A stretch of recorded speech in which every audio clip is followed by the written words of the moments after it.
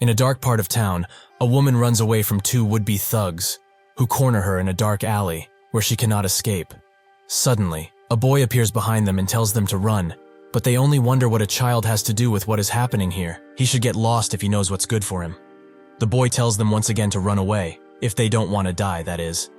They both think that he is just making fun of them, or trying to act tough, but still, they need to teach him that he shouldn't mess with grown-up business.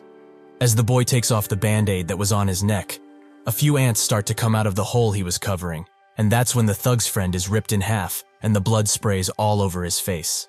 The woman, who seemed to be the one in danger and very vulnerable, is actually an insector, who knew that the boy was going to meddle with her meal, so she show her true self to be done with it. As the thug runs away, scared beyond his wits, the boy becomes increasingly engulfed in ants, and the woman calls him by his true name, the Black Ant. The next day, the bug reapers are fast at work analyzing the murder site, which seemed more like a battlefield, as there are cuts and holes everywhere around the area, with the addition of a yet unidentified lower body of a man. According to their witness, who didn't give them that much information due to his shock, there was a boy that was around the area. The main researcher pulls out a cigarette, and the smoke he unleashes kills a nearby mosquito, showing its pesticidal attributes. The first sighting of the insectors was in 2005, as monsters resembling normal insects started appearing in the entire world. Everywhere they go, they cause harm, whether to feed or out of enjoyment. But the most disturbing thing about these creatures is that they have seamlessly integrated into society and live among humans without a care. These are the insectors. Most people still consider them an urban legend, but they are very real. So if they ever expect someone to be one, they should contact them ASAP. Signed, the Bug Reapers. This was a pamphlet read by the class head of a certain classroom. The teacher congratulated her for reading it so well, and he notes that most of them must already know of what happened yesterday in Namundan, but it seems that the police are certain that it's connected to an insector, so they shouldn't hang about after school ends and go straight home. The class head, Cho Ah, is asked by one of her friends, Bang Se-jin, if she didn't live in Namundan, which she confirms, so she asks her friend to go home together, as she doesn't feel safe walking alone. Two guys start discussing the bug people too, with one asking if he thinks if these things are really real. The other believes it, as they have an insect in their class too. This guy, Kami-sun, who looks like a drone. The teacher asks everyone for the assignment he gave them last time, but the whole class starts groaning, which makes the teacher say that it will be graded even if they didn't do it or not, so it will affect their overall grades. As all of the students continue to groan and be angry that they didn't do their assignment, the teacher tells Cho to gather up every assignment and bring it to him once she is done. The bell eventually rings, and after the teacher leaves, the two boys tell Cho to not submit the assignments, as besides her and some other nerds, nobody has done it, so they should also sink with the ship and give it up. It's just a grade after all. They start fighting about it, as Cho clearly doesn't want to do it only because they're irresponsible. But that's when Sun stops their argument by putting his assignment in Cho's face and telling her that this is his. She thanks him with a blush in her face, but as he sits down back in his seat, he spots an ant that walks up on his notebook and seems to resonate with him somehow. Out of nowhere, one of the bullies that were talking about the assignment earlier crushes it into his notebook, killing it instantly. He tells him to stop acting like a damn drone, as all he knows what to do is what others tell him. His face is also strangely annoying, and why does he even wear a bandage on his neck? He got a hickey or something. As Sun just looks at them, Cho asks her friend what a hickey means, which makes her immediately start blushing and tell the bullies to stop, as it's none of their business. Even with that, they decide to still take it off, revealing that he only has a big black spot on his neck. This makes one of the bullies mad, as why is he even trying to cover up something like this? To seem cool or interesting. That's when he notices that an ant comes out of that hole and crawls down his neck into his uniform, scaring him witless. He falls to the ground and swears to his friend that an ant just came out of him, making his friend think that he actually lost it. Jin asks Cho if she actually likes Sun, which makes her instantly blush and deny it. But in her head, it's only natural for her to like him. He is very athletic, studious, and eats like a bull. How can one not like a fine specimen like that? Later, Cho goes to the teacher's lounge and gives their teacher the promised homework, with only her and Sun having completed it. The teacher swears at the other students under his breath and says that she and Sun are free to go home, as everyone who did not do their homework must attend the garbage collection after school. As Cho walks back, she wonders if it's okay to say this to the others, as they might get angry if she tells them about it. But she also doesn't want to go home alone, so she gets the idea to invite Sun to come with her, as he also lives in the Naemundong area, if she remembers it right. When she walks back to class, she spots Sun putting back his band-aid in a nearby mirror, and she explains what the teacher told her, that they are free to go, so would he like to go home together with her, maybe? Sun apologizes, as he cannot do that, since he has some urgent business to attend to. Reluctantly, she lets him go, and at the incinerator, the students start to clean up, but the bullies are very mad that they have to stay behind and do something like this. Jin tells them to just clean up, as they will be done quicker. But when someone asks if they will at least get some extra grade credit for it, Cho responds with no, as she is crouching down and sweeping in quite a sad fashion. Jin asks her why she isn't just going home, but she says that she's actually waiting for her, while also explaining that Sun rejected her invitation, so she has nobody to go home with. Jin is surprised that she mustered this much courage, but isn't that guy just too harsh? He could have accepted. Cho tells him that she doesn't know a thing. He is actually very sweet and cool and a bunch of other colorful adjectives. As the others continue their work, the bullies go out behind a building for a smoke break, while still talking about Sun and the ant that crawled out of his neck. The bully who saw it promises to mess with him tomorrow, as he is not done, but it seems that he won't be able to, as an insector was waiting for them, eager for their flesh. He instantly kills the both of them, with one of the bullies' heads flying directly at a classmate's feet. She immediately starts screaming and running away, while telling everyone to do the same, as there is an insector on the loose. As the insector comes out of his hiding place, he repeats the same words. "I told you." He says them again and again while killing everyone who is not fast enough to dodge his onslaught. But even if the students try to get out of his way, he just seems too fast for them. Jin is suddenly pulled back by one of the male students who is now in full survival instinct, so it's only natural for him to do something like this.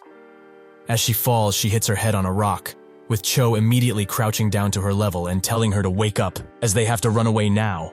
Unfortunately for them, the insector is already behind her, repeating the same words. Cho gets up to defend her friend, but that's when the carapace of the insector opens up, and out of it comes the teacher's head, who notes that he told her to leave after school.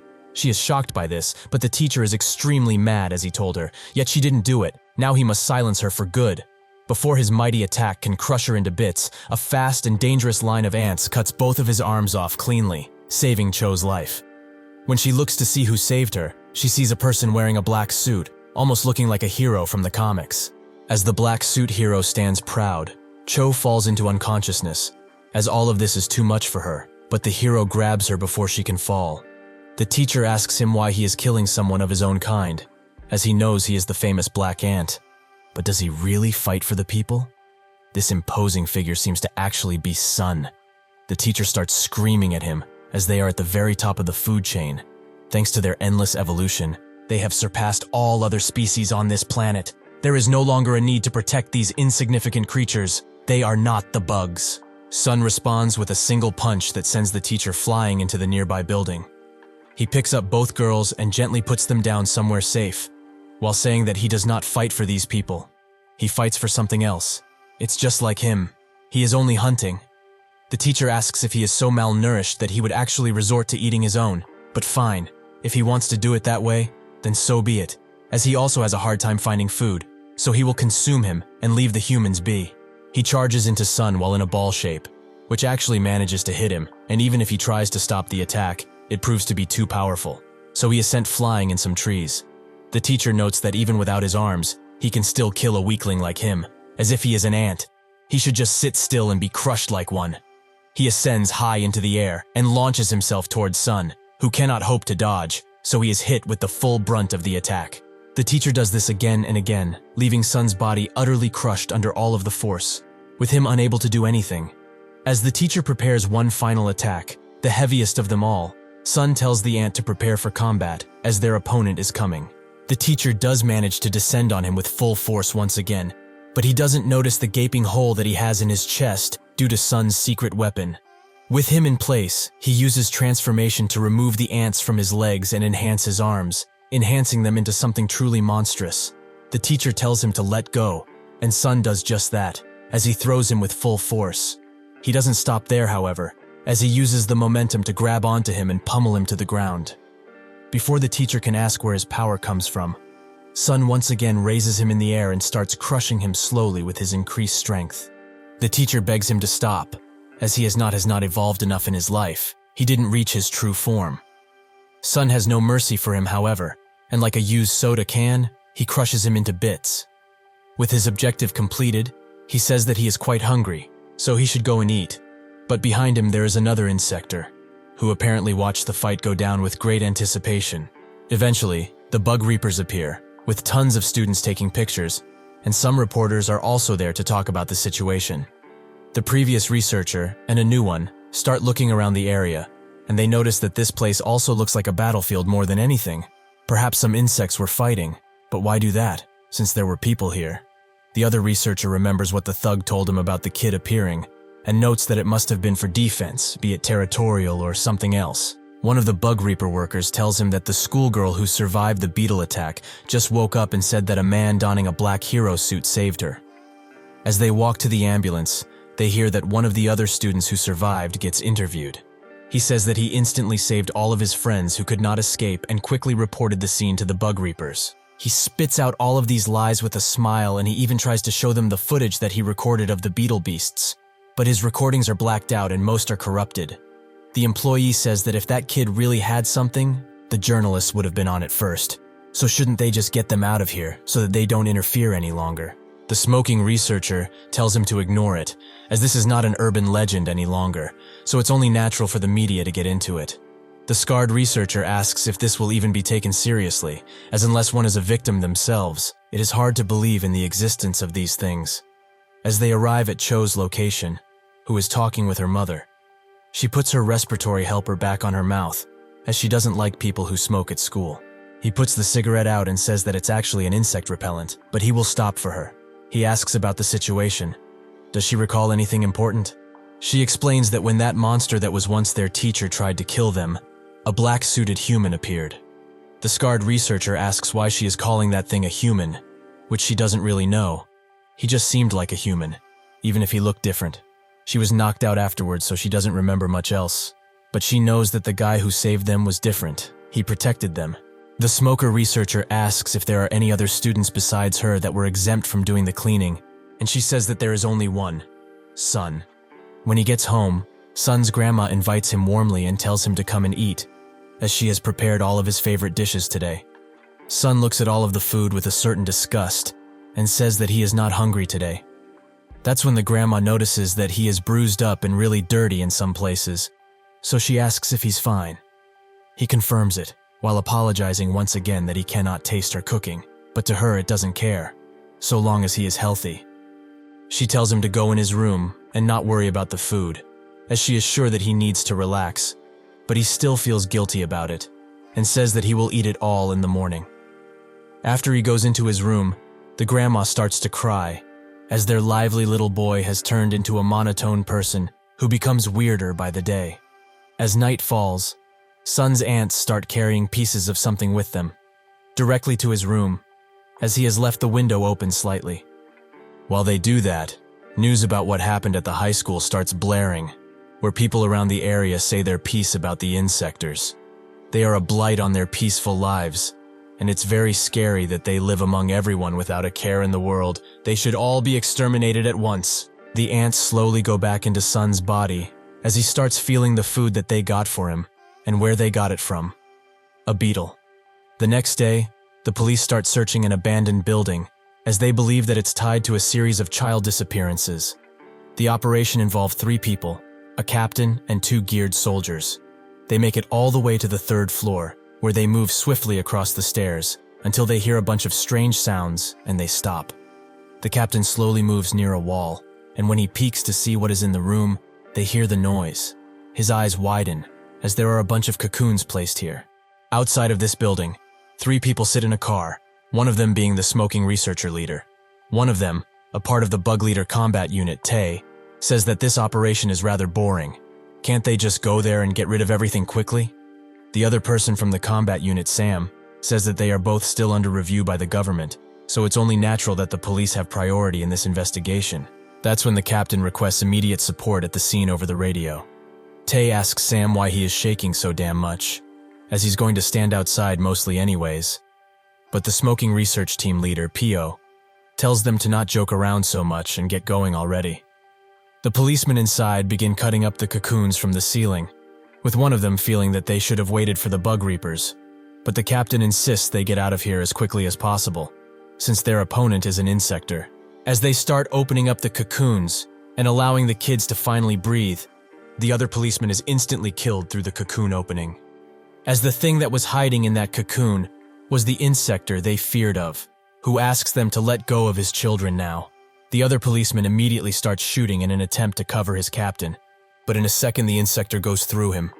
The captain is shocked, as this creature is faster than anything he has seen before, and now it will be his turn to face it. Before the insector can get to him, a single bullet breaks his sprint and almost rips his pointy needle.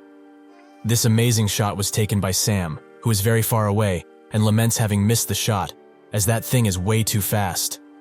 The insector asks what they are doing, as using bullets might put his merchandise in danger. Have they no sense? He charges the captain once again, but this time he is stopped by Tay, who wonders why this scum is talking with such a high tone. The insector is surprised by his sudden presence, so it asks who he is, and as he hits it, Tay says that he is a bug reaper.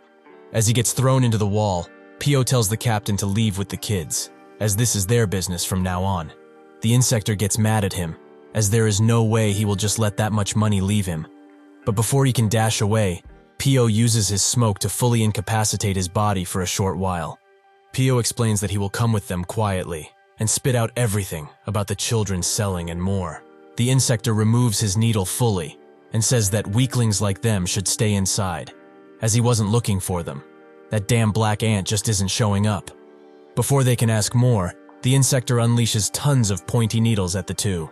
Pio inhales all of the smoke at once and lets it out, while Tay uses his staff skills to deflect the projectiles.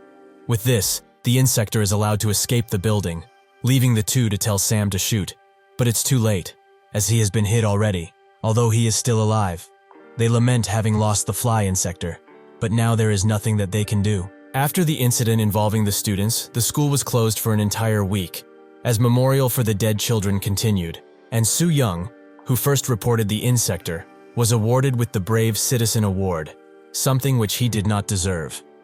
Cho looks at this on her phone while her brother is playing around, but he tries to scare her, so she gives him a good few thwacks to teach him a lesson.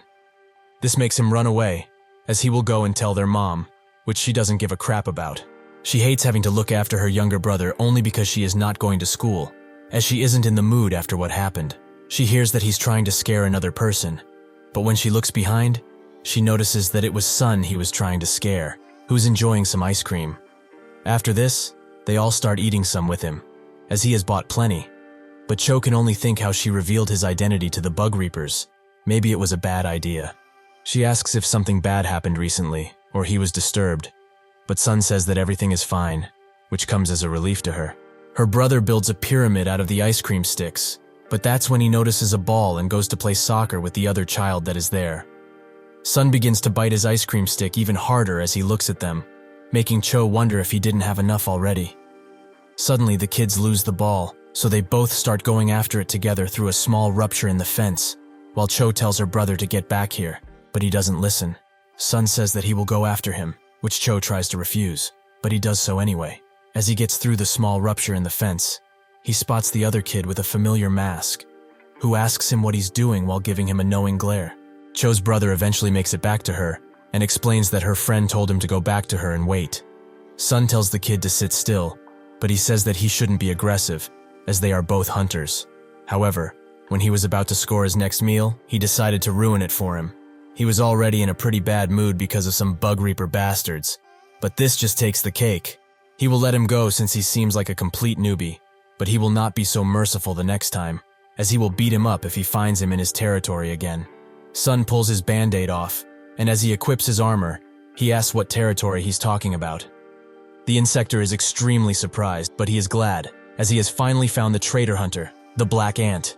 He has been waiting for him, as there are rumors that he eats other bugs these days, so if that's true, he must be aiming for him next.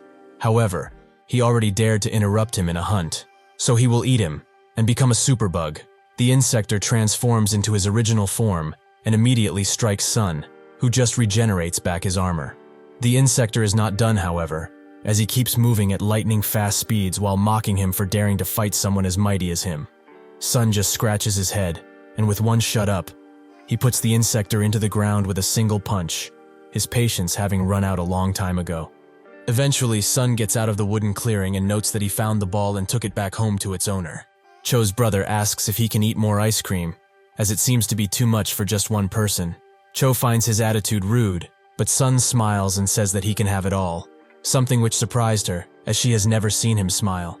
She asks once again if they can have all of this, and he confirms it again, as he is very full now. In the wooden clearing, the insector's body lies desecrated, as the ants eat him slowly, but surely. After their sudden vacation is done, the students go back to school like nothing ever happened, with most just chatting about what they did with the week they had, and a myriad of other things. Nobody thinking about the insectors and how they are everywhere. When Cho gets to her class, she notices that her class, Class 3, is closed for the time being, and each student that remains was transferred to another class. She wanted to at least respect their passing and hand some flowers over, but it seems that she can't, and with this, she is not the class president any longer. When she gets to her new class, Class 1-5, she looks at her conversation with Jin, which is one-sided, as she hasn't responded to any of her messages, the reason unknown to Cho. She closes her phone, and is quite mad that she still ended up in class with that smiley bastard, who is recognized as a hero for no reason.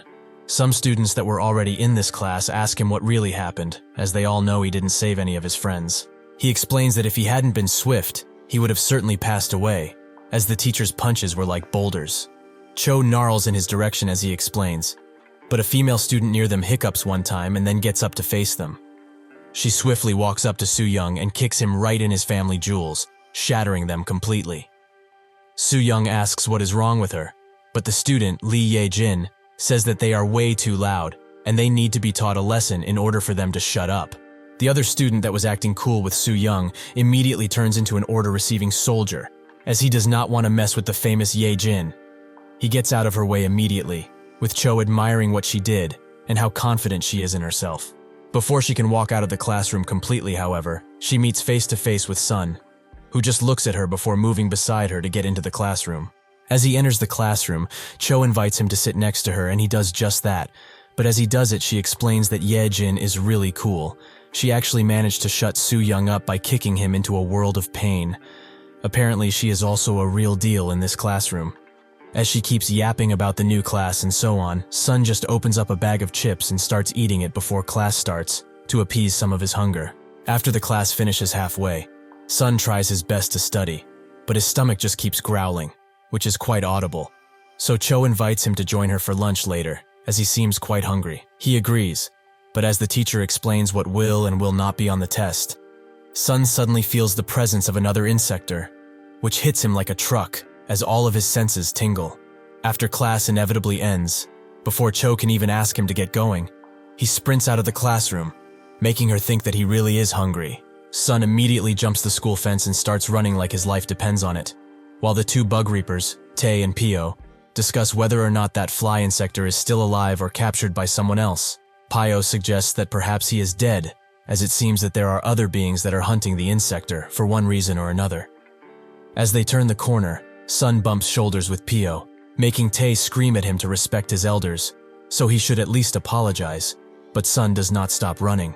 Pio tells him to let it go, as that kid is probably just hurrying along somewhere important, but Tae still feels the need to scold him. They both arrive in the teacher's office, where they pull Cho out of her class, and Pio explains that they are here to interview the student who went home when the school cleaning was happening.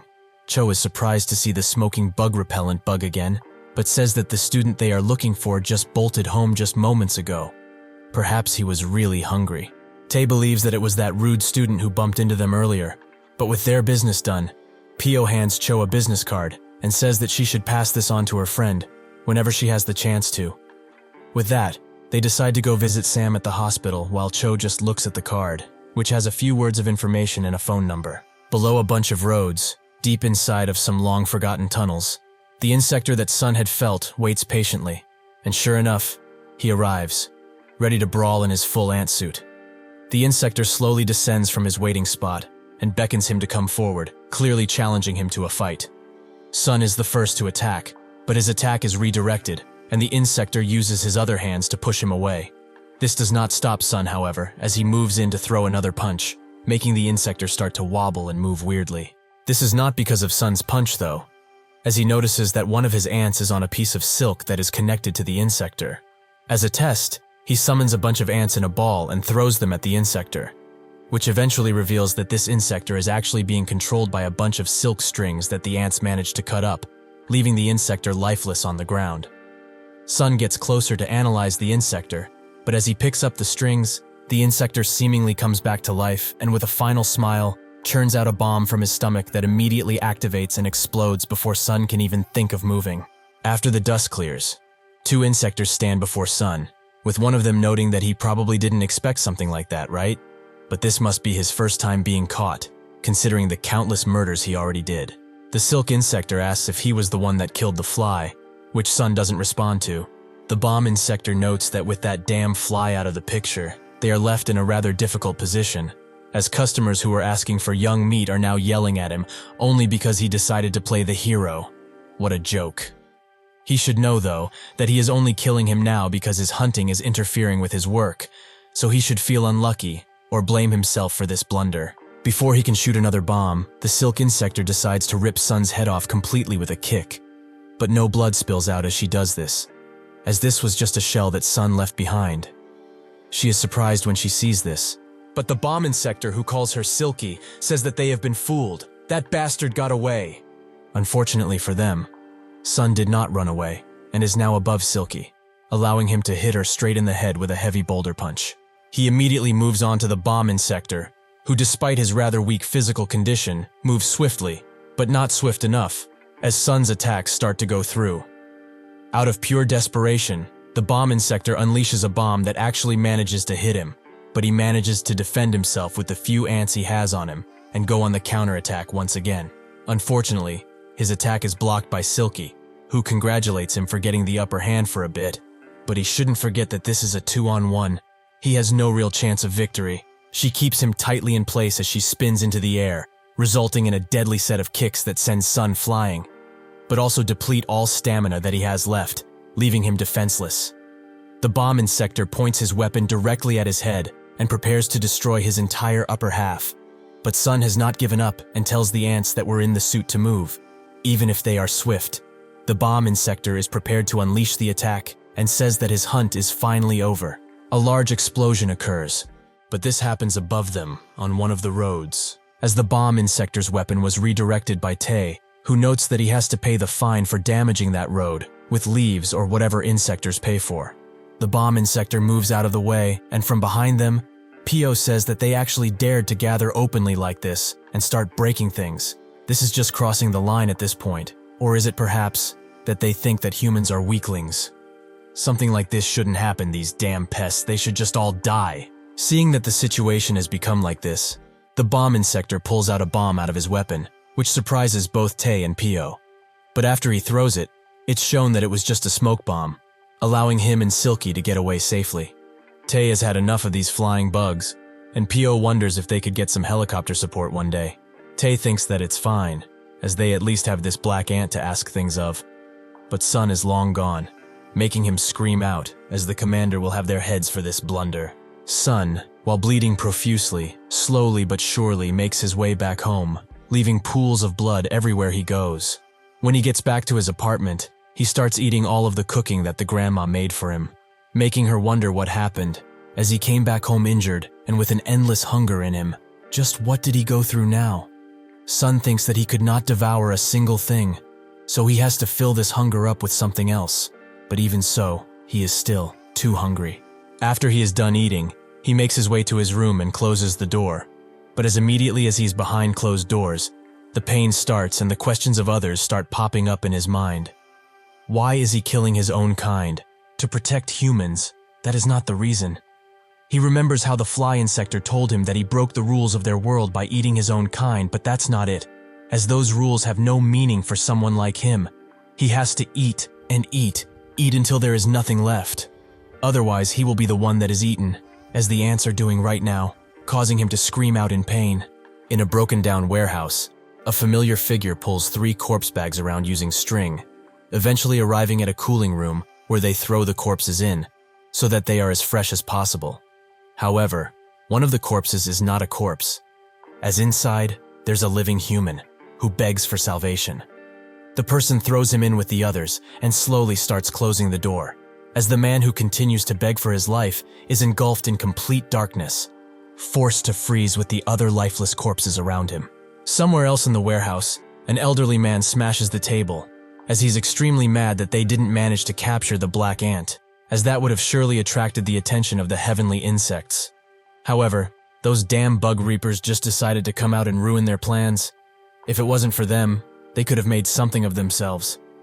He tells the familiar figure, who is actually Ye Jin, to increase the human supply, as what she is bringing in right now just isn't enough.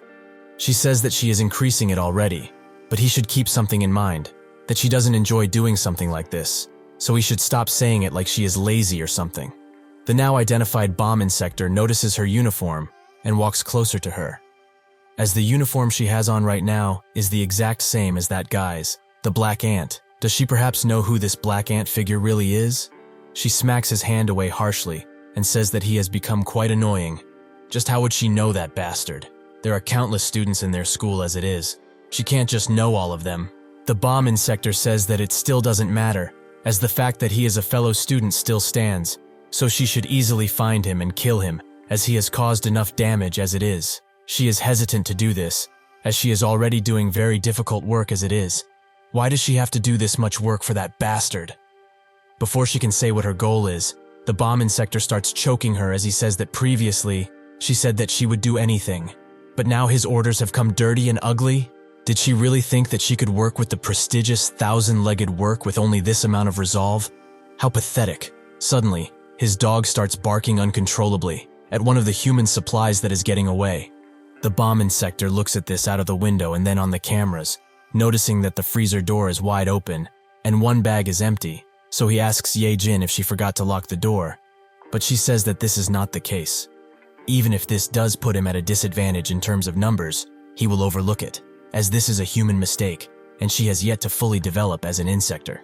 He transforms his hand real quick and says that they should continue their conversation, as he will deal with this easily. So what did she want to say? Ye Jin says that she's quitting, as this partnership is way too toxic at this point, and she isn't getting that much from it. The bomb insector clicks his finger one time, making the man outside start to glow, and his whole body starts to burn in a fiery glow as the bomb tucket in his chest activates, exploding in a fiery cloud.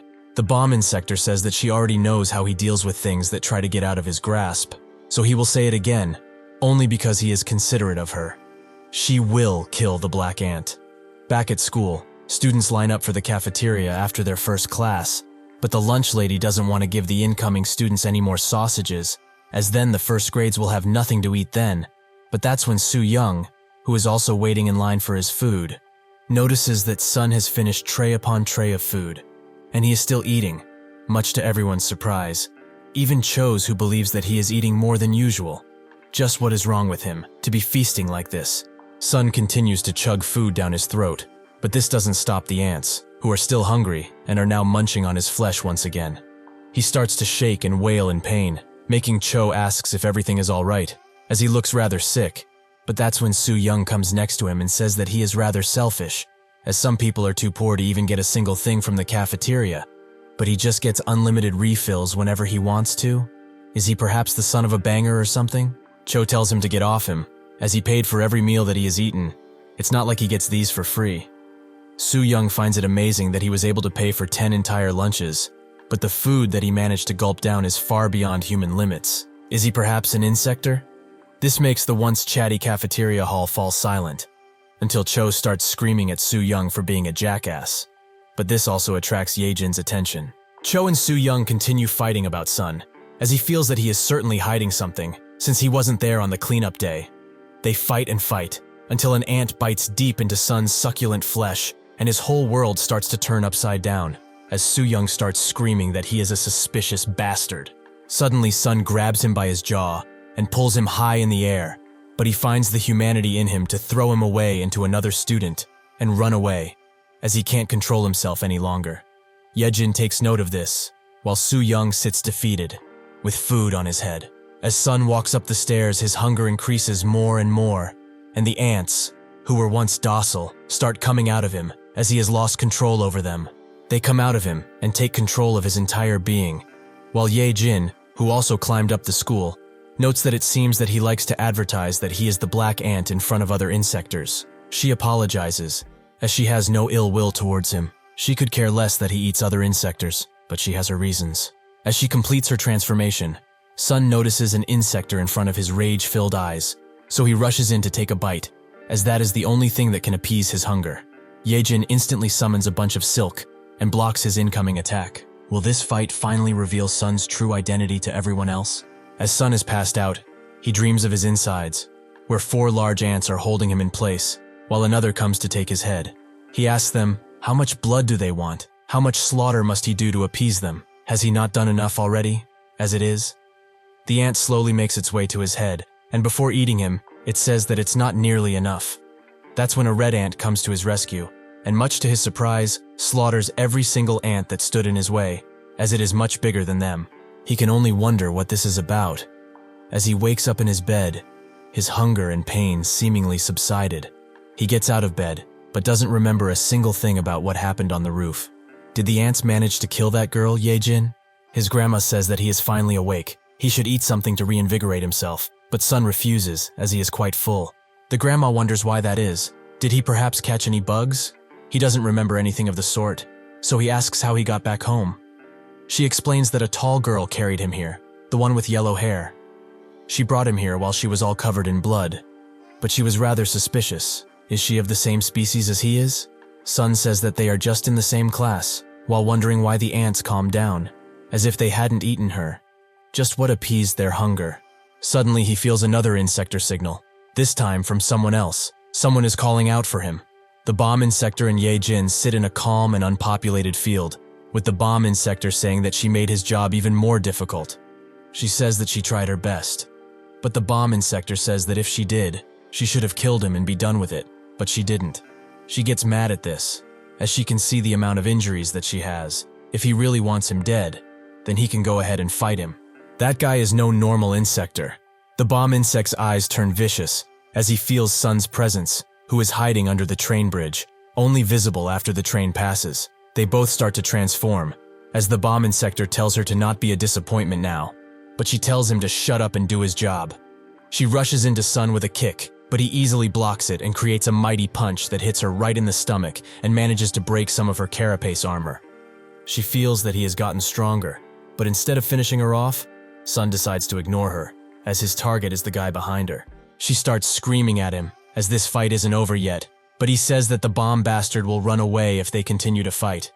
The bomb insector calls her a useless weakling, but even with this, Yejin grabs Sun's leg and tells him that even if he thinks that way, ignoring her like this is too damn ugly. If she can't catch him, then how could she ever achieve her goal of taking revenge on the celestial insects? How can she possibly do that? The bomb insector calls her a useless thing that is crawling on the floor like a true bug, but now she can be disposed of without any remorse. Yejin asks him to stop, as they had a deal, but the bomb insector says that she doesn't know a thing. Did she really think that he would help with her revenge? Who in their right mind would dare to rebel against the celestial insects? After everything was done, he was planning on giving her to them, just as she deserves. Yejin damns him for all that he's worth, as she has endured gruesome things because of him.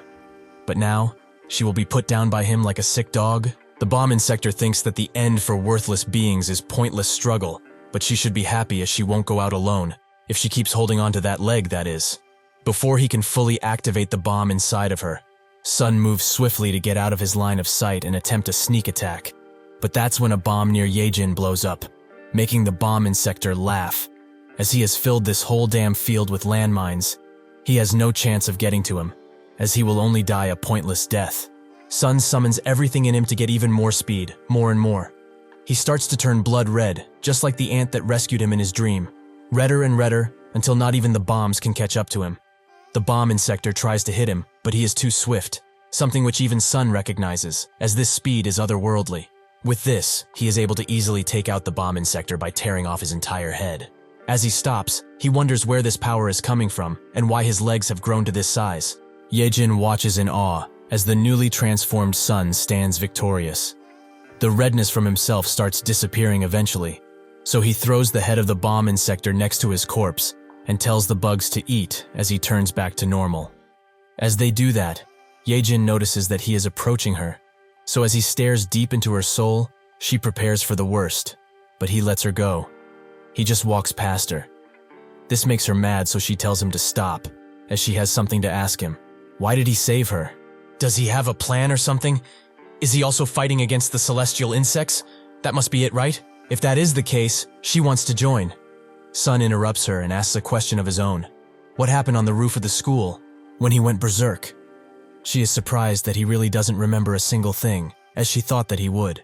After she started fighting him, he proved that he was stronger. Even in this demeated form, she had never seen an insector like this ever before. As the ants almost finished her off, Sun stopped them with the last of his consciousness, as he will not let these things control him like they own him. This act angered the ants, so they started to go after him. But that's when Yejin jumped into action and stopped them from striking him. But why would he even harm himself like this? Does this monstrous side of himself have a will? That's when one larger ant started to glow in his exposed heart, which made him scream out and dispel all of the ants away, before falling to the ground. She was surprised by all of this, as she had never seen anything similar in the entire time she has been an insector. But this made her think for a long while. Does she kill him, or should she sell him and make some decent cash? That's when she had a thought, that perhaps he is the hidden card that can completely annihilate the celestial insects. That is why she carried him all the way to his house. But from now on, he should think carefully about his next move. He has become the target of the celestial insects. And since this bomb bastard is dead, the supply of humans in this area will decrease. So they have little time before they start digging deeper into what happens. When that happens, can he confidently say that he will be the only target? His family, his friends, even humans, who so much as dared to brush shoulders with him will be targeted. Everything he knows and likes will be hunted down. However, she can help him. If they fight together, they might actually be able to win against them. Sun asks her, help him? He doesn't really care about those things at all. No matter who or what it is, he will devour it, not leaving a trace behind. He suddenly grabs Yejin and starts filling her mouth with ants, which makes her let out a blood-curdling scream. The next day, as school starts, the teacher in Sun's class starts taking attendance. He continues to call out people, but he eventually gets to Yejin, who does not answer, as she is not here. The teacher is quite confused by this, as she is not the type of person to just miss a day, even if she does skip classes. So he asks anyone if they have her contact in order to see what happened.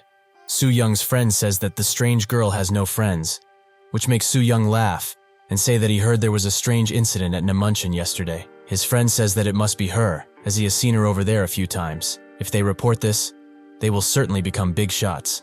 Yejin suddenly appears and tells them to stop speaking ridiculous things, but they should come to her after school ends, as she has something that she has to talk with them privately. This makes the two smiley dumbasses not smile anymore. She confirms to the teacher that she is here, and Sun thinks about only one thing as she does so, the celestial insects. At the site of their previous battle, a bunch of bug reapers are gathered, with them only finding a prosthetic leg among the battle site, which makes them think that it's probably the insector that their leader talked about, a bombardier beetle, as nothing else could have caused so many explosions. After shaking it a bit, they find something in the prosthetic leg, a small sealable package with a strange thing inside of it. Suddenly, a large man appears and looks directly in the direction of the prosthetic leg, with one of the Bug Reaper researchers trying to stop him from entering. This makes the man holding the package look at him, but another Bug Reaper comes next to the intruder and tells him to go away, as this area is too dangerous for normal people like him. Not liking the bug repellent that was put right next to his head, the man removes the Bug Reaper's hand in one fell swoop, making him scream and reveal that he is actually an insector. The Bug Reapers that are there immediately get ready for battle, and they also try to report to their headquarters that an insector appeared. But in an instant, the insector punches them like they are butter, leaving only the Bug Reaper that had the sample. He screams at the top of his lungs, but he cannot hope to win against this insector. After he is done butchering them, he calls someone and says that the sample has been secured. The man over the phone asks if there were any incidents, but he says that everything is fine, while looking at what the package contains, a certain type of bug. As class continues, Yejin uses a small amount of her power to throw something to Sun, which goes past Cho as well, who notices it. Sun catches it, and it's revealed that it's only a note, asking him to come through the back door after class. He does just that, and they meet behind the school, where Yejin says that this would be the first time they actually talked at school, which feels kind of awkward, because it's so normal. Sun asks what she wants from him, which makes her sigh, as he probably already knows, and this time he can't pretend that he doesn't remember. She thought that she was really going to die from what he did. Back when he grabbed her by her jaw and poured ants into her mouth, she passed out, but when she woke up, she started puking out something, the bomb that she had inside of her, destroyed by the ants. The simple fact that he decided to spare her and just left means that he will accept her request for cooperation. Isn't that right? Sun doesn't know what she's talking about, as she seems to be mistaken about something. He didn't save her out of the kindness of his heart. She is just emergency food, ready to be eaten whenever he runs out of targets. She feels kind of gross after he said that, as it is rather extreme, but really, he should think about things carefully. Did he just forget what she said? He is now officially the target of other insectors. In essence, all insectors have a single shared purpose: to drive humans out from the top of the food chain and become the true apex predators. To achieve this, they are growing in size and are adapting to anything that gets in their way. Even so, Sun really has no interest, as it doesn't seem all that important to him. Cho looks at the two of them, having a pretty active talk, and she feels kind of jealous, as she didn't expect those two to actually become friends, as she doesn't feel any connection between them. That's when she notices two boys looking at the news on their phone, where it is shown that a new Insector fighting suit has been made, and it looks very cool to them. In that facility, Tae is getting suited up in the suit, while Pio and Sam watch. Pio asks how it is, which he confirms that it isn't bad. But does he really have to wear a thing like this? Pio explains that very recently, they lost 4 members in an accident. He doesn't want the same thing to happen to his team members, so if he can increase their survival rate by at least 10%, that would be plenty. Even he might take one and wear it if it works well enough. The leading Bug Reaper Science and Technology Department leader, simply named Doctor, says that they will see if that is possible for someone of his stature. With the preparations done, they will now conduct a physical test, which Tae doesn't feel so good about, as he doesn't have a weapon. Pio tells him to use the built-in dagger that is positioned in his right arm, but he should be ready now, as they will let the Insector in. Tae still has more to say, but at this point nobody will listen to him. They order the tiger beetle they captured to transform, which makes the Insector mad, as he doesn't like being ordered around. But they tell him that he can go all out and do as he wants. This makes him smile as he transforms, as it's been a while since he tasted the thrill of a real kill. In the second he transforms, he disappears from Tae's field of vision, appearing right behind him and throws a mighty punch, but Tae manages to block it with ease, which makes him say that this suit might be worth something yet.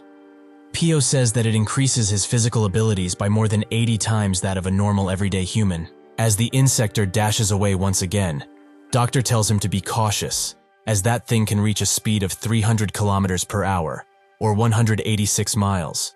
The Insector attacks him once again, but this time he is prepared, so he manages to cut him a bit with the blade and kick him with his superhuman force. Even though he has just been injured, the Insector smiles, as this is extremely fun for him. Unfortunately for Tae, his left arm broke because it was hit 2 times, which they note that this must be the suit's limit currently, but the Doctor can't help but wonder if it can withstand even more. In an instant, the Insector jumps on him and starts choking him out on the ground, but that's when the suit unleashes a large quantity of volts into the Insector. Doctor explains that once he has received some real damage, a current of 100,000 volts will go to the Insector he is currently facing, which makes Tae wonder why he told him only now. With this, the test is completed, so they pull the Insector away from him and send him back to his cell, as captured inspectors are valuable for their organization.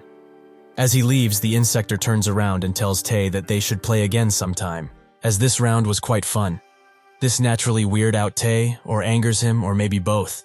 Pio walks away from the testing area and thinks about the recent incident, where 3 combat personnel were killed in the blink of an eye. So if the Insector is awakened, will the suit really make a difference? However, there is no way that such a situation just happened out of the blue. He must go and investigate further and find if there's anything that could help them. He goes into a library and starts reading things. He reads and reads, almost emptying up an entire shelf of books. In the end, he doesn't find anything of essence from the books, just stuff that they already knew, so this is a waste of time. That's when he notices a book tucked away deep in a bookshelf, named the Ant Castle Project. Ye Jin is mad that Sun is still not listening to her after all that she explained, but he should know that her real target is a certain person, which Pio also finds in the project book, named Kijima. Sun suddenly grabs Ye Jin and tells her to repeat the name of that person. Who was it? She says that it's the leader of the celestial insects, Kijima. Sun still remembers the time when Kijima killed his mother, who even in her last moments, assured him that everything was going to be fine.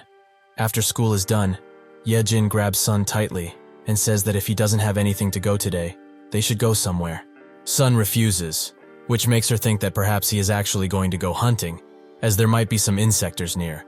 But Sun tells her to stop talking nonsense and keep her distance. Ye Jin tells him that it's a real shame that he acts in such a way. They could have eaten some meat together in order to celebrate their reunion as normal people. Sun immediately gets mad, as he believes that she is thinking about eating humans, but Ye Jin confirms that it's not what she was talking about. She hasn't eaten a single human since she became an insector. Perhaps it's because she awakened as a silkworm, but she doesn't feel the need to eat human meat. Besides, she will buy some really nice meat for him, so they should go and eat. As he hears that, Sun is already in front of her and tells her to hurry up. They go to an all-you-can-eat buffet, where they both top their plates with good cuts of meat. But Sun is rather impatient at waiting for the meat to be done, since he could also eat it like this, and nothing bad would happen. The employee there says to his boss that he might be screwed, as they took a lot of meat. But the boss tells him to not speak that out loud in front of the customers, and that he will teach him how it really is. This is how buffets make their money in the first place. People take a lot of meat since they are hungry, but they can't eat much in the end, so they will charge a penalty for the meat that is left over, which is where they make their money. As he keeps bragging about the genius of the man who came up with this idea, the employee tells him to look at them, as all of the meat is done. They both unhinge their jaws as they slurp down the meat within seconds. As they continue eating, Ye Jin asks Sun how he knows about Kijima, which makes him think again of his mother, but he refuses to tell her. She says that it's fine if he wants to keep it to himself, as that guy just probably went after his family, like he did with hers. Her mother and father were both killed by him, and she can never ever forget the words that he said when he left her alive only. They do not kill their own kind, but they also don't need these inferior beings any longer, so she should awaken and become as powerful as she can. Sun continues eating while she explains, which makes her order another tray of meat, since they have almost run out. The owner looks at this and tells the part-timer that he is officially cooked. After they are done bankrupting the buffet, they go and get something to drink, with their orders being quite specific. She also asks what he wants, as he is at a distance for some reason. As he tells her, he feels that an insector is near. He closely analyzes everyone, until he notices someone smooth-talking a lady into coming to his house, as it's better than a cafe since he is an artisan at making coffee. She feels that his approach is a bit forward, but he makes her laugh by saying that he will eat her up. He does manage to make her laugh, not knowing that he meant it in the literal sense, as this guy is an insector. After Ye Jin is done picking up the drinks, she notices that Sun is shaking and looking at a couple, making her wonder if he feels lonely. He explains that the guy is an insect, so he will be going after him. Later, Cho takes the bus to the hospital where her friend, Se Jin, is still hospitalized because of the incident. She goes up to her room and asks if she would like to meet face to face. But after not getting a response, Cho leaves the gifts she got from her and a letter. As she walks away from her door, she notices two people arguing, a man who asks how he dared to shave the head of a child that was about to debut, and a doctor who says that if they did not take action right then and then, she would have been in danger. This makes Cho remember that Se-jin was very excited that she passed her audition to become an idol. That's when a gorgeous nurse walks past her, who is smiling for some reason. Se-jin sits in her bed, still thinking about what happened that day, but her door suddenly creaks open, making her scream out, thinking that it's Cho. It is not Cho, however. It's the pretty nurse, who doesn't seem to be a nurse at all. If this is how nurses looked, I'd pray for being hospitalized. She says that she must be really angry at the people that did her wrong, but she shouldn't bottle it up, like she has been doing. She pulls out the strange parasite thing that we saw previously and says that with this, she can have revenge on those annoying humans. She gives it to Se-jin, who is too puzzled to refuse. But the second it enters her system, she starts convulsing all over the place, and she also screams out, making the woman laugh, as this is exhilarating for her. The woman and the smooth talker arrive back at his place, which is a pretty big mansion with a pool inside, which the woman is pretty surprised by, as she has never seen something like this. The insector tells her to not be so surprised, as it looks pretty embarrassing, but she should go ahead and play all she wants in the water.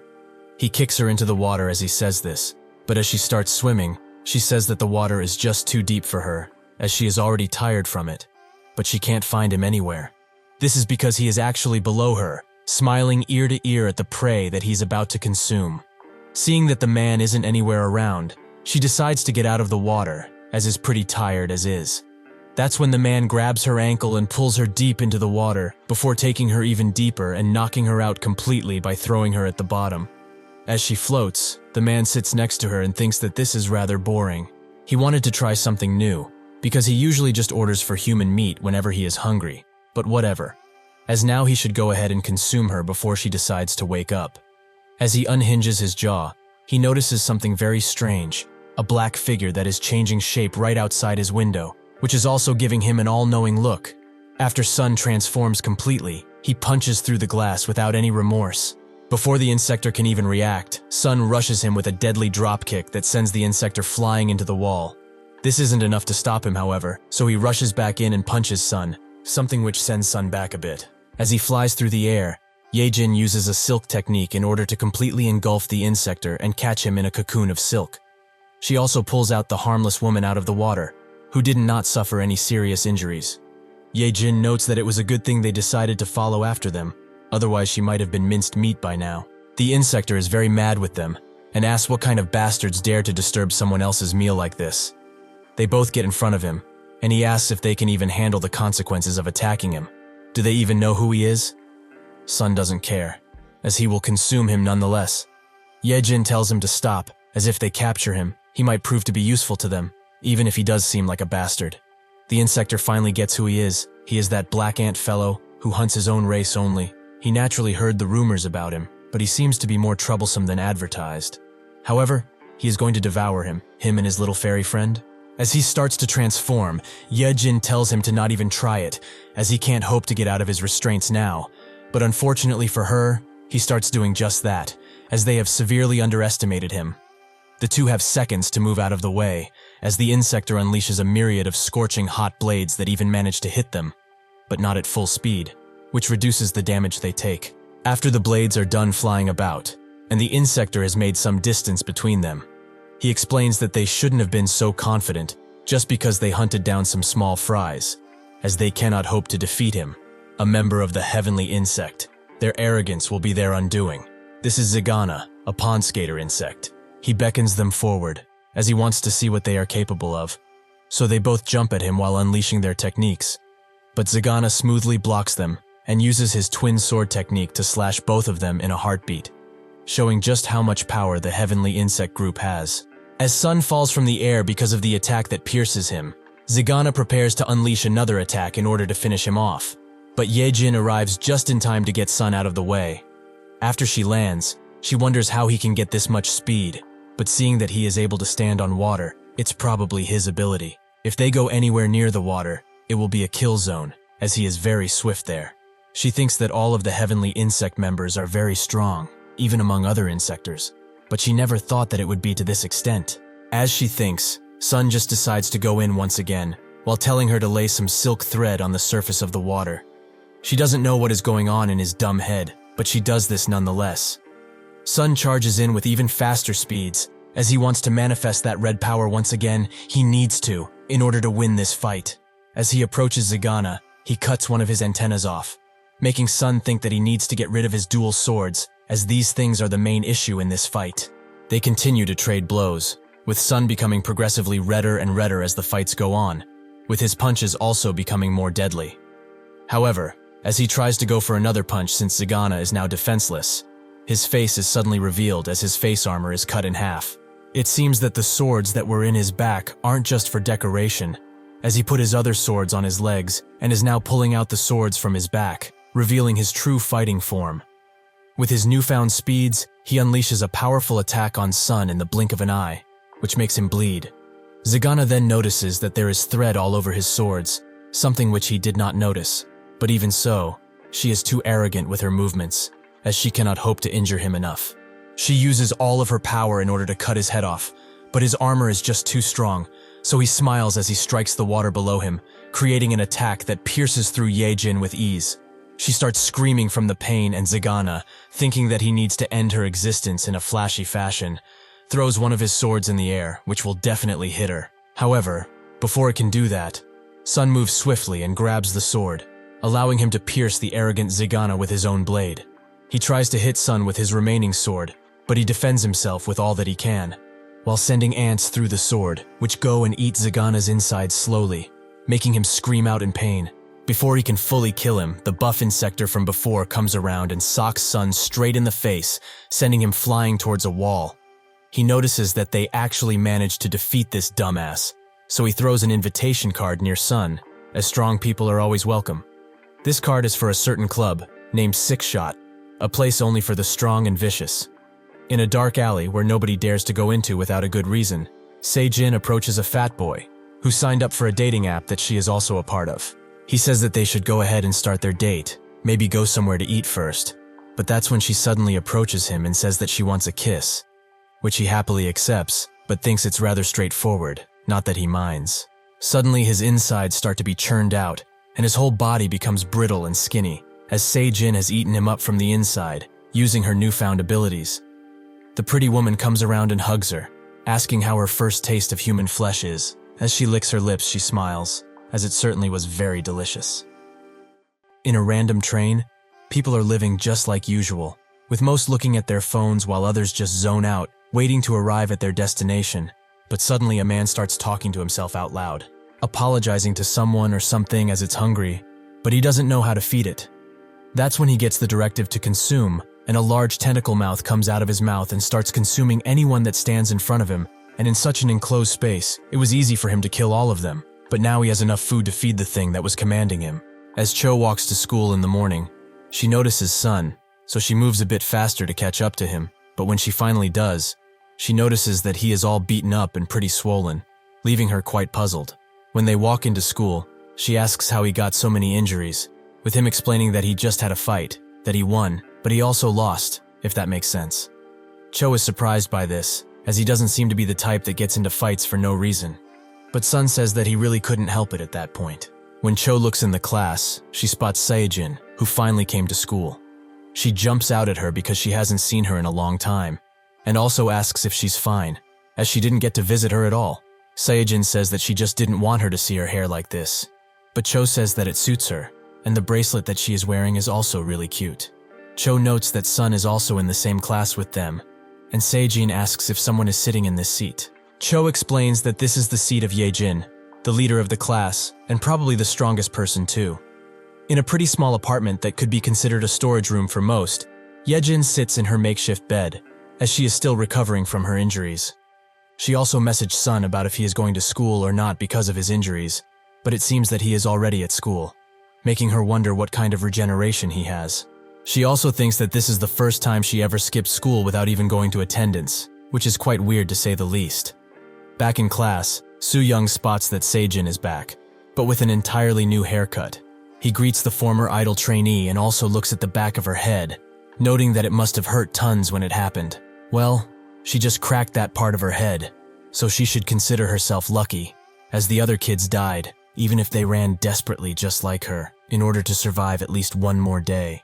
Naturally, those who are meant to live will most certainly live. Since she survived in such a healthy manner, it's fine if he feels a little less sorry for her, right? She survived for goodness sakes. Se-jin has had enough of his heartless yapping, so she gets extremely mad and a red glint appears in her eyes, making Sun perk up, as he just felt the presence of an insector.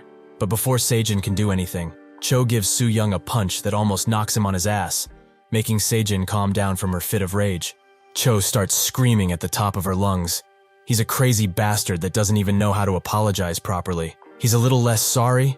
How could a bum like himself say that when he was the one that threw her away to save his sorry ass? He should apologize properly now. With a rather calm expression, Soo-young apologizes to the both of them, but as he walks away, he notes that everyone is giving him a hard time because of what happened, but they will soon find out that they messed with the wrong person. Sun continues feeling this familiar yet unfamiliar energy. It is unstable because it resembles an insector, but it really isn't, and he also knows where it's coming from. Saejin, in the same train where the possessed man started eating all of the passengers, it seems that he ate enough to not even resemble a human anymore. Two bug reapers come to clean the place out. Younger brother Ko and older brother Ro, who are both disgusted by what they see.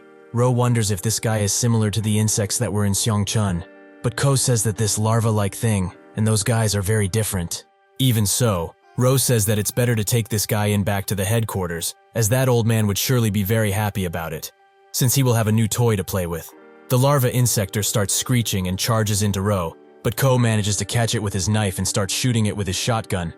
But as Ro tells him to keep the damage to a minimum, he gets slapped away by the insector, who uses its tail to throw him into a window. Naturally, Ko is worried for his brother, but he forgets about that worry once the insector chooses to try and whip him out of the way too. Unfortunately for the insector, Ko is much stronger when it comes to pure strength, so he grabs the insector and throws it high into the air, allowing his undamaged brother to go ahead and slash the insector's neck off. Ro asks if he really thinks he's that weak, but Ko laments having killed the thing, as he tried to catch him without damage.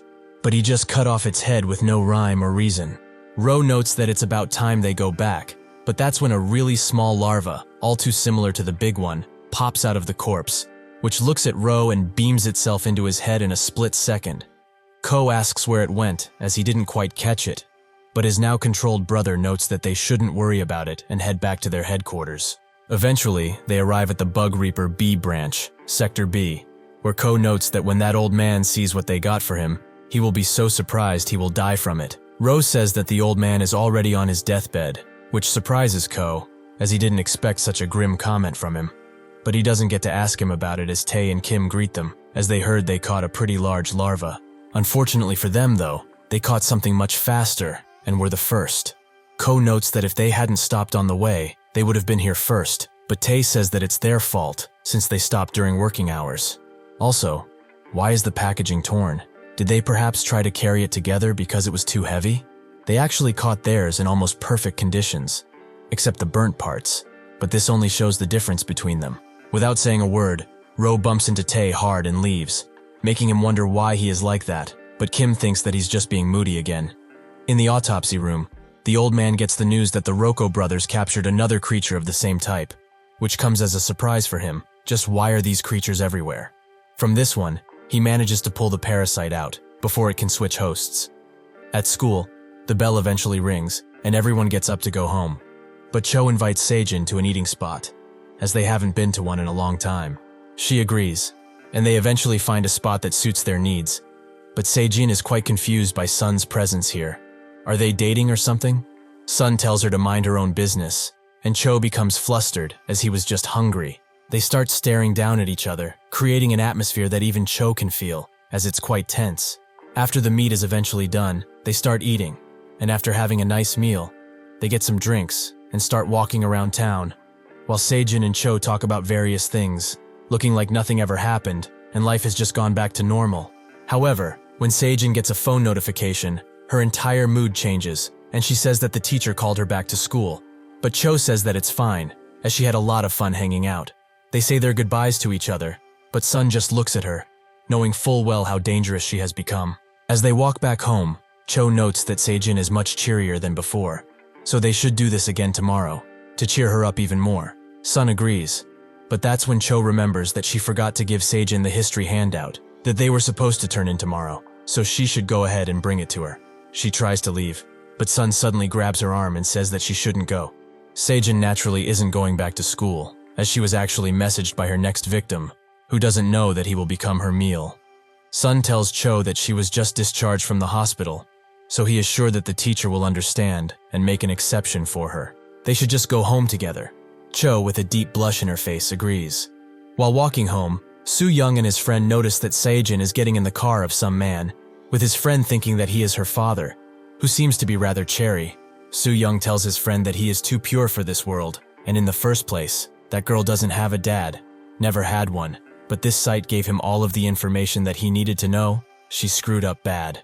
When night arrives, Yejin decides to go out to town, as she wants to try out the club that she and Sun got invited to. But maybe she didn't think things through, as clubs usually check people's IDs, right? She eventually arrives at the 6-Shot Club, but she thinks that she won't ever be able to enter, as the line extends out to the road. Just what are people waiting for? She starts messaging Sun to come, but he refuses, as he is eating, so he is currently unavailable. She laments having to leave only because of Sun's stupid gut, but that's when a man asks her if this is her first time here. A man that she recognizes all too well. He notes that her voice is quite similar. Have they seen each other somewhere else before? But he would have remembered her though. Naturally, this is Zigana, or his human name, Park. Because of this, Yejin thinks that she is extremely screwed right now. Without much thinking, Zigana invites her inside, and even if she tries to refuse him, he insists and insists, until eventually he gets her inside, where everyone appears to be having a good time, and there are tons of sparkling lights, something which attracts her greatly. Zigana asks what she thinks of this place, but she is too busy trying to touch the light sources, because she is a moth after all, and moths are very attracted to light. He asks her what she's suddenly doing, but even if she wants to grab all of the lights, she knows that this isn't the time to be doing that. So she returns back to normal, and says that the atmosphere around this place is quite nice, much better than most clubs. Zigana says that it's easy for the atmosphere to come to life in these kinds of places, as people are here to have fun and forget about their worries. Yejin does like the constant lights and the atmosphere, but this is only a superficial place. To get more information about the insectors, she needs to go all out and show him that card. She pulls it out of her jacket and notes that she was actually invited to this place, which makes Zigana's eyes glow red, as she is a guest, but not from this side, from the other side. So they should go ahead and enjoy their time properly, not like these humans do. They start walking down, and eventually arrive in a corridor, where a gigantic elevator is. Yejin asks why it's so large, and Zigana explains that this place is only for VIPs, so it should accommodate any and all types of insectors, be it small or large. Yejin notes that it's certainly a VIP place, as this elevator might be bigger than her room. Zigana notes that not everyone can get their hands on these invitations. She must have some connection to their boss, right? She says that she's on the noticeable side, which makes him ask what she will be after she awakens. Butterfly? Perhaps even a mantis? She says that she will only be a common beetle, which makes him say that he is already an American giant water strider. But her being a beetle is very unexpected. Eventually, the elevator stops, with Zigana noting that the boss will be very happy when he sees her, as they are probably friends for her to receive the invitation. Once the elevator doors swing open, Yejin is met with the sight of a fight to the death arena, where insectors and humans alike are betting to see who will win in the pit. The humans that are in the pit eventually overpower the insector and start stabbing him constantly to show that they were victorious. This is lawless heaven and earth. Suddenly, a gigantic Goliath beetle appears, named Jack, who crushes the three humans under her foot with ease, making the crowd cheer even more, their eyes filled with malice and a sadistic feeling. Yejin didn't expect something like this at all. A battle royale like this, between humans and insects with betting? She could have never imagined that there was ever such a place in the entire world. All of this, is too disgusting to even look at. Zigana notes that the enormous beetle is called Queen Jack. She is the star of this palace. As with her strength and size, she is a match for most species, with a few exceptions naturally. One of those exceptions punches her straight in the gut, an insector called Red, which the public seems to hate, as he always finishes his fights way too fast. Yejin finds this too sadistic. Is there even any meaning to this constant violence? Zigana explains that there is, as this gives humans excitement and some even pleasure, while the insectors gain honor from it. Yejin wonders what he means by honor, so he notes that they basically gain the envy of all insectors, the opportunity to become one of the celestial insectors. However, that's just an opportunity, as being strong enough is the half of it. They must also match ideologies. Yejin thinks that this means that this guy also became a celestial through this ugly process. Zigana notes that there is another way to become a celestial insector. Is she interested? He hands her a parasite. But before he can explain how it works, someone interrupts him and notes that the boss is looking for him. With this opportunity, Yejin gets back in the elevator and closes it, noting that she has to go to the bathroom urgently. After the elevator doors close, she slumps over the wall, thinking that she will give Sun the beating of his life for not coming with her tonight. Zigana notes that he screwed things up with her, it seems, but the insector who interrupted him insists he visit the boss already. Due to this, Zigana cuts his head off and notes that he's going. The next day, when Yejin arrives at school, she immediately tries to hit Song, who just dodges all of her attacks as he is eating. But after she gets tired, she notes that she has some very nice information for him, so he should look forward to it. That's when they both feel that the atmosphere around the class has changed quite a bit. And sure enough, when Cho and Seijin arrive in the class, everyone starts looking at her and whispering about what she has done. Cho doesn't get it, so she asks what's wrong. But that's when she hears someone say that even if she is a trainee, it's still far too much for her to be involved with an older man like that. Cho just doesn't get what they are talking about, and Yejin notes that something about the atmosphere feels strange, like something is amiss, but this school never had a quiet day before, so it's probably just that. As Sun continues eating his sticks, Cho tells Seijin that they should just skip class and go somewhere else. But Soo-young stops them and notes that he won't let them go anywhere until she finds out what kind of girl her friend is. Yesterday, his friend said that Seijin got into a luxury car with an older man, who he thought was her father, but he denied it, as Seijin doesn't have a father. So just who did she get into a car with? He was naturally worried for her safety, since they are classmates, so he took a taxi and followed them. Unfortunately, he then saw where they were going, so it seems that the downfall of the girl who wanted to become an idol is really just too pathetic. So her blaming him for not becoming an idol is actually really selfish of her, as she was never going to succeed from the start, judging by how she acts now. Yejin notes that she should go over there and teach that bastard another lesson, but Sun notes that he should be the one to do it. As he feels that unstable energy again, things are about to become really dangerous.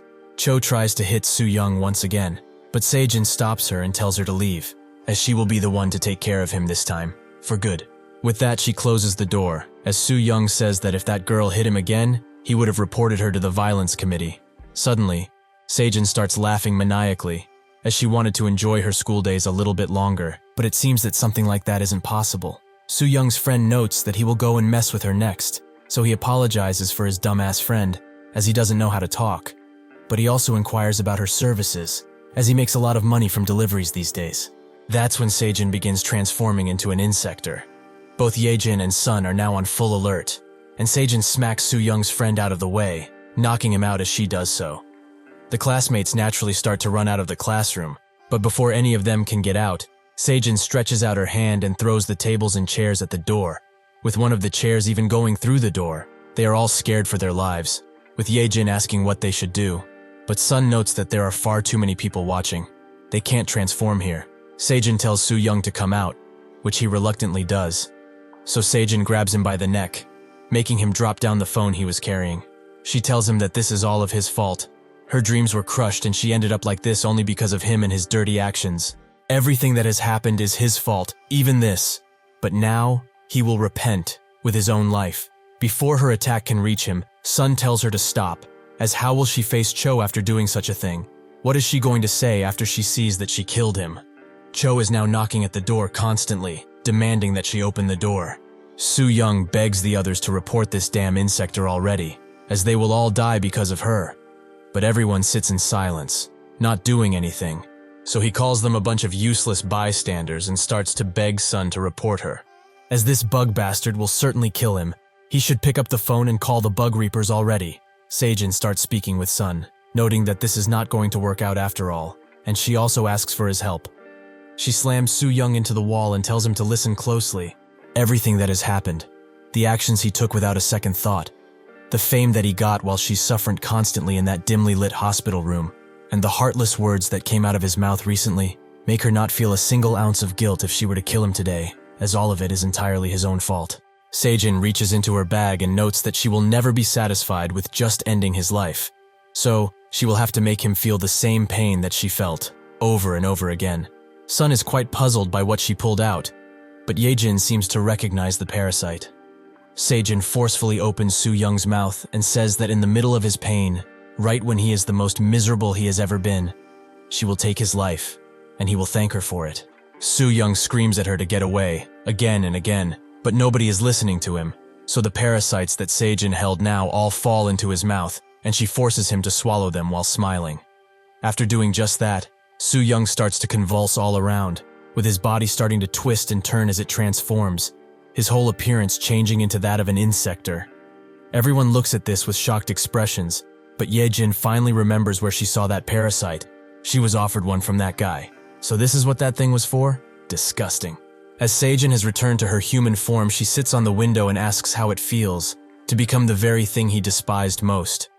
To him, who is literally no different than a measly lying bug, There might actually be no difference considering. Quite expectedly, a teacher comes around and screams at them to open the door, with Cho becoming increasingly worried about what is happening inside. Sejin tells Sun to say hello to Cho for her, but then she decides otherwise, as she never wants to see her ever again. Now, she despises humans and everything that they stand for. With a final goodbye, she jumps out of the window and disappears, just in time for the teacher to manage to open the door and to see the newly transformed Soo-young, who is still in pain because of what happened. His friend, who also just woke up, notices who that Insector is and immediately pulls out his phone to call the Bug Reapers, as now it's his time to become a brave citizen. It was about time he was going to pass on the torch anyway. Before he can, however, Cho pulls his phone and says that he shouldn't do it, but he says that there's no other choice. It's either this or they will be eaten by that thing. As they bicker for the phone, it manages to slip from both of their hands and falls right next to Soo-young, just in time for the Bug Reaper call to go through. The words coming out of the phone seem to trigger something in Soo-young, as he regains his composure and looks in the window, wondering if this is real or a dream. But no, that can't be him. This isn't him. As he breaks the window, shattered glass falls all around and he starts wailing his tail around, with Yejin and Sun rescuing people like Cho from his thoughtless attacks. He continues that this cannot be happening. Him a bug. Never.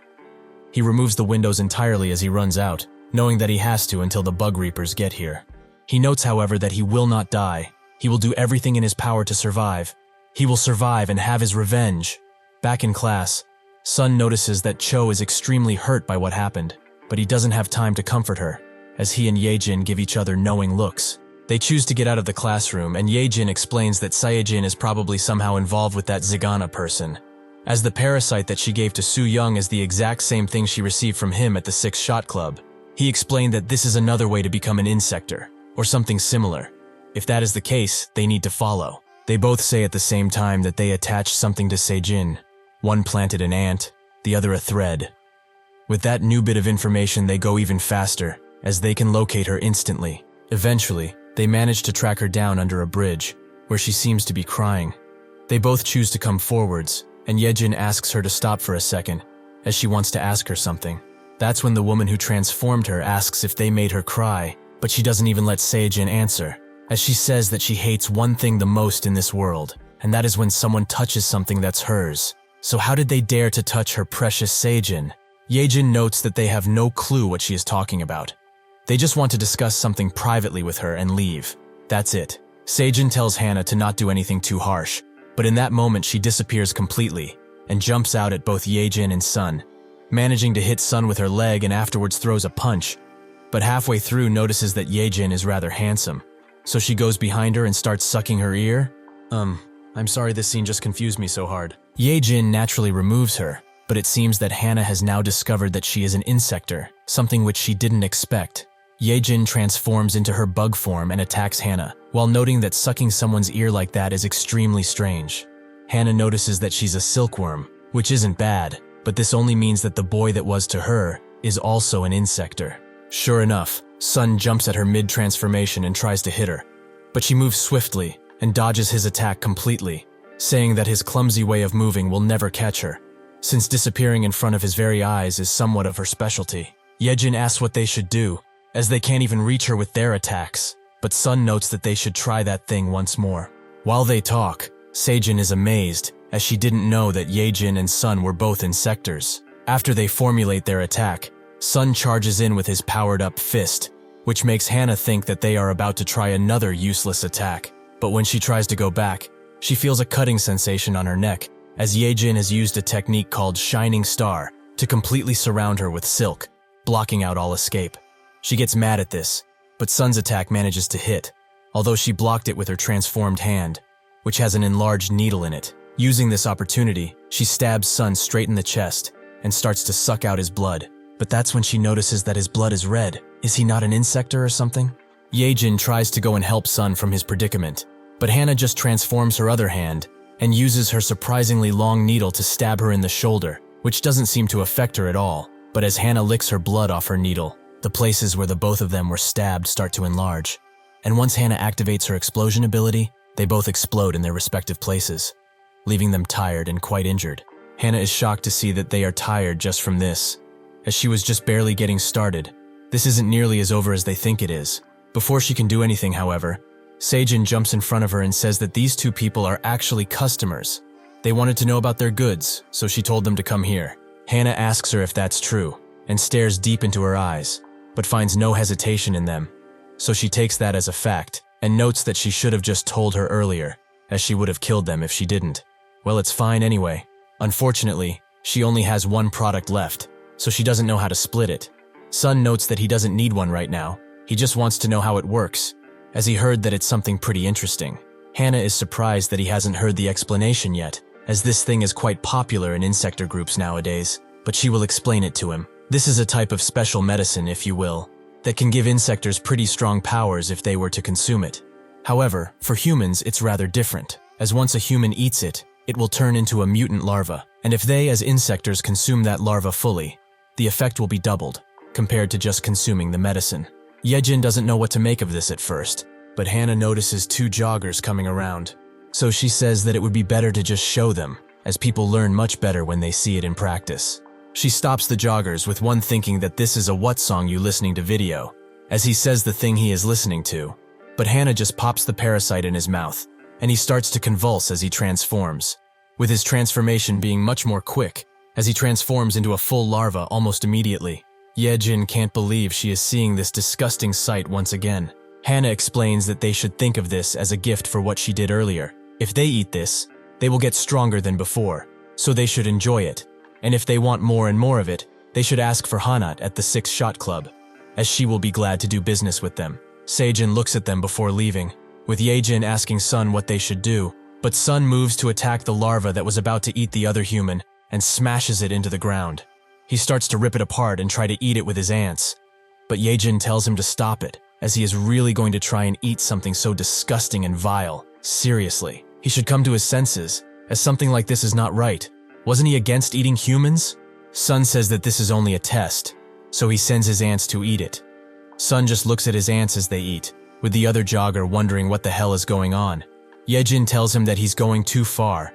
That thing was a perfectly normal human being just a few moments ago. He says that it isn't anymore, which makes her call him a bastard, as she thought he was different. But he is just like the other insectors, vying only for power and not caring for anything else. Sun just tells her to watch silently, as it will all make sense soon. Sure enough, the once larva-like insector starts to turn back into normal, surprising Yejin quite a bit. Sun explains that he has had this uneasy feeling about this existence ever since he felt it in Seijin. The unstable energy actually comes from the parasite that was deep within her body. So if he removes it from this guy, everything should be fine. The parasite makes its way out of the man as it's relentlessly assaulted by the ants, who start ripping it apart bit by bit. Yejin asks if it's okay for them to eat it. Won't that just affect him? Sun notes that they will find that out once they come back inside. He calls them to return, and as the parasite parts start to enter his system, he starts tweaking out, and he can barely tell Yejin to stand back. The hole in his neck starts to convulse and grow as he starts screaming out in pain. At the 6-Shot Club, someone tells the boss that Hana is here, so he lets her inside, which she is mad about, as since when does she need permission to come in, huh? She is also accompanied by Seijin. The boss, the burly man named Kong, says that this is only natural, as this place is his business after all. But Hana feels like she deserves to be treated like a boss too. He shouldn't act so cheeky, as they are equals. This isn't a hierarchy, it's not what they agreed on.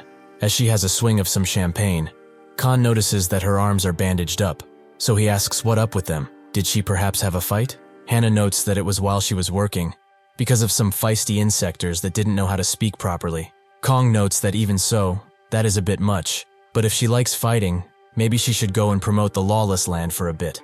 Hana asks why, and Kong explains that there is a new guy in there that has been causing them a heap of trouble, and their manpower has become ever shorter as time went on. Hana says that it's not her problem, as it was his idea to start that side of the business in the first place. Kong notes that she seems to be in a bit of a hurry, but she should know that yesterday someone stole a large amount of pills, 50 of them to be exact. Hana asks how that could ever happen. Did they get robbed? Kong says that nobody would be dumb enough to steal from them, except of course, somebody who was working for them already. As he gets up, he instantly charges Seijin and notes that she is the culprit. The impact is so powerful that some glass breaks on the other side of the wall. Kong asks her, how dare she steal medicine from him? She is just a pet dog, but it seems that her master hasn't instilled fear into her yet, so he will chew her up and spit her out again and again until there is nothing left of her sorry self. Hannah instantly gets on top of him, but Kong's bodyguards immediately put their blades at her neck, creating a standoff-like scene. Hannah tells him that he must already know what happens when someone touches her stuff, but Kong notes that the pills were his in the first place, so he has every right to do this. He asks Sejin where his pills are while he starts crushing her head, but even as Hannah stabs him, he doesn't stop, seeming like nothing will stop him from finding the answer. Sejin can't bear the pain anymore, so she tells him that the pills are inside of Su Young, the bastard who made her in this way. She fed them to him in order to get revenge. Kong laughs, as he already knew what she did with the pills, but he expected a more fun answer from her, honestly. Sejin is shocked when she hears this. Kong finally lets her go, with Hannah immediately jumping to her side, asking if she's alright. Kong starts laughing out loud, as how did she ever think of such a dumb idea? Like master like pet it seems, eh? Both Hannah and Sejin are surprised that he knew, with Hannah calling him a rat bastard for it. Kong says that it was simple to just have Sejin followed and monitored after he found out about what she did, but the thing that ate all 50 of the pills, he will be the one to eat it, and nobody else. Somewhere else, a group of bug reapers are hunting down Su Young, who is running for his life. They get him eventually, and before he can retaliate, Pio cuts his neck, not enough to kill him, but enough to put him to sleep. He orders his men to capture it, but suddenly they start sinking into the ground. It seems that this is the doing of an insector that tells Zagana that they should finish this quickly. Pio, who is brandishing his labeled katana, makes Zagana wonder who that bastard is, as he just sheathed his katana and is now just smoking. Did he just give up the fight? The other bug reapers are slowly being buried in the dirt, with them asking Pio for help, as this is not the time to just take things easy like that. Pio wonders what kind of creature they are protecting, as it doesn't seem to be like the other larvas they killed, but he will find out once he cuts it open. The insector who is making the ground sinkable is getting mad at Pio for just standing there like he's a big deal. But as the bug reapers scream out for help, Pio gets into position, and before they can even wonder what he's gonna do, he zaps the other insector, incapacitating it for the time being. Zagana immediately starts transforming, just in time for him to be able to block the next attack that Pio had charged up, but it still manages to get him, because it's pure electricity. The other bug reapers stop sinking into the ground and Pio charges in, telling them to retrieve the larva at any costs, as that is their primary target. Thus, he starts trading blows with Zagana. He is extremely mad at this human, as all he knows how to do is play his petty tricks. His arrogance truly knows no bounds. He starts using 2 swords to attack Pio, asking if these are too much for a lousy human like him. He continues to attack Pio, with an attack eventually going through. But Pio inhales all of his cigarette all at once, and unleashes it on Zagana, who finds his attitude even more annoying, but this proves to be useful, as Pio has completely disappeared from his eyes. Before he can even react, Pio ends up behind him and strikes him fully with the sword, but this isn't enough to take down Zagana, as he still stands. Pio promises to take him in along with that larva, as they will all be quite useful test subjects. That's when he feels the ground beneath him shake, and he jumps away, but this isn't enough to stop the underground attack. Fortunately, his subordinates protect him from the needles. But unfortunately, another surprise attack comes right after that one, and it drags the bug reaper straight into the sand, without a single chance of survival for him. The ground continues to fluctuate and burrow as Zagana asks if he's done with playing dead like that. As the insector slowly gets up from the ground, he asks who that glasses bastard is, as what he did is unforgivable. This specific insector is an antlion, a species that digs deep into the ground and waits for the perfect opportunity to strike. He notes that they don't have any time to play right now. They need to take the larva and bolt out of here, with Zagana agreeing, but he is reluctant to go back to the club with unfinished business.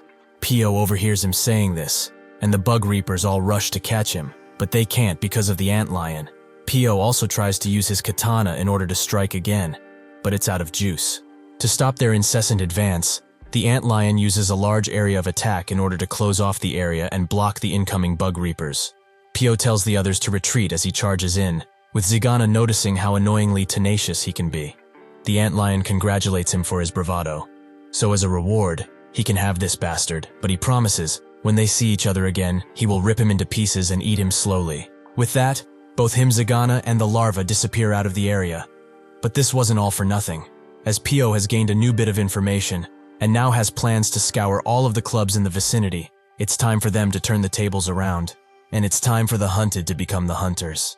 In the dead of night, when everyone has gone to sleep, an insector runs away with all of his might from Sun, who seems to be hunting him down for food. The insector tries to plead with him, as they are both hunters, but that's when another Sun pops up behind him, and they slowly start to approach him as he continues to panic.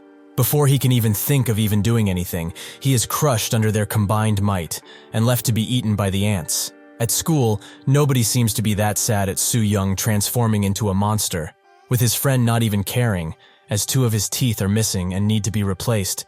Everyone has moved on, basically. Cho overhears a few girls talking about Seijin, calling her a monster, which she makes them apologize for, as she's her precious friend, not a monster, as they called her. Yejin is quite surprised at how fast this girl speaks her mind to other people, and also asks if she's okay, which she confirms, but she most definitely isn't. Cho notes that she was in the classroom when that incident took place, so she saw Seijin, but was she really a monster? Yejin explains that her friend did no harm to anyone except Soo Young, so no, she wouldn't consider her a monster, per se. Cho is happy to hear that, as she was afraid when she heard what was happening inside of the class and she couldn't look through the windows. But Seijin really became an insector. She starts crying her eyes out, as she thinks that she will never have her friend back. But Yejin knows that there is a way made by Sun. In an abandoned building, Sun continues to feast on the insector he hunted down at night, but it's not actually Sun, as he is just sitting there, watching his ants eat. This is because after he consumed the larva, the number of ants in his body increased, to the point where they were overflowing from him. So after repeated failed attempts, he managed to create a swarm, which hunts for him automatically, without him doing much. But these ants are still the same, as when they don't get full enough, they will inevitably attack. Thankfully, he also became stronger, so he takes care of them quite easily and puts them in their places. After he does just that, he suddenly feels the presence of some insectors, 3 to be exact. So he thinks that this is the perfect opportunity for him to test out his new power. He transforms into his ant form as he falls and starts sprinting towards the area where he felt the commotion. But as he gets closer, the energy he feels decreases, almost as if one of them just perished. So he gets even closer and listens to the commotion. Another insector is calling Red, the insector from the arena, a bastard, as he lured them all of the way here. For something petty like this? Red notes that he is correct. He just wanted to beat them up pretty bad, but because of management he wasn't able to do it properly in the matches, so they will be his punching bag for today. Red is also revealed to be a ladybug. He tells the other insector to get into his fighting position, which makes him madder, as his arrogance is too much to just be left alone. Has he really lost his mind after picking so many fights in the lawless land or something? This is the rhinoceros beetle insector, Bera. He charges Red with his horn ready to end him, but he just dodges and notes that he really messed up this time. Did he just think that he would have the advantage in this fight only because he has a metallic body? As Bera charges him once again, Red sidesteps and punches him straight in his gut, with the attack going through him completely ending him on the spot. With his fist full of insector blood, Red tells Sun to come over here and go around, since he seems to be interested in what he's doing. Because of this, Sun gets out of hiding and accepts his invitation, as this is what he came for in the first place. The constant driving of cars on the bridge they are fighting under seems to hurt the damaged parts of the bridge more and more, seeming like it won't last much longer. Red notes that he looks quite ferocious, so he asks for his name, but Sun doesn't say anything, which puzzles Red, as he would have at least wanted to know the name of the person he is about to kill. Red throws a light jab in his face as he approaches and demands for his name once again, but Sun stops the attack with his abundance of ants and says that his name is Black Ant, but unfortunately that will be the last thing he will hear before he dies. Red starts to laugh out loud, as he must be that guy, the person who said that he would personally destroy Zagana. He has been itching to have a one-on-one fight with him since he heard that he acts like that. Red throws another punch in Sun's direction, which turns in a multitude of punches, but Sun dodges every single one, which angers Red, as he thinks that he's trying to just test his skills. So he chooses to throw a heavy punch to make him attack. This does make him dodge and attack him with a charged-up punch, with Red thinking that it will be very light, but the second he is hit by it in the chin, his lights are turned off. The bridge crack starts to show more and more, as even on the surface, it is pretty visible. Red slowly wakes up from his dazed state, wondering what that was, as he could see that punch coming as clear as day, but its speed combined with that power, that's something that shattered his expectations completely. This bastard truly is pretty strong. Sun suddenly asks for his name, as he should at least tell him his name before he kills him. Red notices that this is just a mockery of what he said earlier, So he puts his fists together and starts using an ability, making Sun try to throw a punch before he can do anything. But he is too late, as Red has already activated his ability. He curses at Sun, as he didn't want to use this at all, but he can't win otherwise. He uses his reflector ability to send Sun flying away, but unfortunately this pushback is also enough for the bridge to openly crack as a bus full of people drives on it. Sun and Red take the fight outside, with both of them exchanging blows, but when the bus starts to fall down, Sun notices and uses his ants to create another suit of armor, as he uses all of his speed to reach the bus in time. He does just that and holds the bus in place as long as he can, in order for it to not fall. But that's when Red calls him an insolent bastard, as he really thought that he could just stop someone like him with a trick like this one. He throws the ants that he caught away, but instead of taking down Sun when he's vulnerable, he takes a hold of the bus too, and they both put it on the ground in a soft manner. The people inside get out, and Sun and Red stare at each other, with Red saying that he is a fool for turning his back on his opponent. That will certainly lead to his death one day.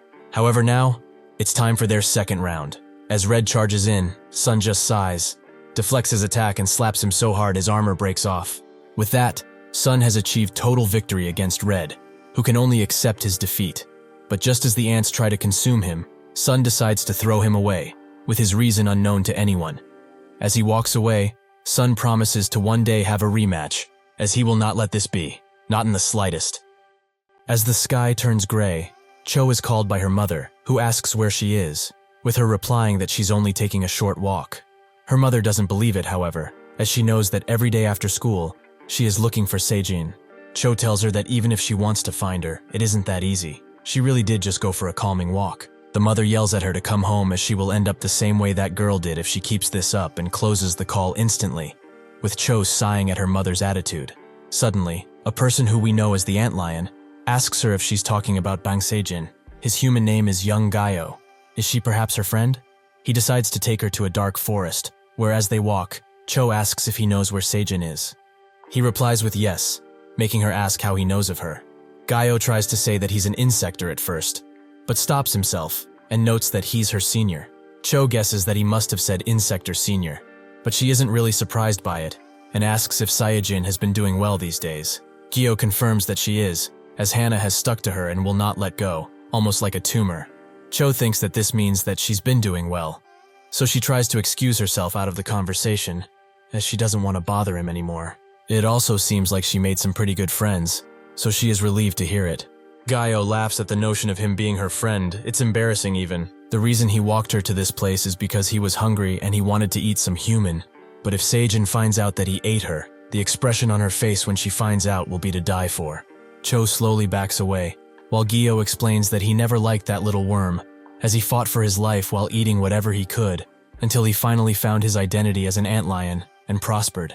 However, Sejin doesn't have that, as because of Hannah she is living a comfortable life, something which is disgusting. He notices how surprised she is, but says that she shouldn't be, but well, it would be hard for a human to understand all of this.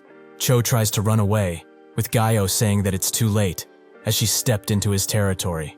Cho is dragged into the ground as it becomes soft, with the larva getting ready to feast on her flesh.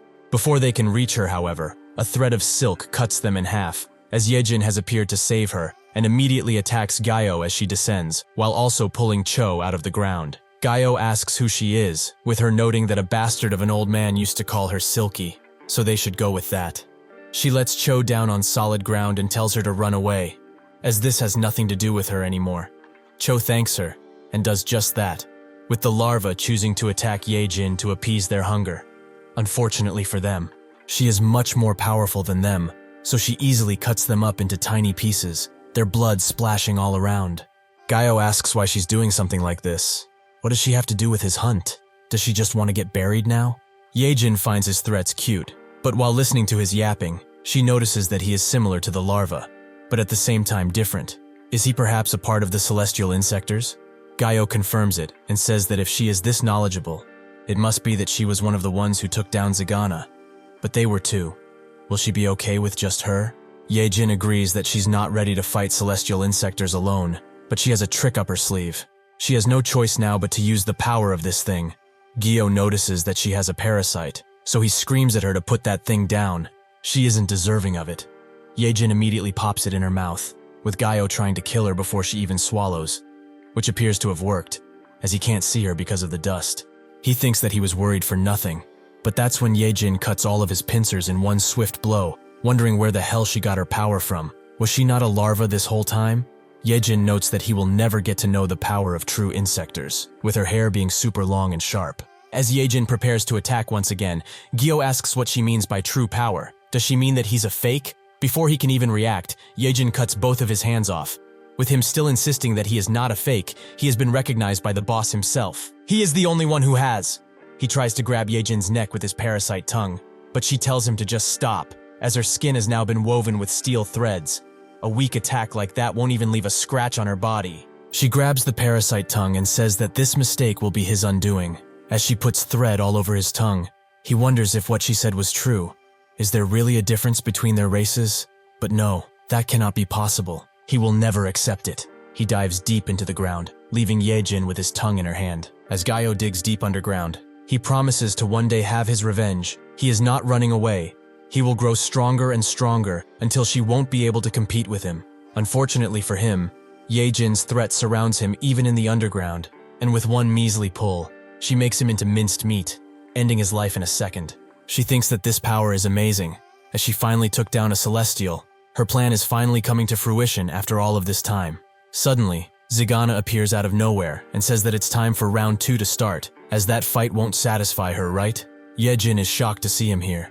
But perhaps with her new improved abilities, she might be able to take him down. Zigana says that he knew that he saw her somewhere. She was with that ant bastard. But where is he now? He can still feel the ants that he put inside of him. Something that won't be fixed if he doesn't kill that bastard. Yejin says that this is fortunate then, as she will personally take care of his pain, for good. As she attacks, Zigana tells her to go ahead and try, as this is all that she can do. Unfortunately, this was all talk, as her attacks kept pushing him.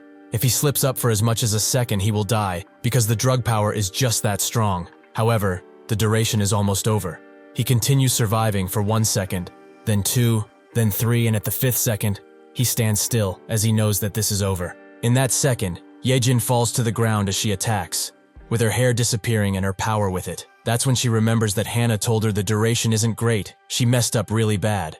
Zigana puts his sword at her neck, and tells her to come along quietly if she doesn't want to lose her neck, that is. Back at Sun's apartment, he and his grandma are watching a show about boxing, more specifically about the national treasure athlete, who Sun recognizes as Red, who explains that he just got injured in a street fight against an insect, but not an insector, as even he can't fight something like that, right? As he continues watching, Sun gets a message from Cho, who asks when he's coming back to school. He thinks that it's too early for that as he isn't able to control the swarm just yet. But he also notices that she said Yejin also hasn't been coming to school. The homeroom teacher is livid because of this. Sun, curious about what she's been up to, messages her. Inside of the arena, Yejin is getting her snot beaten out of her, as the insectors are ganging up on her. Zigana watches this, and finally notices that she's that same chick that came with an invitation. How arrogant of her, truly. He notices that her purse is buzzing and is happy to see that the ant has finally shown himself through a message. Sun excuses himself to his bedroom and says that he won't be going to school tomorrow either. His grandma says that he can do whatever, since he already missed a week. As he goes into his room, he gets a message back from Yejin, a photo, something that makes him gnarl. Yejin's mask, with the 6-shot club invitation tucked in it. At the club, deep underground where the fighters are kept, Zigana goes up to Yejin's cell and asks if she's dead, because she certainly looks the part. Why is she so weak anyway? She's making customers angry for no reason. Yejin tells him to leave, as she doesn't have the energy to keep him entertained. Zigana notes that he really would have given her another pill to boost how she plays, but he can't, as some dumbass girl stole all of them and used them for nothing. However, the most important thing out of all of this, just what is her purpose with this? What does she want to achieve? Yejin notes that she's a bug exterminator, making him wonder if she's an idiot. If she wants to live a long life, she shouldn't relate herself to those bug reapers, but she should know that they are all the same. That's the reason why he spared her in the first place. He tells her that the next match will be soon, so she should rest while she can, as this will be a pretty special match. As the announcer enters the arena, he hypes everyone for this next match, as it's their main event. 10 people enter the ring, only one gets out. A race, or rather, battle royale, that will be nothing short of hell. This is the stick insector Jaja, the MC for Lawless Land.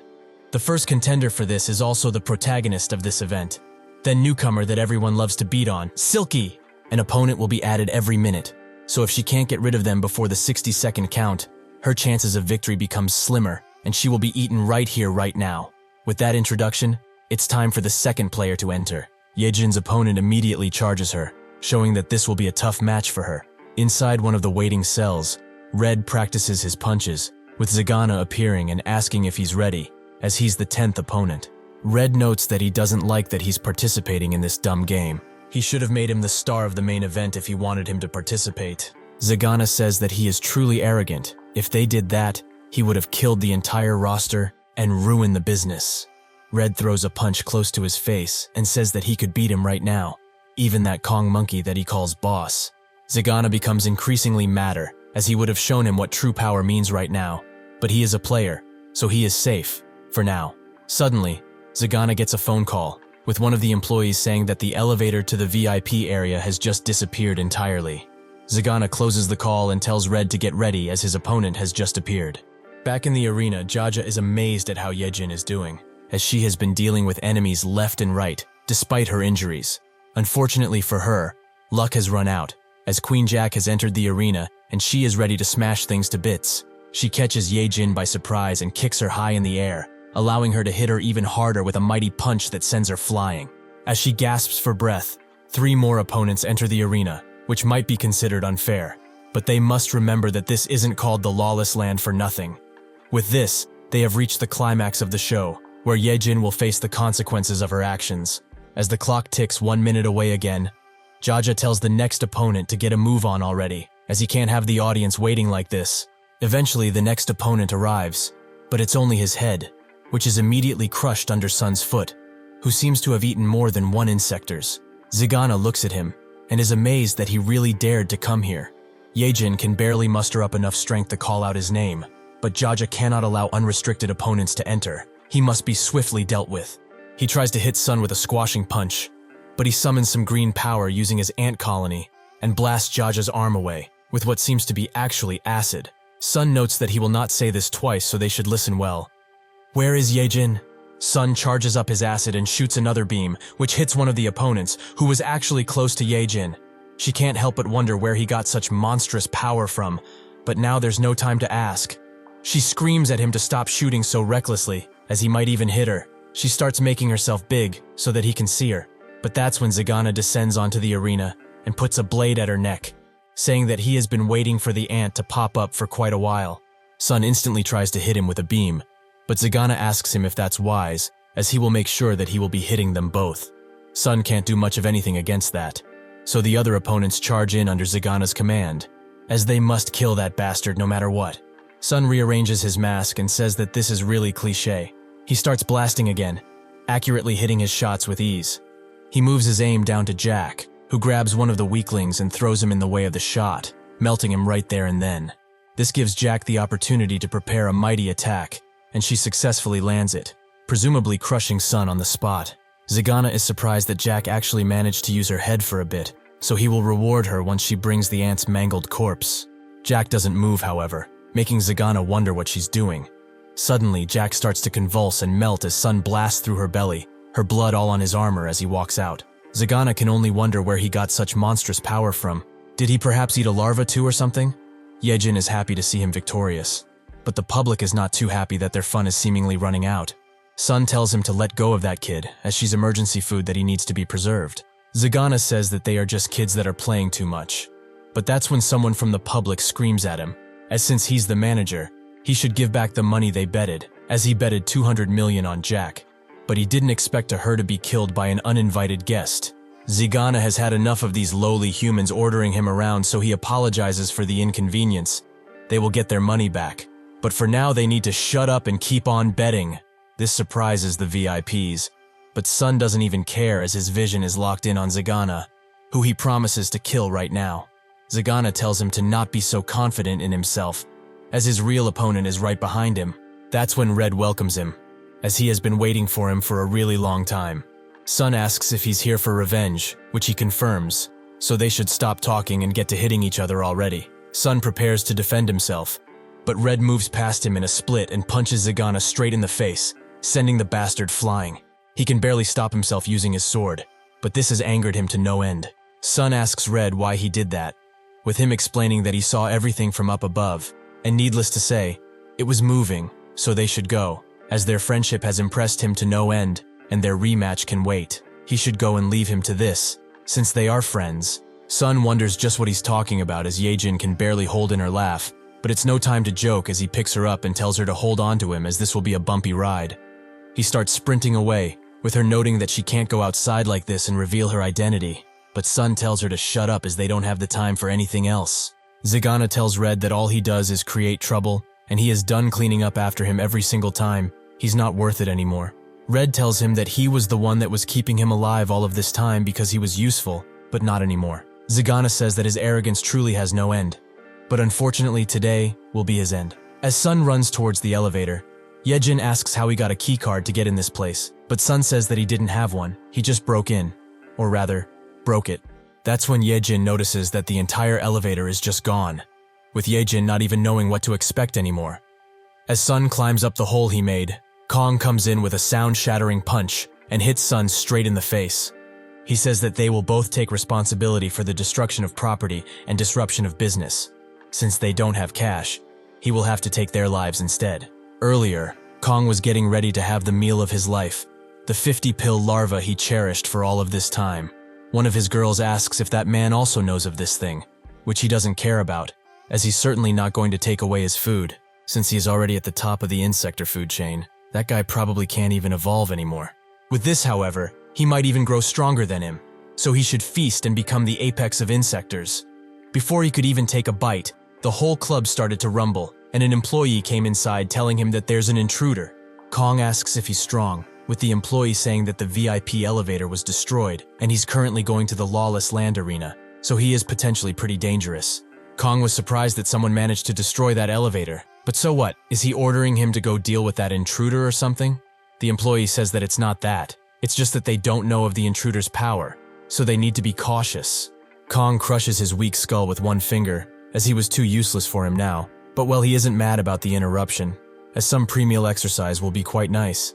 That's how he got to Sun, who is being held by his neck and is feeling genuine fear, something that he hasn't felt in a really long time. Kong notices his quivering and says that he shouldn't be scared as he will not eat him. He is here to have some fun. He punches Sun so hard he is sent into the wall and then continues with a kick.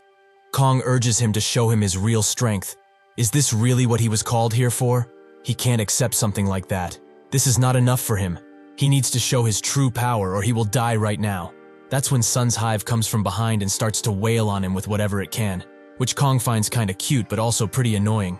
As he tries to punch it, however, Yejin stops his attack and wonders how this man can have so much strength in his human form, as even if she used all of her strings she wouldn't be able to hold him. Kong is surprised that they still have some fighting spirit. It's actually starting to piss him off, but this is exactly what he wanted. They should struggle for their lives, as this brings out their true powers.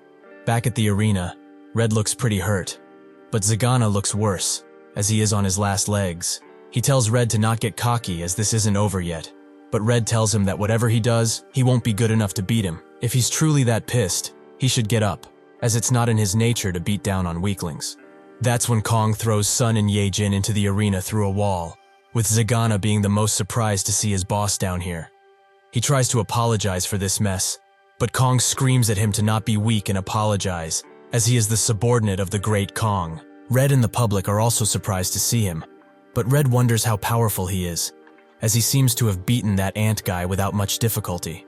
Kong notes that he's hungry now since he stretched his body, so since they probably haven't eaten yet either, they should have a feast and make the public enjoy their time. He tells Zagana to go and activate the hatch, which he thinks that it's not a wise idea, but Kong notes that he doesn't like to say things twice, so he should open the damn hatch. He runs away and does just that, with a hatch that is above the arena slowly opening. Sun and Yejin wonder what this is, but that's when a human falls out of it. Kong tells them to not be shy and enjoy these treats as they are in the house. More and more humans start appearing that transform into larvae. As Kong is indulging himself in some larva meat, he tells the others to dig in too. As the larva fully transforms, Yejin and Red think that this is truly horrible. But Sun thinks of this as a perfect opportunity. All they need to do is stop that guy from consuming any larva, as he will take care of the rest. Yejin wonders if that's possible, but Red tells him that he does what he needs to without worry. Kong tells them to stop talking and enjoy the food, as this is not a chance that they will get again anytime soon. As he eats, he finds the small parasite, noting that this is the best part of the entire meal. Red notices that he grabbed it, and as Kong puts it in his mouth, Red charges in, ready to stop him. As he does that, Sun tells Yejin to run away, as he came to save her in the first place, so she should go. Yejin smiles, as she didn't believe he was the sentimental type, but he should stop talking nonsense and go and eat, as she will help Red with the fight. Sun agrees and tells the hive to come out and eat all of the larvae it can. The hive does just that, but Sun isn't finished yet, as he lets his other ants eat too, with all that is left of them being one hand's worth. As Red approaches, Kong bites his fist and tells him to stop pestering him like a flea while he's eating. He throws Red into the public, but Yejin catches him with her silk and tells him to use it to jump back at that guy. He does just that and uses a barrier charge punch to stop Kong from eating.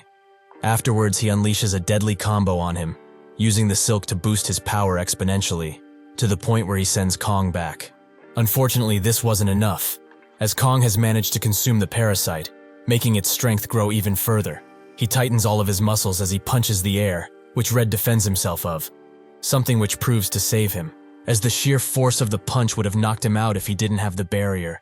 Just how powerful can one man truly be? Kong says that he needs to finish his meal now, but Red tries to hit him once again in order to stop him. Before Yejin can tell him to back away, Kong punches him in the gut and kicks him away, destroying most of his armor as he does so and knocking him out. Yejin falls to her knees, as they cannot hope to win against such a monster, as he is far beyond anything they have seen up until now. Kong continues to eat until he gets to his fifth one, noting that this should be enough to fully revitalize him.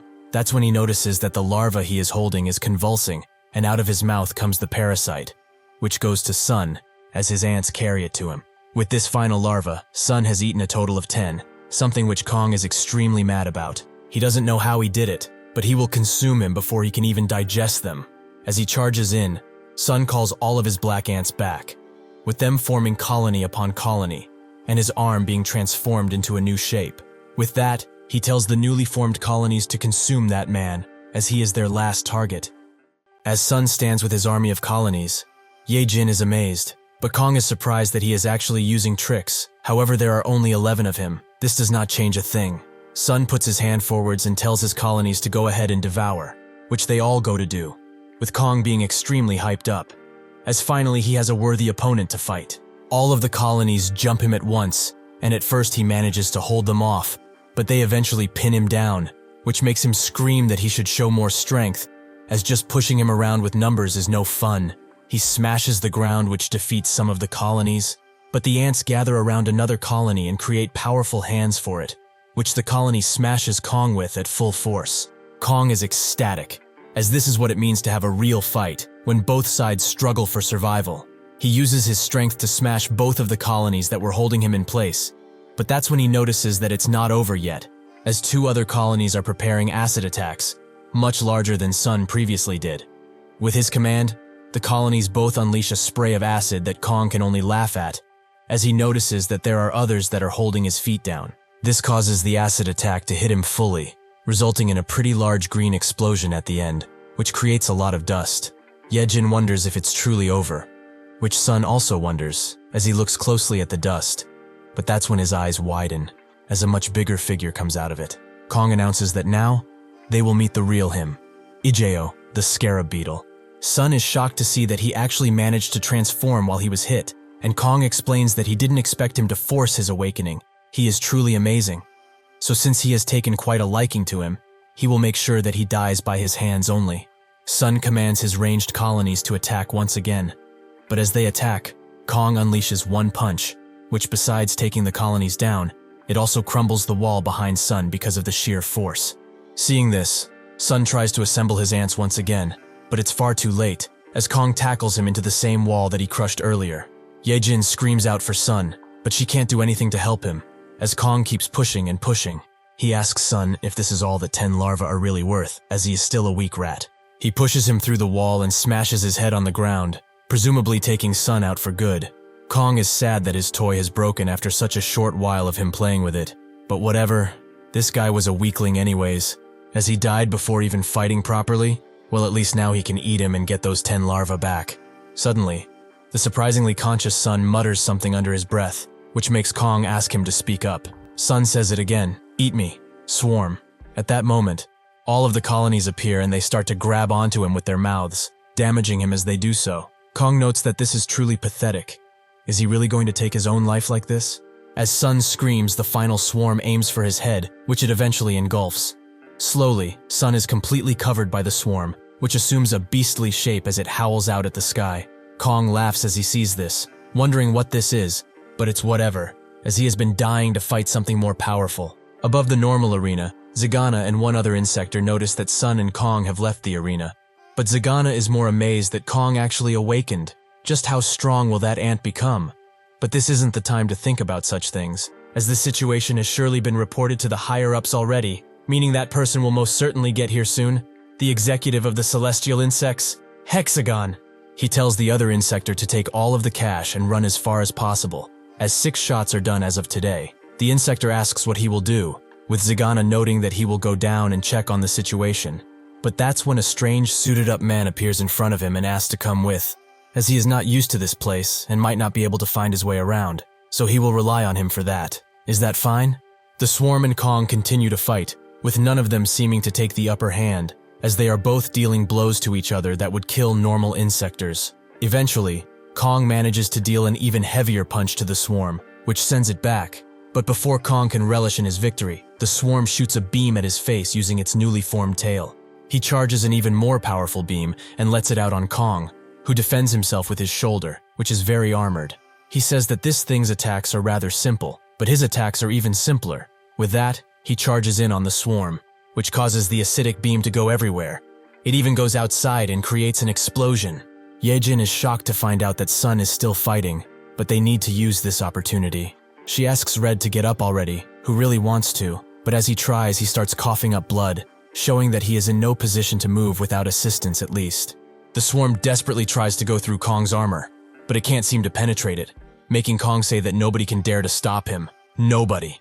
He punches the swarm in its arm, making it just fall off. But this creates an opportunity for the swarm to bite his other arm and try to slice it, but it seems that its attacks prove useless. Kong tells it that its efforts will be all in vain. Even if it struggles with everything that it's got, he will crush it under his foot.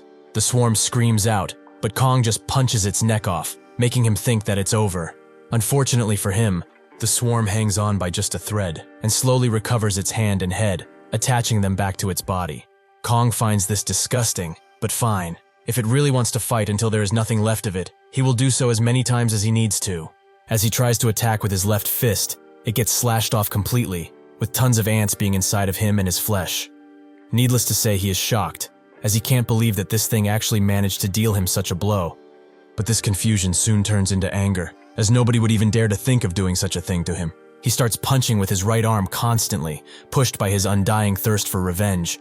But try as he might, he just can't get the swarm down completely. He feels that something is seriously wrong, as even if he punches it constantly and is never on the receiving end of the attacks. The more he breaks this thing, the more it feels like he's the one that's being devoured. He removes such delusions from himself, as he is the apex predator. He is the one who does the devouring around here. As he says that, both of his legs just fall off as they are sliced, making him scream out in rage, as he will not let this measly creature try and devour him any longer. Unfortunately for him, he doesn't seem to have a say in this any longer, as he feels a strange sensation, pressure combined with tension. It's just like when he first met that man. This feeling, it's fear. In his last moments, he begs for forgiveness. But as the swarm's gaping mouth opens slowly, Sun, who is still there, answers with one word: hungry. With that, the swarm starts to consume the now deceased Kong with great hunger, but it also screams out at its victory, as it has shown that it's the real apex predator. Yejin and Red eventually make it to where Sun is, where they see him standing above Kong's desecrated corpse. But Yejin feels that something is seriously wrong. As Sun slowly turns to them, it's shown that his eyes are blood red, and he only tells them that he is hungry. Sun says that he's starving, actually, with Yejin being very surprised that this guy actually smirked. But Red asks if this is really the only thing that she's surprised about right now. As his eyes are fully bloodshot, he seems that he has lost all sense of self. Before they even notice it, Sun moves closer to them, with Red screaming at Yejin to defend herself. But she was too surprised by all of this, so she does nothing as Sun grabs her by the neck and also grabs Sun with a colony to make sure that he doesn't move, something which Red isn't happy about. As Sun holds Yejin in place and smiles, she asks if it's really him behind those eyes, but Sun doesn't pay her any mind, as he finally found something good to eat. That's when Red, who managed to get out of his restraint, punches him. This gives Yejin the opportunity to scream out at him, as he needs to come back to his senses already. Red asks if this is the end of their tear-jerking friendship. It's quite disappointing. As they both hit him, he doesn't stop smiling and uses a new skill, corrosion, which makes the ants that are on his attackers start violently eating at their armor, eventually covering them up fully as they consume. Sun looks at this, but behind his crazy, blood-fueled eyes is the real Sun, who is being kept as a prisoner by the ants, who seem to be ready to end him for good. Sun, completely defeated by everything, tells them to go ahead and eat. As he has had enough of this world, he can't take it. They should eat up and get it over with already. The ant colonies start approaching him, but that's when a screech can be heard, and when Sun looks up, he sees the red ant once again, who menacingly stands above him. Sun wonders what it's doing here again, but he tells it to stop, as he has reached his limit too. This is more than enough. Suddenly, the red ant projects a humanoid appearance out of it, who tells Sun to continue on living. Sun is charmed by its appearance, but the other ants don't like it, as they are all slowly killed off by the sheer presence of the red ant's new form, with even Sun being pushed back a bit. The red ant tells him that it's absolutely necessary that he lives and starts pushing him out into the real world, which he tries to stop, as he has something to say to this red figure that seems all too similar, but he cannot. In the real world, Sun screams out as the ants stop attacking Yejin and Red, but Yejin is more worried about Sun, who is still screaming as he slowly transforms. Eventually, he fully gets out of his ant form and falls to the ground, but Yejin catches him and tells him to wake up while asking if he's okay. That's when Yejin feels something wet on her shoulder, that being Sun's tears, who finally remembered who the red figure looked like, his mother. Yejin doesn't know what to say at this point, as first he acts like a crazy bastard and then starts crying like a baby for his mother. Sun asks what happened to Kong, but she says that he needn't worry. Everything was resolved already. Red looks at them and notes that it seems their relationship is much more than a friendship. Not that he's complaining or anything. Yejin throws Sun at him, telling to go ahead and carry him if he can only think about weird stuff. Now, all they need to do is get out of this place, which they try to do. But that's when the suited-up man appears behind them and says that this is truly an annoying situation. Yejin wonders who he is, while Red wonders how they didn't see him. But that's when they notice that Zagana and the two bodyguard girls are also there. The suited man asks if this is their doing, with Red telling Yejin to step back and let him handle this situation, as he can feel that this guy is extremely dangerous. The man says that he wants to leave work early in order to experience the nightlife of the town, so he would appreciate their cooperation. Before the man can ask them what he wants to ask, Zagana asks how they dared to touch his boss and charges in with the bodyguards, as they can pay for this crime with their own lives. The suited man sighs, as he just wanted to go home early. As he finishes his sentence, he kills both of the bodyguards and puts Zagana down. He already told them his intentions, yet they dare to interrupt him like that? It's such a hassle to deal with morons, honestly. He tells the group to listen up, as he has something very important to say. From the great Gijima. This man is Hexagon, the executive. He tells them what Gijima told him, that they should think of this as a blessing, as if they are to interfere any longer, they will be swiftly dealt with, and they shouldn't think of running, as they have eyes everywhere, even closer than they would think. With that, the message is done, leaving both Yejin and Red surprised, as they can't believe someone would speak of such nonsense. But Hexagon tells them to not call the Majesty's words into question, as someone might end up getting hurt far more than they would expect.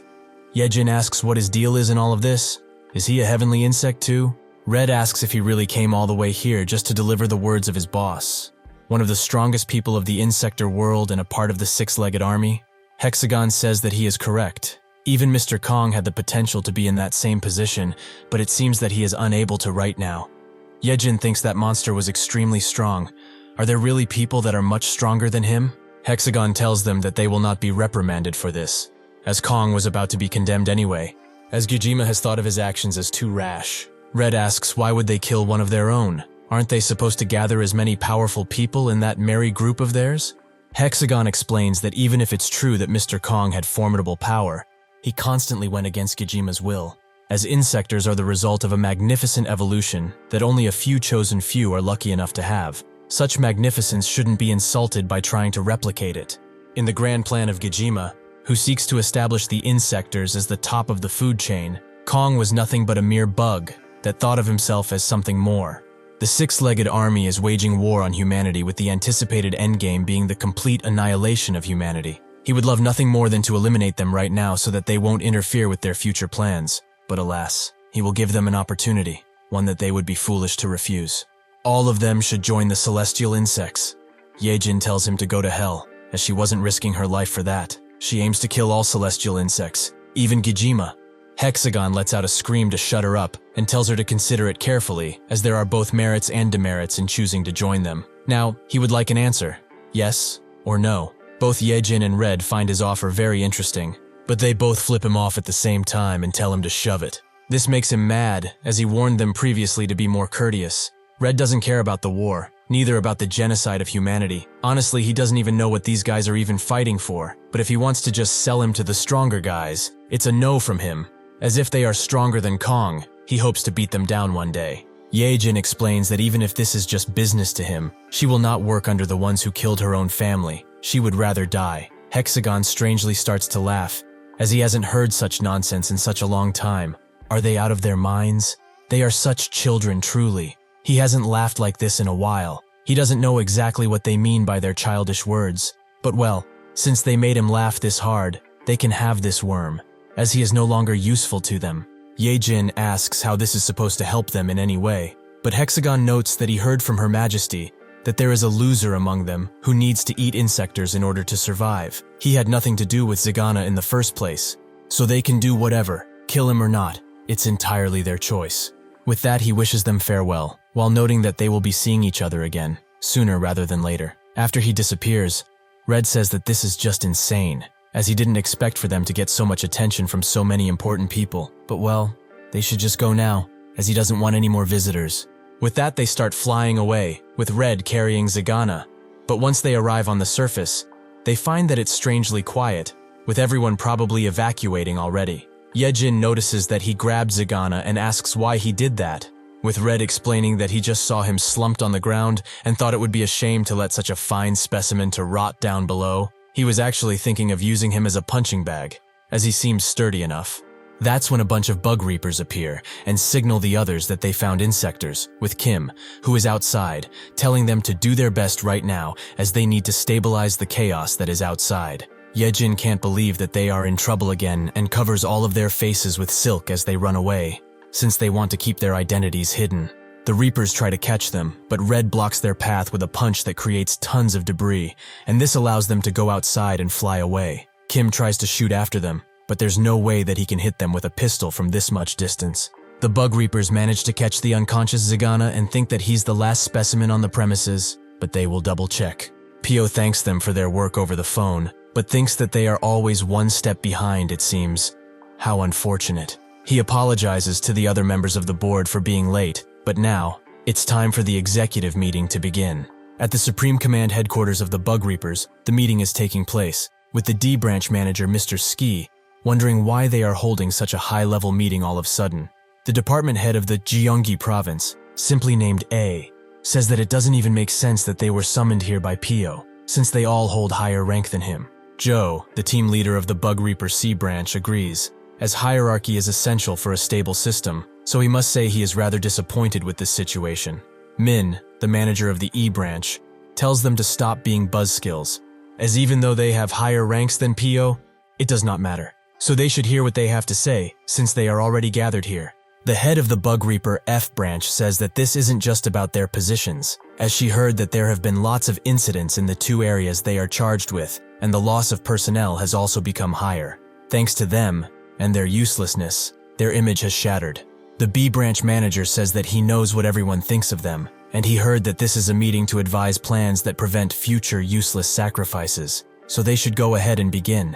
A asks why the most important thing is to prevent sacrifices, as he's certain that wasn't the case when he lost his disciple that was always on his side.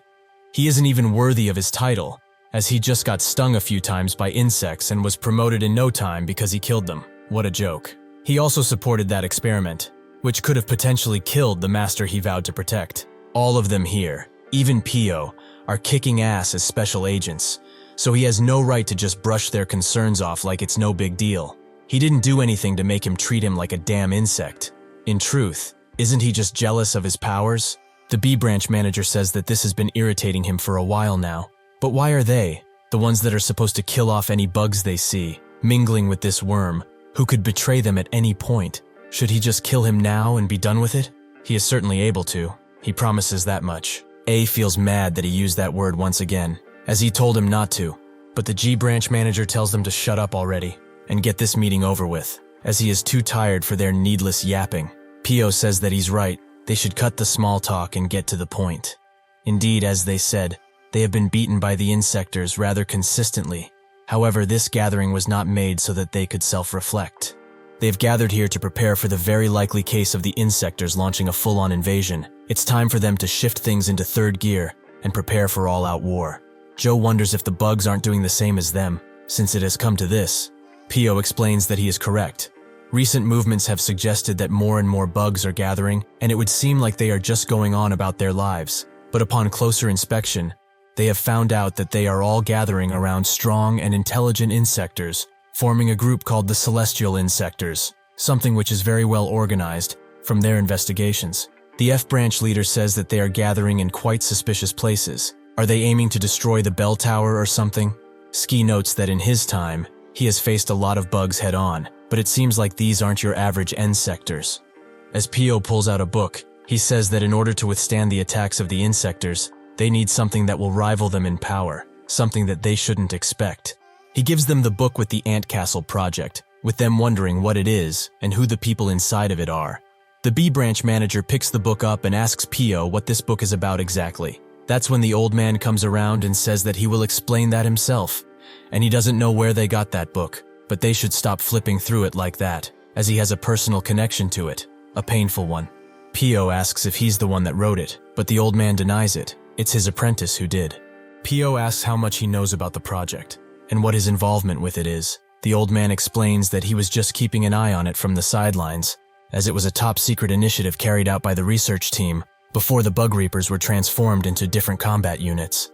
From the beginning, it was shrouded in mystery and confidentiality. However, the project proved to be a success, and 3 different subjects were created. Unfortunately, one eventful day, a mysterious explosion occurred at their holding facility, with the fire destroying almost all evidence of anything ever existing there. However, they were able to extract one test subject from that place. Pio is shocked when he hears this, and so he asks where this test subject is now, but the old man says that he doesn't have a clue, as at the time it was above his pay grade and below his authority. Pio doesn't know what to do right now, so the old man suggests that, if they want power that rivals insectors, they should take the special vaccine he concocted. This makes all of the managers fall silent as they look at him. With excitement in his voice, he explains that he and Jin have been opposed to using it, but he should see the result for himself, as they are amazing. In fact, they have already proven it, since Lucky and his division already had their insector injections made. He was the B branch manager, Jin's apprentice before, but now he is a top special agent. He was already amazing, but through the tests, he became even stronger, even nominated for the department head title. As he keeps pushing and pushing this idea further and further, Jin's anger grows, so he smashes the table completely and tells him to shut up before he will say something he wishes he hasn't. A tells him that in the end, he is the same idealistic bastard. What's human dignity worth if so many people die for that dumb idea? He goes next to the old man and tells him to not be discouraged, as he is very positive about his research. So he agrees on letting his team take some of the vaccines and see how it goes. As they all walk away, Pio goes to Jin, and he's quite surprised by his reaction. Jin apologizes, as the topic the old man was talking about was too touchy, but they should go back to now. At the B branch of the Bug Reapers, deep below the earth, the now fully taken over Ro, who doesn't even recognize Ko as the same species as him, with a final blow, he incapacitates him, a burning hunger from within telling him to open that door and awaken, as that is his only objective in life. He opens the heavily armored door, revealing a very large figure, who was standing right outside it. Ro says that he has been waiting for him all of this time. This insector seems to be of the same species as Sun, an ant. As the mighty insector comes out of his confinement, Ro begs him to not leave him behind and awaken him as a true insector. He even bows down. The insector puts his hand over Ro's head, which he thinks will be to awaken. But then in a raspy and loud voice, the insector says that a mutant like him, who is never an insector to begin with, is not worthy of awakening. With that, he crushes his head fully, and the bug reapers who were at the facility start mobilizing against the escaped insector. When they arrive, they see that the Rocco brothers are both dead, so they start opening fire on the thing using their high-caliber weapons. But one of them wonders how the hell it managed to get out of confinement. Was the equipment they put in place faulty, or was it opened from the outside? The bullets do nothing to the insector, not even graze him. The insector wonders where he is, and then with a slash of his hand, he cuts all of the bug reapers there in half, even hitting a fuel pump that blows up, leaving behind him a trail of destruction and death. Eventually, Pio, Jin, and Tae arrive at the scene, with Pio speaking with Ko, who seems to be barely alive, but with the last of his power, he explains that the insectors have infiltrated their sector, so they shouldn't come, as it's already compromised. Jin asks if his smoke that they have in every containment cell isn't supposed to be the invincible bane of all insectors. But Pio says that he doesn't have all of the answers right now. Who knows what happened for it to not activate? Tae tells them to hold tight as they are almost there, but when they get in front of the sector, a pillar of flame arises, and shortly after, a giant explosion destroys the entire facility in front of their very eyes. Tae damns it all for not being able to make it in time, but Pio notices something even more shocking, that the specimen they were holding captive has breached containment. Jin tells him to not go. They should turn away and leave before he notices them. But Pio gets out of the car and tells Tae to get away and go back to headquarters, as there needs to be someone who will tell everyone about what happened. He doesn't want to at first because he can also fight, but Pio tells him that he's way out of his league here. He can't face something like this. Jin also gets out of the car and says that he's a real piece of work. Pio tells him to step back, otherwise he won't guarantee his safety. But Jin says that he won't disturb him in his hunt. Rather, he will help him. Pio tells him to be careful, as he's very mad now, so he will attack relentlessly. But Jin already knew that, so they both get into position to charge in. The insector calls them a bunch of incompetent fools, and thus their legendary fight begins. Inside of a pretty nice home, Yejin walks around while admiring the house, but also questioning why people like this guy always have such nice living spaces. Yet she has to live in a one-by-one home. That's when she also notices Red's collection of trophies won at different boxing contests, with a picture of him saying that he is the lightweight champion of the country. Red, who just came out of the shower, explains that he is happy with performing on this stage, because it's difficult to avoid blood tests and doping scandals on the bigger ones. But now that he's out, she should also go take a shower, since she's starting to stink. She notes that this type of living must be easy on him. He probably doesn't know how it is to live in a rooftop apartment, since all he does is get money from punching people. Red says that he puts a lot of effort into faking his humanity. She should also know about that, but she tells him to shut up, as they should check on Sun. They go to the couch they placed him out. With him being passed out pretty peacefully, both of them think that he's recovering quite well, but Red wonders why she brought him here of all places. Something which makes Yejin slap him. As she treats his wounds, she says that this guy lives with his grandma, so if she sees him in this condition she will pass away. But Red still doesn't get why she didn't take him in her house. She notes that it's dirty there, as she didn't have time to clean up. Red then changes the subject, saying that he is different from other insectors as his blood is very red. And even the message left by Jijima was aimed towards him, as he looked at him the entire time. Yejin says that even so, she already knew something was up, as when she mentioned Jijima for the first time, his eyes immediately became filled with rage. His past certainly has to do with that monster, she is sure of it.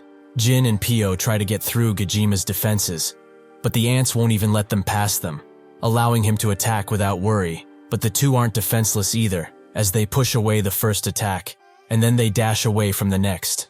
Jin finds his abilities amazing, and Pio notes that it's just like how the Ant Castle project file said, the range of attack is really intuitive.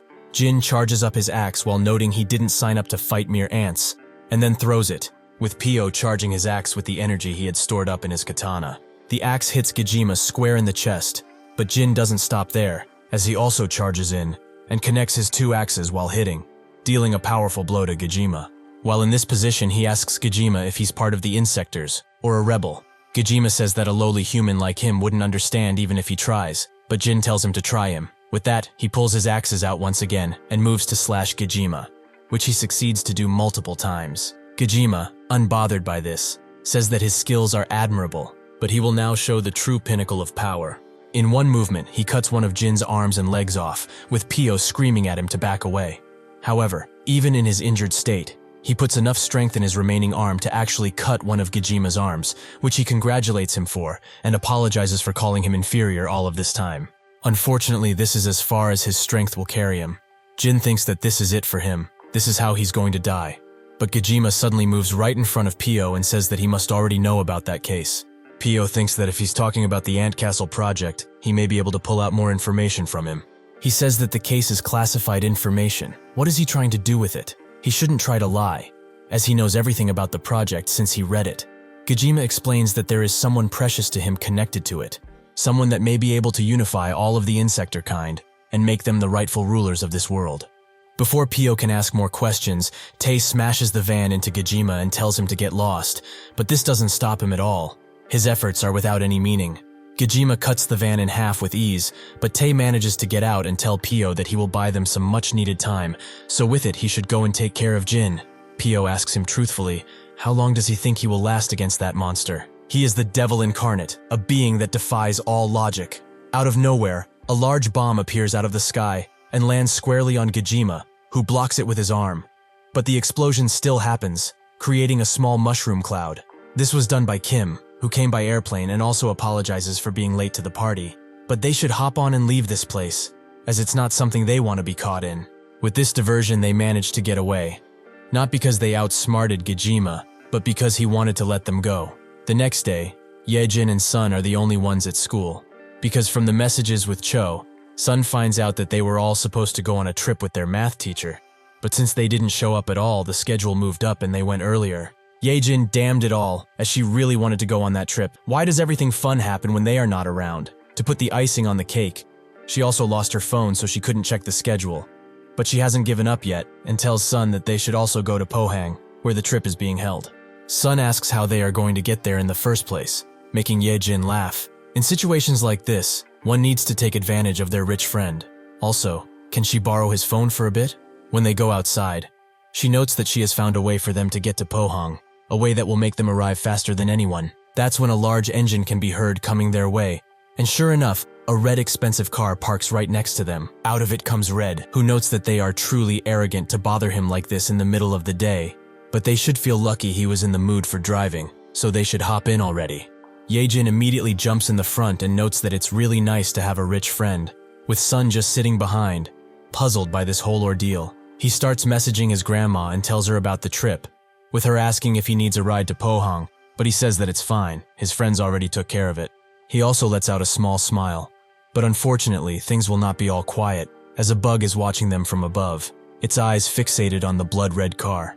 The dragonflies of the land roam about, as it is their season after all, but some are unfortunate enough to be interrupted from their peaceful lives. Such a case is happening right now, as a senior soldier is bragging to the juniors about how fast his reflexes are, but he also notes that since it's their season, they are extremely good at eating.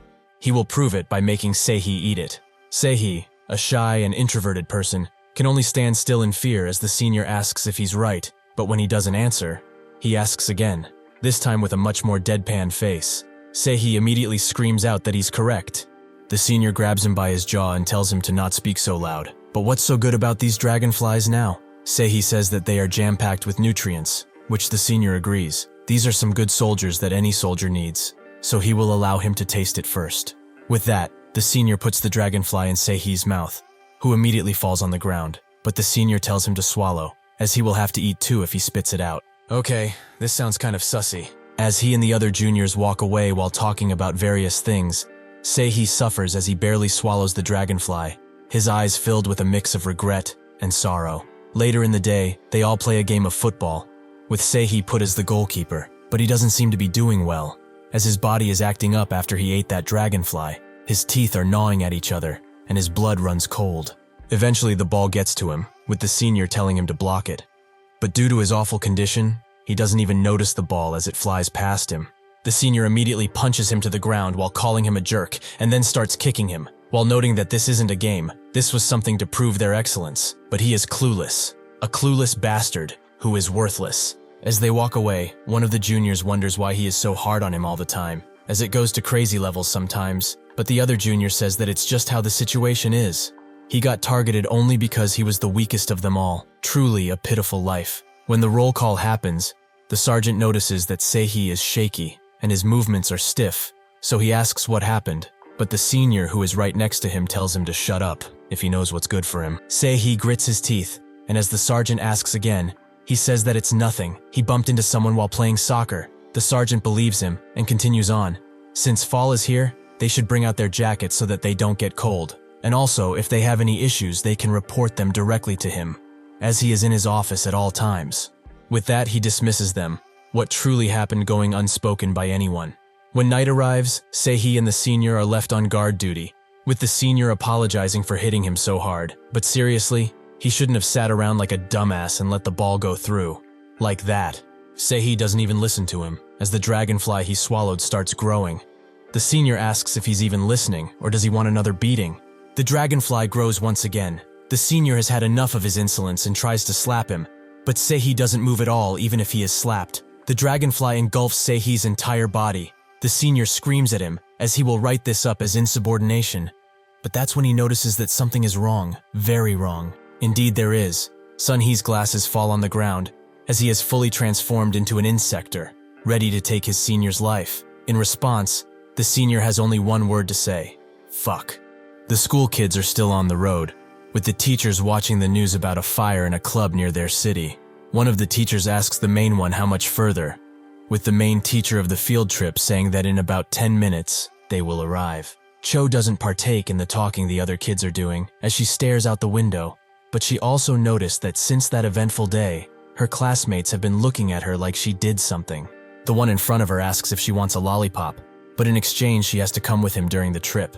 In response, Cho punches the air in his face, making him drop the lollipop. She tells him to not get riled up for nothing, since they will all go on this trip together. While he laments going on such a boring field trip, Cho bows down to pick up the lollipop. But that's when the newly transformed Seihi appears and guns down everyone in the bus, with the only exception being Cho, who was fortunate enough to duck. When she looks around, she notices her classmates' lifeless corpses. But Seihi is not done here, as he opens up the bus vent and looks down on her. Sun and the gang fall silent while they drive towards their spot, but Red tries to break the ice by asking when they first awakened as insectors. Yejin feels that it's kind of a random question, but to encourage them to do it, Red tells him his story first. When he started boxing, he had a unique way of doing it, different from his peers, and because of this, he became the champion in no time.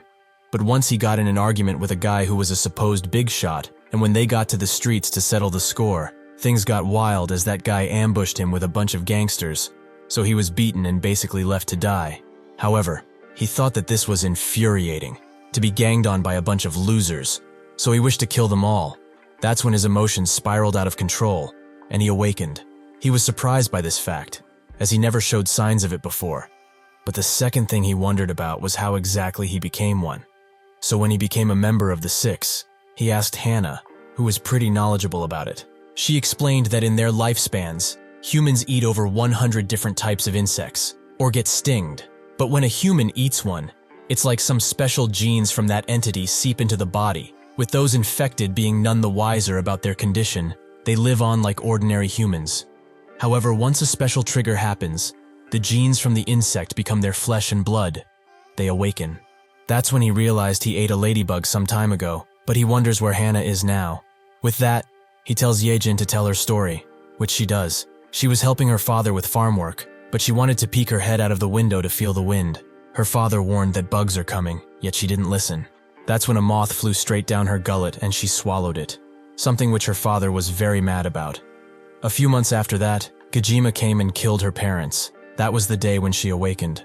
Red apologizes for bringing up bad memories but moves on to Sun. How did he awaken? Sun says that it was from when he was young. He doesn't remember much though. Yejin notes that it's very convenient, but Red says that the memories may come back to him someday. Eventually they arrive in Pohang, but they notice that there's a line for some reason, and some soldiers too, something which one doesn't see often. A soldier comes to Red's car and salutes. Red asks if they can go through, as he has some students that want to go on a trip. But that's when Sun feels an insector nearby. Sure enough, the soldier explains that there is an insector issue currently, and he can't allow anyone to go through. Some explosions and gunshots can be heard from afar, with Yejin wondering what to do, but Sun tells him to drive, not back to Seoul, but in front. As there is an insector there, he can feel it. With that, Red salutes the soldier once again, but then revs up the engine and busts through their blockade with ease, as they surely didn't expect for a maniac to do something like this. Somewhere far away, the soldiers try to take down Sehee with everything they can, even explosives. But he's too swift in his new form and easily dodges their attacks, allowing him to cut through them like butter. With only one soldier remaining who is hiding behind the bushes, he calls for backup.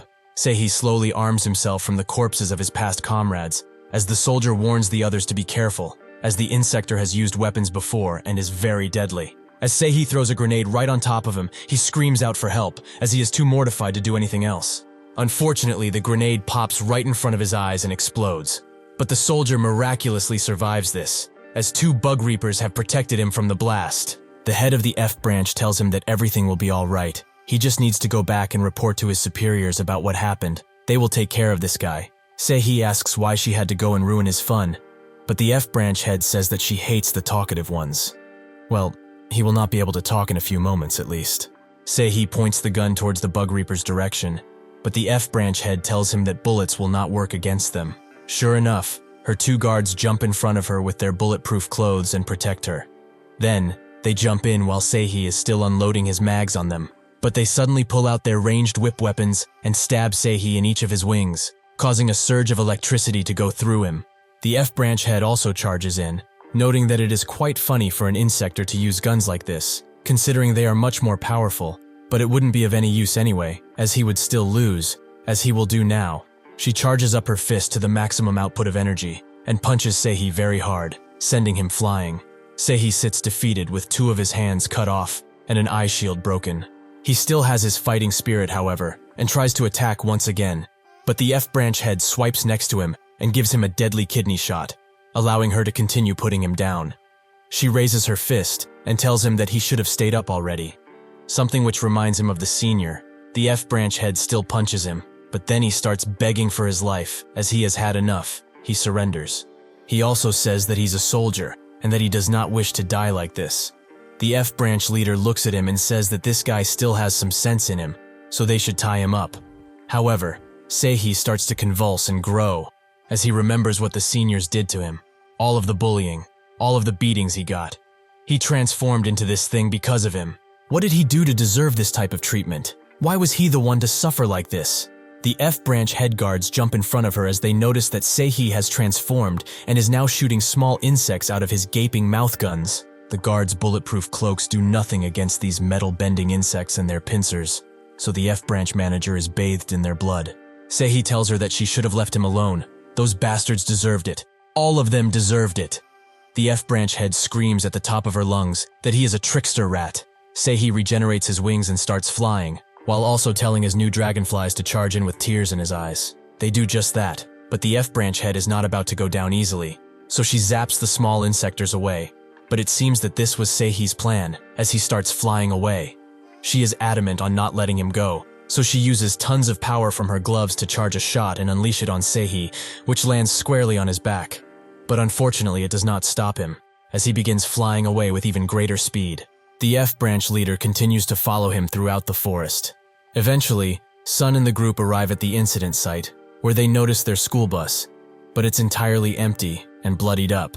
Red explains to someone that when they got here, the bus was just empty, which they find hard to believe. Even as Yejin searches, Red signals her to stop, as it's pointless. Sun decided to go on his own through the forest, but he is now speaking with Yejin, who asks if he found that insector yet. Sun denies it and says that he's moving fast. But what about their classmates? Are they safe? Yejin says that there's a problem, as the kids are nowhere to be seen. Seeing that they have suddenly poofed out of existence like this, there is no doubt that they are being kept as a food source. He has that insector, before it is too late. Sun says that he understands and closes the call. He takes off his band-aid and charges in with even greater speed as he completely transforms, his eyes filled with the thrill of the hunt. Before the bus was emptied of the bodies, Cho couldn't believe that almost all of her classmates were dead. But that's when she heard the bus door open, as the insector who attacked them just came in. She hid behind one of the chairs and waited for him to go away, which he apparently did eventually, so she decided to call the cops as fast as she could before he could come back. That's when Spit landed on her phone. as the insector who she thought was gone was above her and was salivating at the thought of eating her. Eventually, Cho wakes up with the sight of her classmate's deceased corpse, but then notices where she is, a warehouse that is filled with corpses. Not only her classmates, but other people too, even soldiers. She freezes from the fear as the smell of the dead engulfs her very being. But that's when she notices the gaping hole in the warehouse, where suddenly Seihi arrives, so she tries to play dead the best she can. He starts to mumble about orders and a bunch of other military keywords, but none of it really makes sense, until he finally makes it to a corpse, as his stomach is empty, and he must fill it. Cho finally understands what he's doing behind her, and she closes her eyes as he starts to eat the corpse's flesh in a medley of disgusting sounds, something which fills him with excitement and joy, so he starts eating even faster and bites even bigger. He rises in his new form, a red dragonfly, that seems much more powerful than his green version. He goes to the opening and thinks that it's a bother he has to go in and fight again, but he cannot let the Bug Reaper bastards find his stash. Cho hides her breath and thinks that she needs to get out of here.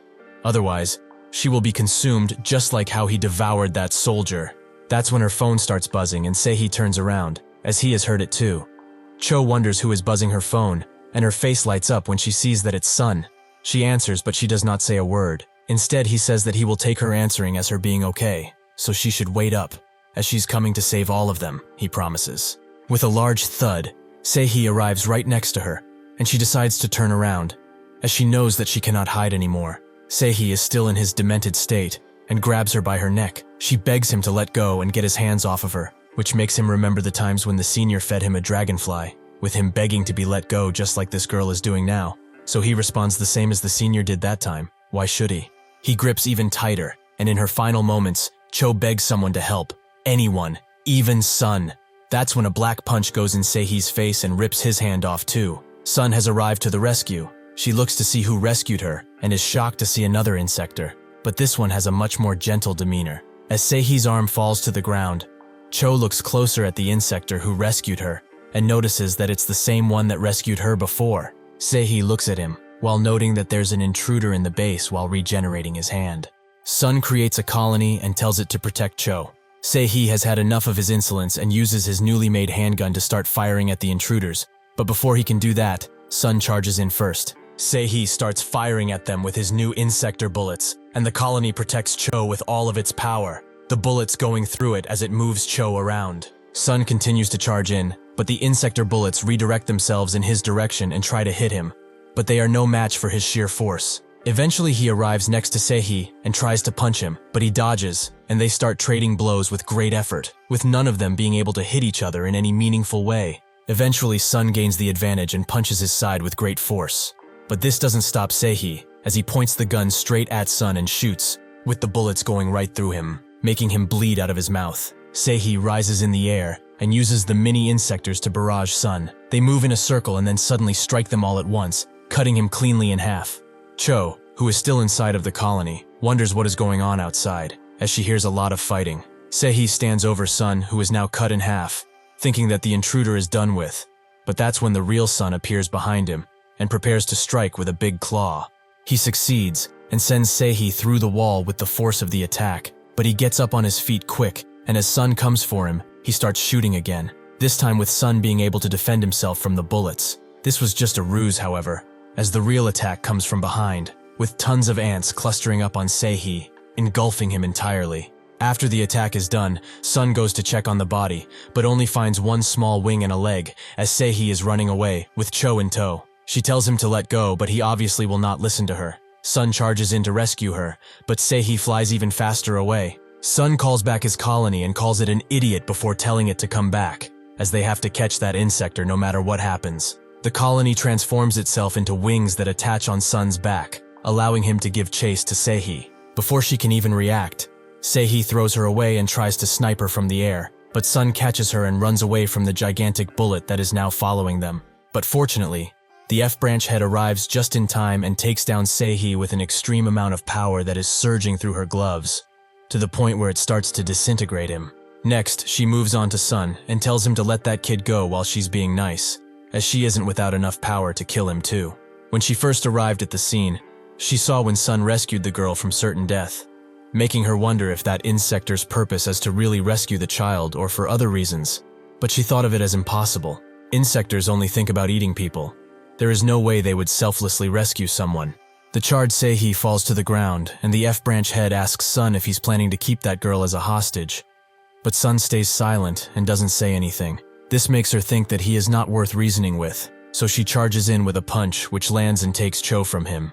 As Sun flies away from the punch, she puts Cho down on the ground and covers her with the coat, while also picking up one of the badges and activating it, making her surge with power. With that, she goes in, ready to rid of this insector and finish her job. Eventually, Cho wakes up and sees that the black insector is now fighting a strange woman, a bug reaper. She tries to go through his defenses, but she can't. As all this insector does is dodge and block, why isn't he attacking her? Did she miss something? She eventually attacks with enough power to send him down on the ground, allowing her to ask him, what is he trying to do? Was he really trying to protect that girl?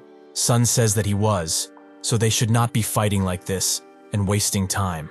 That's when she says that only yesterday, 387 people died from insectors, including some of her colleagues. So did he really expect for her to be fooled and think that he actually is trying to protect a human? Unfortunately for him, she is not that gullible. She tries to punch him once again, but that's when someone from behind her screams at her to stop, that person being Cho, who asks her to not hurt that person. This surprised both the F-branch head and Sun. Cho explains that this person was taking down other insectors and saving lives. With this not being the first time that he did it to her, he was her savior twice. So she should stop harming him, as he has done nothing wrong. The branch head grabs her tightly and tells her to listen. An insector is an insector no matter what they do. That thing behind her has killed and harmed humans constantly. And even if he did save her twice, how doesn't she know that he was just saving her for later? He may be aiming for her family and friends too. Is he ready to face the consequences if that were to happen? Cho can't help but remember the death and horror she experienced at the head of the insectors. So she wavers, as even if she is strong of character, things like this drag down even the toughest people. The branch head says that her colleagues too were ripped to shreds right in front of her eyes. Even recently, an insector who bargained to be left alive as he will help humanity survive, escaped and is now on the loose. Sun believes that they are talking about Gijima, but why aren't they focusing all of their efforts on him instead of coming all of the way here? But perhaps Gijima found out about his existence and took the actions to get out of his jail. This makes much more sense than him just leaving that place. The branch head sends Cho away as she doesn't have anything to do in this fight. But that's when Sun pulls her and says that this is enough. Slowly, he removes his armor, noting that he promised to come save her. So here he is. This situation too, she can leave it to him, as he will bear all of the responsibility for it. In a dimly lit room, a person with white hair stands in a chair, tied in such a way that they cannot move at all. That's when a bluish ant climbs up to them and the person asks what took him so long. After the case is closed, the F-branch head drives away with Cho in the back seat, wondering what to do about this new situation she is facing. The branch head calls and says that they have captured the insector that defected from the army, even though he is barely breathing right now. But unfortunately, they lost 2 great warriors that will be remembered. Additionally, they have captured the Black Ant, who seems to have ties with the Ant Castle project, so they should prepare a place to interrogate him once they arrive at HQ. When they eventually arrive, the guard there immediately lets them inside, but behind them is Red and Yejin, with Red noting that this would be the last place he thought of visiting ever, yet here they are. Yejin wonders what Sun is trying to do, as even now, she can't figure out how he thinks. Earlier, when she and Red were running to Sun's location because he was not answering the phone, she suddenly stopped Red in his tracks, as she saw that Sun was captured by the Bug Reapers. They immediately started getting mad and slowly transform while running towards him. But that's when something budges into Red, who thinks that it was Yejin, but she confirmed that she had nothing to do with it. That's when they notice a very small colony standing next to them, which suddenly writes them a message using the ants to not do anything harsh and stay away. They thought that this is Sun's way of speaking to them without being face to face. And sure enough, the little ant told them to follow him wherever he went, which confused them at first, but they decided to do as they were told. When Sun and the branch head arrive inside of the facility, the employees thank her for her hard work. She says that it was nothing, and tells them to take care of this little one first, as she is the only survivor, and she would like to know if she's fully healthy. As the employees start tending to her, Cho can only look at Sun, who looks back at her too. The branch head tells him that he's coming straight with her to the interrogation room, which he obliges with as he does not want to fight them. While Cho is being escorted to one of the rooms, she overhears someone arguing, that someone being Jin, as Pio has suggested that he gets implants, something which he does not like. Pio comforts him. He knows that this is not the best situation, but it's what the doctors recommended. It's for his health. Cho notices that the old guy with glasses was the same one that asked her questions before, and the employee says that unfortunately they had some casualties, but she doesn't need to see that now. Jin says that he just cannot infuse himself with something of unknown origin. He already knows full well why. He still remembers the day when his disciple said that he would devote himself to learning even more, as there is no real way to protect everyone. So he will take the Insector injection in order to find a way. He told him at the time to stop, as it would change him more than he thinks, but he did not listen to him, not a word. Even if taking the injection and the implants is the right course of action, relying on other powers than that of his own is trampling on his beliefs, so he refuses. Pio asks if he's really going to fight like this to the end, which Jin confirms. Pio expected this, but even if he is like this with only one leg and arm, he can still be classified as the strongest bug reaper there is. Jin smiles and says that this is only natural. A guy like him can be much more helpful in terms of power, but these disabilities will not impede him from using that power for the greater good. Suddenly Pio gets a call that when he answers, his eyes widen with shock. He immediately rushes out of the room and says that there is something he must attend to, and when he arrives he looks straight at Sun, who looks back at him. The F-branch head asks if he's doing well, as he was pretty injured when he came back. Pio says that he is fine. He came straight here when he heard what she said, but is this kid really the one? The F-branch head confirms that it's true. He said that he knows the purpose of Gijima, so he shouldn't be underestimated. Additionally, he is the #1 result of the Ant Castle project, the one that he has been researching all of this time. The three of them go into an interrogation room, with a lot of researchers sitting behind the screen to eagerly hear what they have to say. Pio looks at Sun and thinks that previously, he thought that the #1 subject was the woman, but in reality, it was referring to this boy? For now, they can put that aside, as it's time to ask him some questions. Sun says that Gijima, the self-proclaimed majesty of the insectors, already knows that he is a product of this experiment, making Pio wonder if he is one of his soldiers or something. Sun denies that completely. He may not have a good memory of his childhood, but he knows exactly what type of creature Gijima is, and he does not want to be like him. He is the second project, a hybrid creature that combined the strongest insector genes and the Ant Castle project, a true force of nature, someone that should not be trifled with. Pio wonders how he knows about all of this, and if he is actually a reliable source of information considering he lost his memory. Sun continues, saying that Gijima is the vessel that will hold everything together, be it insectors or humans. Also his brother is the same. The others did not expect for him to have a brother, and this gets the other researchers talking. Pio notes that he said previously that he knows his whereabouts, so can he direct them there? Sun says that he already called someone over who is managing all of this stuff, something which confuses Pio. At the entrance of the room, a tall man arrives and tells the guards that they are here to meet with Sun. The researchers are also made to stop the interrogation, with Pio asking what for, as they are not done yet. All of the researchers stand up together and bow down to the boss, who at first seems to be this tall and elderly man. But then he tells the real boss that now she can come in, that person being Sun Grandma. She tells them to stop staring around like there's something to see. She is just a grandma who came to visit her grandson. This woman, Jium, is the founder of the Bug Reapers. The different researchers are amazed to see the founder in this place, with some of them not even seeing her ever before. The senior researcher bows down to her and asks how she's been doing. She says that since she left things with them, she's been able to live a comfortable and easy life. But how are they doing these days? Everything good. He confirms everything is fine, but he hears that she is here to see who they have captured, an insector that could shed light on some things. She says that she doesn't care about that. She is here to see her grandchild. The researchers are stumped for a moment, but then they all scream out in surprise, as they did not expect her to say something like that. Pio and the branch head wonder what is going on, and in a panic the researchers tell them to let go of that boy now. Before they can do so, Sun is already out of his restraints, something he was able to do the moment they put them on him. He asks the branch head if he can help him with these, which she agrees, but she shouldn't try anything while he is free, as she can still take him down.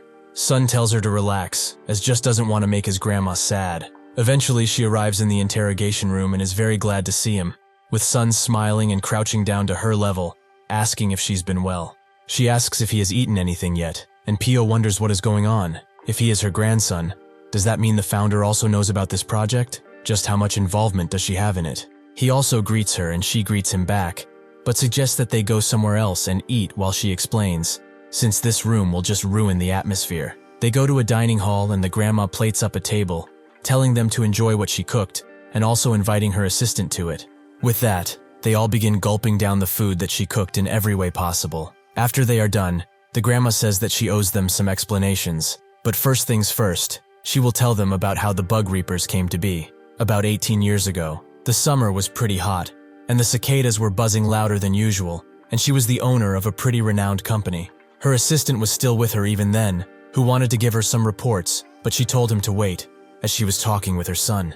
Her son was a police officer, who is now talking with her about the food that she keeps sending, which he is thankful for, as he can survive off of it. He also gave some to his friends, which they thoroughly enjoyed. She was glad to hear that and asked how his duties are going nowadays. He explained that soon he will get promoted.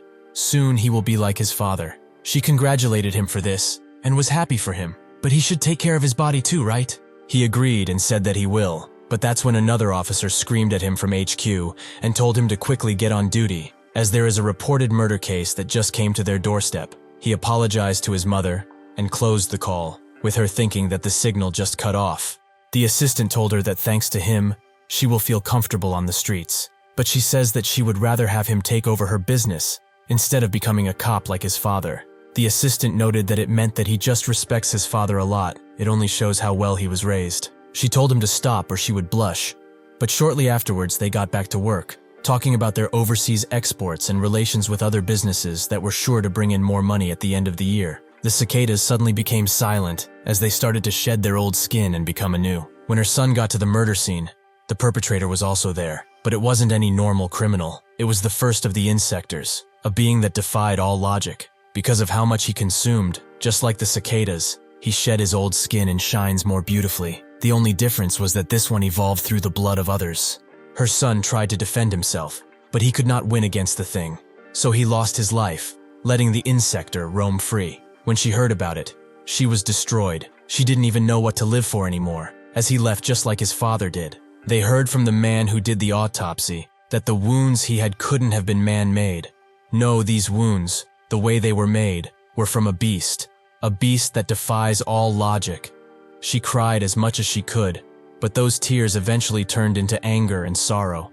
When they got back to the office, she promised to find the bastard who killed her son, no matter what. That's when an opportunity came to her doorstep, with two people who were informed about this. The assistant told her that they have guests, with her denying them entry at first, but that's when he said that they have information about her son and his death. With that, they were led inside and explained to her that the things that killed her son were bugs.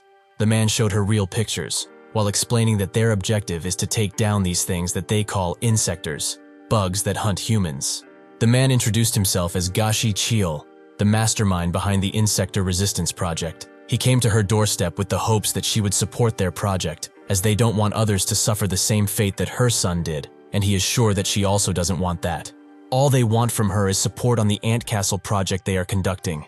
She said that she really wanted revenge for her son, but how was she supposed to believe such a thing with only a few pictures? She isn't crazy. Gashi said that this is only natural and invited that person to come in. As the door swung open, red ants started to come out, and eventually a woman insector appeared, right in front of them. She was naturally scared and told her assistant to report to the police immediately, but Gashi told her to listen first. The being they are seeing now is the only one that can save humanity from certain doom, the prototype of the Ant Castle project, Subject 0, Gami Jin.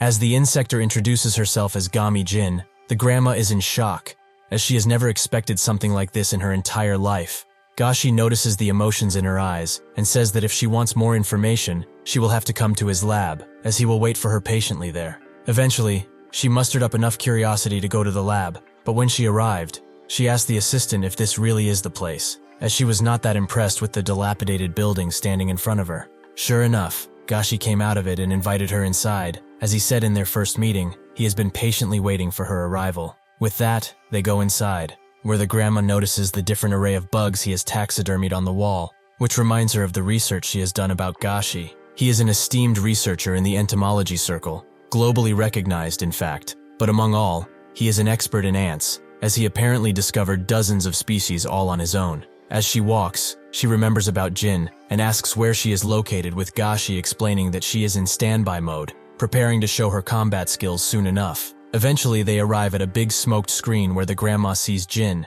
who knows that they are there, and gives Gashi a knowing look. With that, he pushes a big red button that opens up a cell, from which comes a scrawny and manic man, who says that he's in pain and that he will feast on their flesh once he gets out. Gashi tells them that now they will see for themselves, so they should get started already. With that, Jin begins transforming into her insector form, and the manic man starts doing the same, as he will not let himself be killed without a fight. Now, the fight between the Ant Castle Project Specimen 0, Red, and an upper beetle begins. As the grandma remains shocked, Gashi explains that what she sees now is the true form of the insectors, truly vile creatures. But the grandma thinks that if they get involved with such monsters, their reputation will plummet to the ground. Jin and the beetle begin fighting, with their armor clashing and bashing against each other. But this is up until Jin jumps into the air and with a spin kicks the beetle to the ground. But it seems to cause her some pain too, as she asks for just a little bit of time. The insector starts to launch ranged attacks at her, which she manages to dodge with expert movement and launches herself directly at the insector with a punch. But she doesn't stop there, as she continues to pummel him into the ground. The grandma is too shocked to make any other expression and asks if he really plans on creating this same type of monster again. Gashi explains that Jin is pretty different, as even though she is similar to the insectors, she actually hunts them and eats them.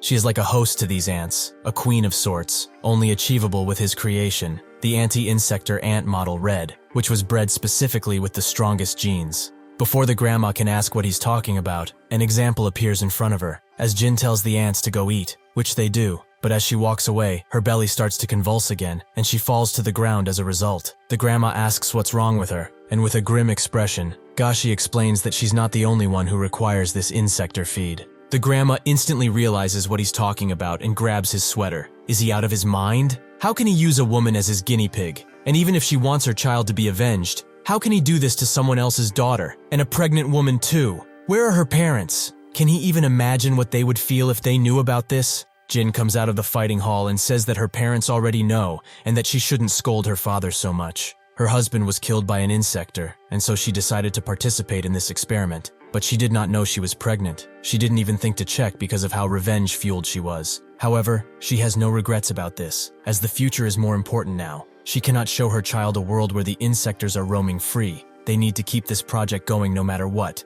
so she begs her to support them. The grandma clenches her fist and says that she cannot just turn away from a parent who is willing to sacrifice anything for their child. But she has one condition. Under no circumstances will the child be burdened with anything. He will live a normal life. Gashi agreed, and so the relationship was formed. Time seemed to pass by. As the grandma taught Jin how to cook, the assistant was investigating something, and Gashi was in his usual place, researching ants. Eventually, the pregnancy was almost over, with everyone eagerly waiting for the baby to come. When the pregnancy was finished, the grandma instantly went to meet the child, who she thought was the cutest thing ever, and also asked for his name. Jin said that his name is Gami-san, which the grandma really liked. Jin also said that there's someone else, someone who Gashi is holding, Sun's brother, Gami-chan. They kept growing inside of the facility, where they were usually outside playing, but one time they hit the grandma in the face with a ball, and she started running after them. After that was done, they went inside of their home, where the grandma is tired, as it's not easy to take care of 5-year-olds. It seems that her age is catching up to her. Chan asked her when their mother is coming back, and she told them that she will not be gone long. She will eventually get back, so they shouldn't be scared. Earlier than this, the grandma received the news that they found the culprit of her son's death, as they have been investigating it for years now. The investigator shows her 3 pictures, and says that the wounds made by this insector bear striking characteristics with her son's wounds, and the DNA left behind also matches up, which basically confirms that this is the killer of her son. Jin came into the room and asked where that insector is, with the investigator saying that he should still be on Jeju Island. She then tells everyone to get ready for departure, as they will go there now. But the grandma told her to relax, as that guy is not any ordinary insector, and she also has kids now. She can't hazard herself like this. Jin said that this was a long time coming. It's time they fulfill the promise they made to her. But she shouldn't worry, as because of her help, her skill has improved tenfold. She is in perfect condition.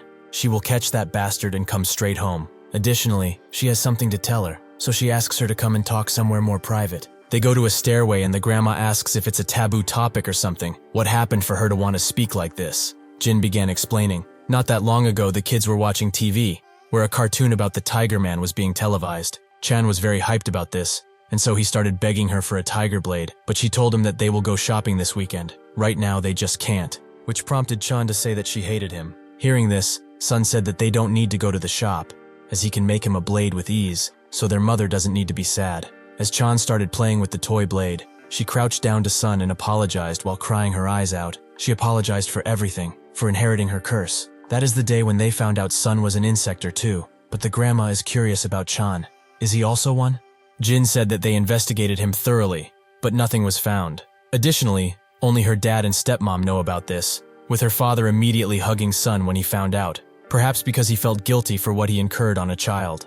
The grandma understood their pain, and Jin said that if this scares her, she will not blame her for not taking care of the kids anymore while she's gone. But the grandma said that this doesn't change the fact that those two are still her grandchildren. They are both adorable no matter what.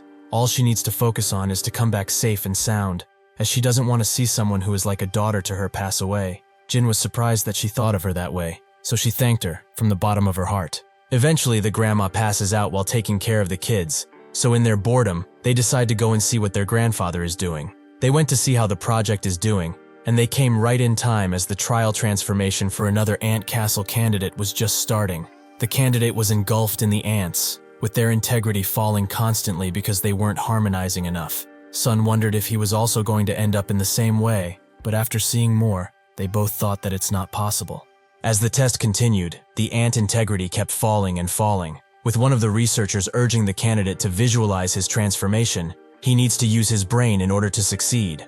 As the integrity fell to 30%, Gashi told the researcher to revert him back to normal, which they did. The candidate fell to the ground, but he lamented not being able to visualize the transformation, as that is the only thing keeping him back. The researcher, Yui, said that his ability to command the ants is still in its immature stages, so he needs to develop in, but that will only come with time. The candidate, the at the time UFT champion, Choi Sung-woon, said that he gave up his successful fighting career to become a hero, but all they do is blame him for everything. It has been a year with no real changes. Yui told him to not be impatient. The fact that he managed to keep the ants inside of him in the first place is already a huge accomplishment. But now with this final stage, everything is his responsibility. They cannot do anything more to help him. As Woon gets out of the testing area, Sun and Chan were waiting for him as they wanted to play with him. He naturally wasn't in the mood to play with some kids, but that's when Chan revealed that Sun can also control ants, something which their mother told them to keep secret. But Chan insisted and said that they should go and see. They went to a dark alley, where Sun effortlessly created a tiger blade again. Woon was shocked by this, as the kid did something he can only wish to do, so he got mad and suddenly grabbed Sun. What did he do to gain this type of power? Genetics? Did he inherit it effortlessly through his mother? He should spit it out while he is still being nice. What the fuck did he do? Chan tried to rescue his brother by hitting Woon in the knees, but that did nothing. Suddenly, tons of field medics appeared behind them, as there has been a serious injury that they need to take care of. The kids feared the worst, so they went to see what's going on. But when they arrived, they saw the grandma crying, as she felt that she was the reason that all of this happened. Jin came back, but she was on her last legs, as her bleeding was profound and her injuries were severe. Due to her injuries, Jin couldn't keep herself on her legs and fell down, but she started getting up on her own and said that she got the bastard. She got her son's killer. The researchers immediately put him in chains, and Yui was amazed to see him, the insector who gave the start to all of this, the one who killed their loved ones.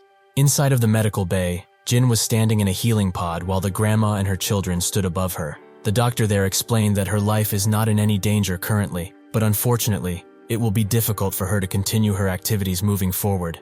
She will probably not be able to fight ever again. The grandma kept apologizing, while the children cried for their mother and begged her to live. The grandma was heartbroken, as her constant want of revenge has inflicted pain on these innocent souls, something which she promises herself to never do again.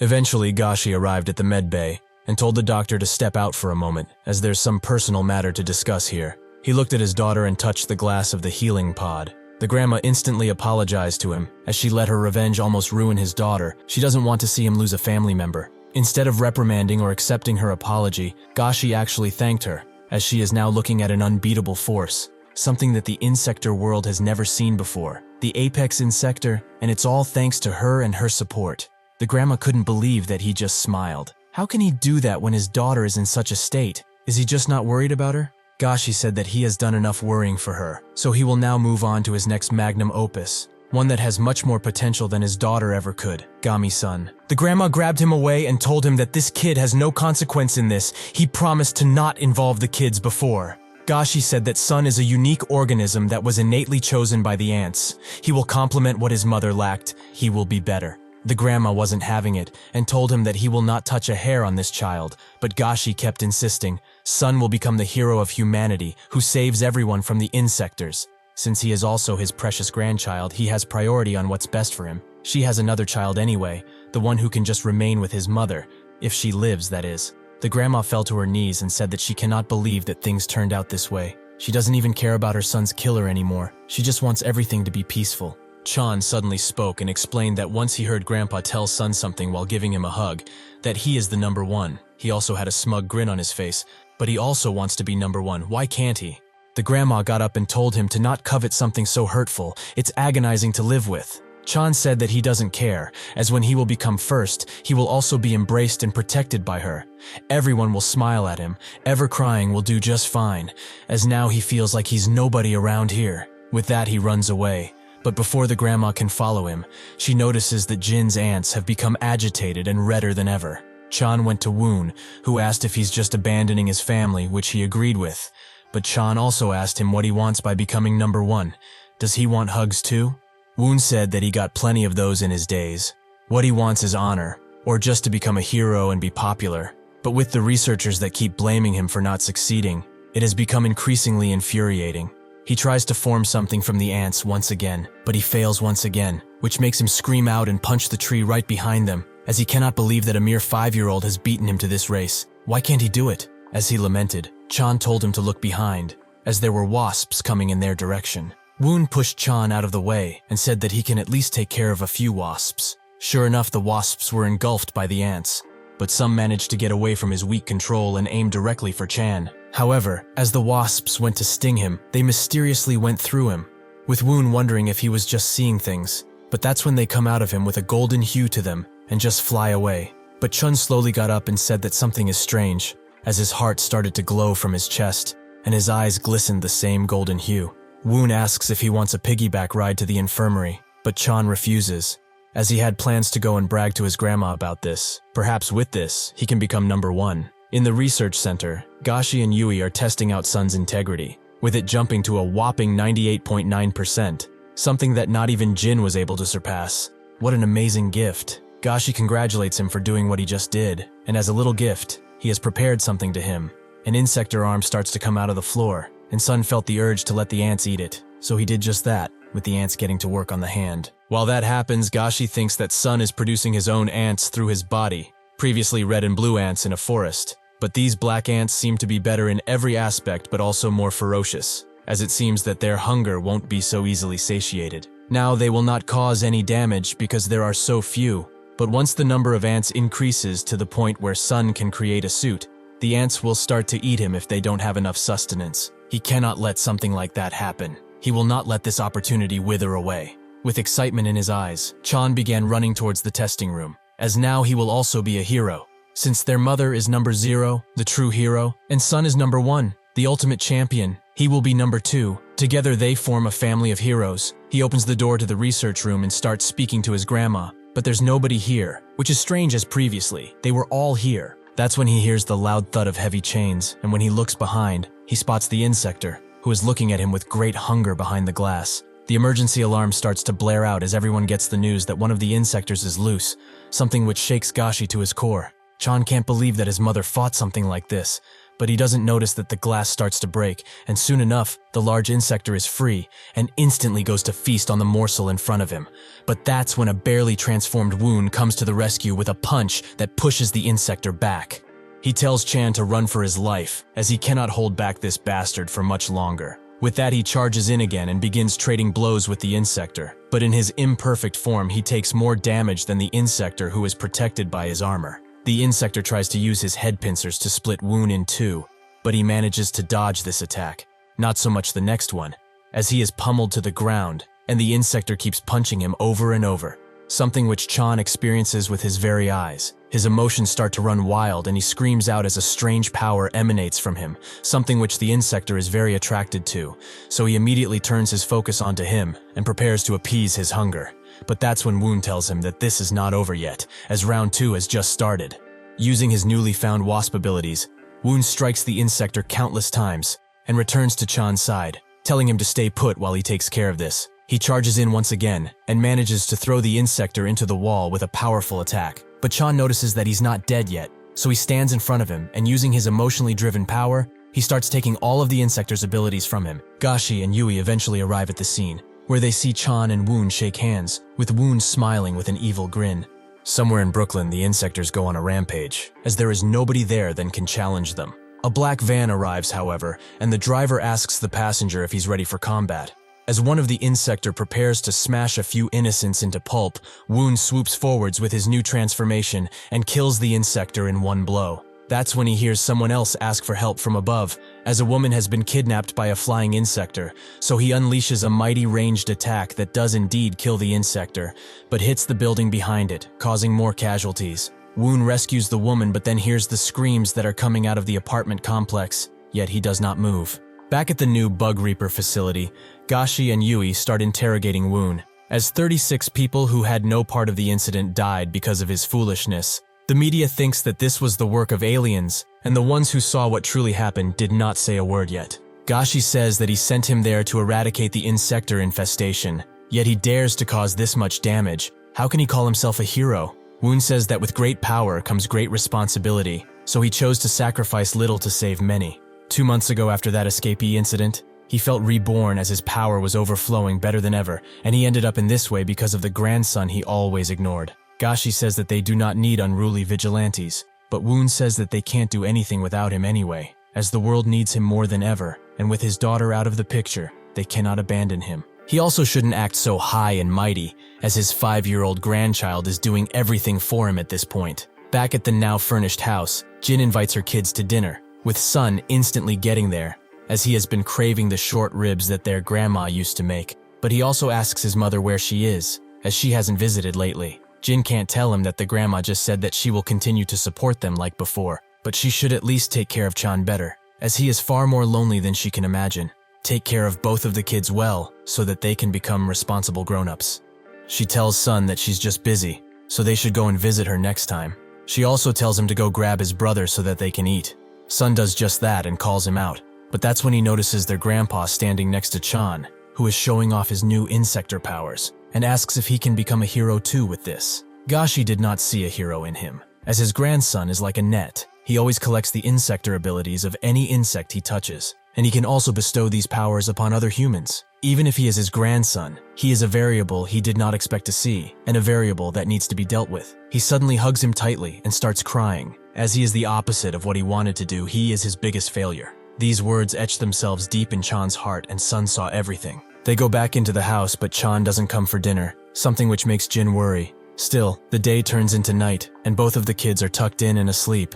But that's when Chan slowly rises out of his bed and looms over Sun. Suddenly, Jin, who is fast asleep, is swung wide awake by Sun's screams, and when she goes inside of their room, she is shocked by what she is seeing, as Chan is trying to take every single ant of Sun's out of his body, as he also wants them, so that he can be special. Jin slaps him away to the ground and asks what he's doing. How dare he harm his brother? Why is he envious of such a thing? He does not know how awful it is to have ants inside of his body that are crawling constantly. At first she was happy that he was ordinary so that he can live a normal life without issues, but Chan says that he doesn't want that. He's already special, yet nobody seems to appreciate his strength or powers. He's a total failure. He tries to leave the house, but before he can, Gashi stops him along with a few guards and says that he will take him. He saw everything through the cameras, but Jin says that it was just a little fight between kids. However, Gashi doesn't let up, as this thing needs to be locked up, so that it can't harm his treasure anymore. With that, they put handcuffs on him, and they drag him away from his mother. As Gashi puts him in confinement and tells Chan something he can't hear, the words his grandpa said to him keep replaying, that he's a total failure. But that's not true. He isn't the failure. He is the success he cannot see. That's when a large insector appears out of the ground behind him, ready to unleash havoc. After 2 weeks of confinement go by, Jin goes to Gashi and tells him to think about things once more, as he can't just leave a child alone like that, but Gashi refuses, as they are still investigating. She asks what is there to investigate, as that is just a child, he can't harm anybody. Gashi says that since they put him in confinement, he has not slept to calculate all of the variables. But everything comes back to one future, that Chan will someday bring down true chaos on humanity. She must believe him. If he could take away this gift and let him be a normal child again, he would. She asks what will happen if he can't, but he does not answer, with Jin's screams being heard even outside, where Wu notes that the old man is more wicked than he expected. But he has more important things to take care of, as the ants inside of him have grown bigger and are now feasting on his flesh, since they have nothing else to feed on. But that's when a large crack can be heard throughout the facility, and then an alarm shortly follows, with both Jin and Woon feeling an insector near them. That insector was summoned by none other than Chan. Jin tells Gashi to sit down, as she will take care of this. But Woon is also swift on the chase as he has to see what's going on. But that's when he notices Jin in front of him, running like her life depends on it. The researchers are pushed back by Chan's protector, and it also shields him from the bullets of the guards, who did not see that they were shooting at Gashi's grandchild. Seeing that they will not let him go, he unleashes his powers on them, and Sun, who is inside of their home, also feels something strange. His mother's ant powers. Jin eventually arrives at the scene, but it's too late, as Chan has already transformed 2 people into insectors. She doesn't believe that he made them, so she tries to transform, but because of her injury, the ants aren't listening to her. Chan confirms that he was the one who made them, or is she going to take this away from him too? Where is her approval? The 2 insectors charge and pin her to the ground, but she manages to transform somewhat and tells Chan that she naturally believes it, as he is her amazing son. Of course he is special.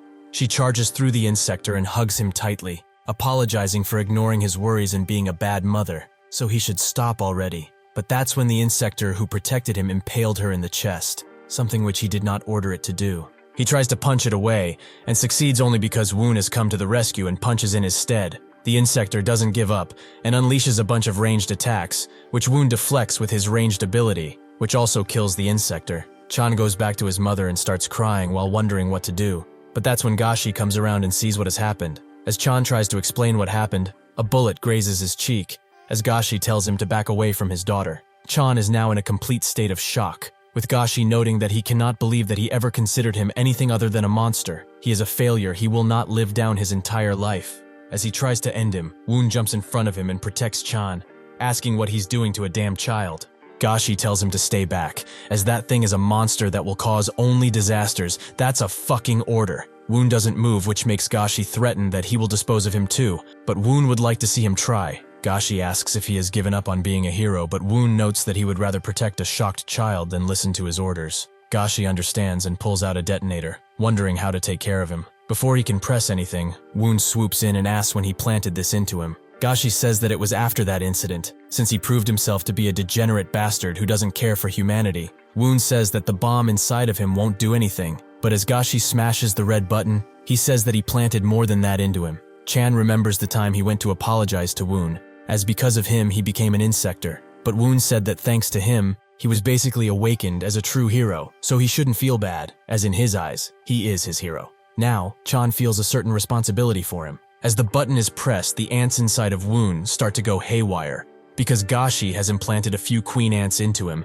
and they are made specifically to attack his entire system, so he will die being eaten, like the half-baked insector he is. If he lost his will to save humanity, he should at least face his death with pride and die like a human. As the ants rip into him, Chan starts to dump all of the insector DNA into him, as he will not let the man he rescued die. This causes a strange transformation, but this also changes Chan. Gashi asks what he did, and Chan explains that this is just a true awakening, something that all insectors aspire to be, their apex forms. As the transformed Woon charges in, Gashi thinks that he needs to blow the bomb inside of him, but he will be too late to press the button. That's when the injured Jin appears and blocks his attack while telling him to snap out of it, but none of them listen. Somewhere in the facility, Sun searches for his mother, as he knows that he felt her power. Eventually, she is defeated by Woon, who stands almighty above them both. Gashi tells her to just get Sun and run away, but she wants Chan too. Gashi says that he is a lost cause. He has become what he feared him to be, humanity's worst enemy. That's when Sun appears from behind and stares shocked at what his brother has become,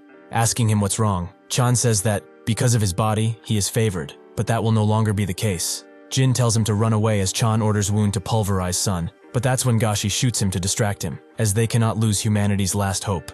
From this, Chan gets that he's the opposite. He is a humanities destroyer. Woon cuts Gashi straight in half, something which shocks everyone. But in his last moments, with the last of his will, Gashi blows up the bomb that was inside of him. A bomb that encapsulates the entire room, with no means to escape.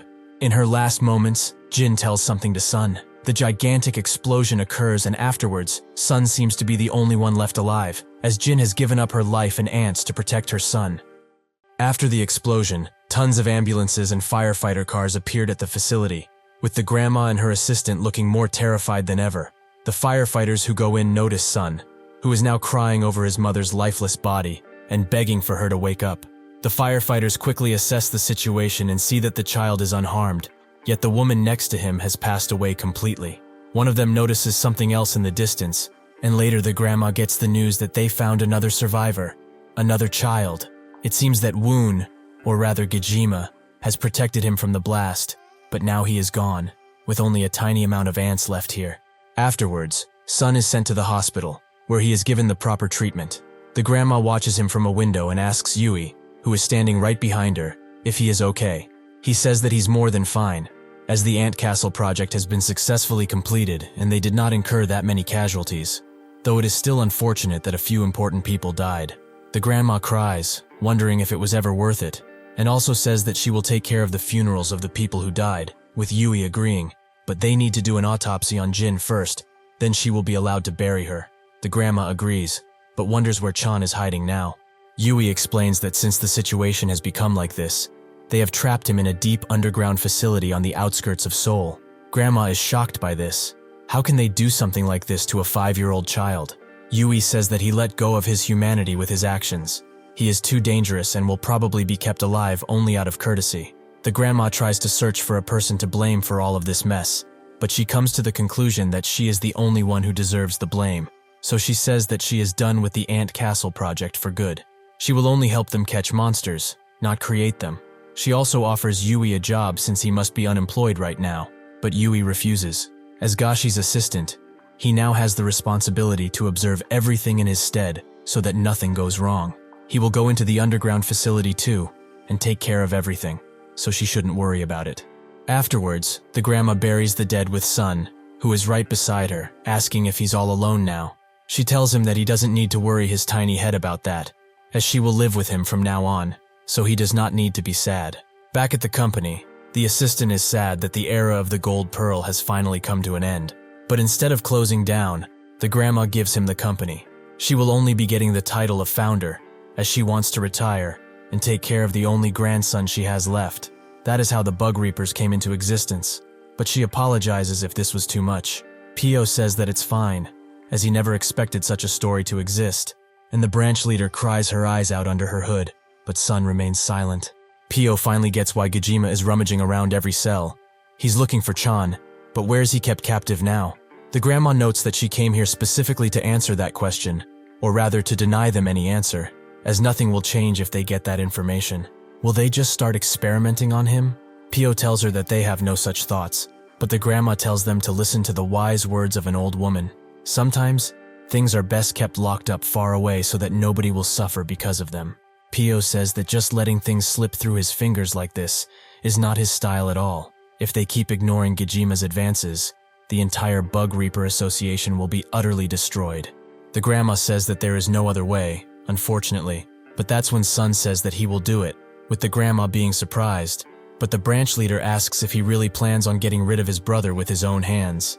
Sun says that it's not that he can get rid of his ability, as he has previously healed artificial inspectors back into humans, so if he can find out how to make the ants eat the insector genes in Chan's body, he can save him.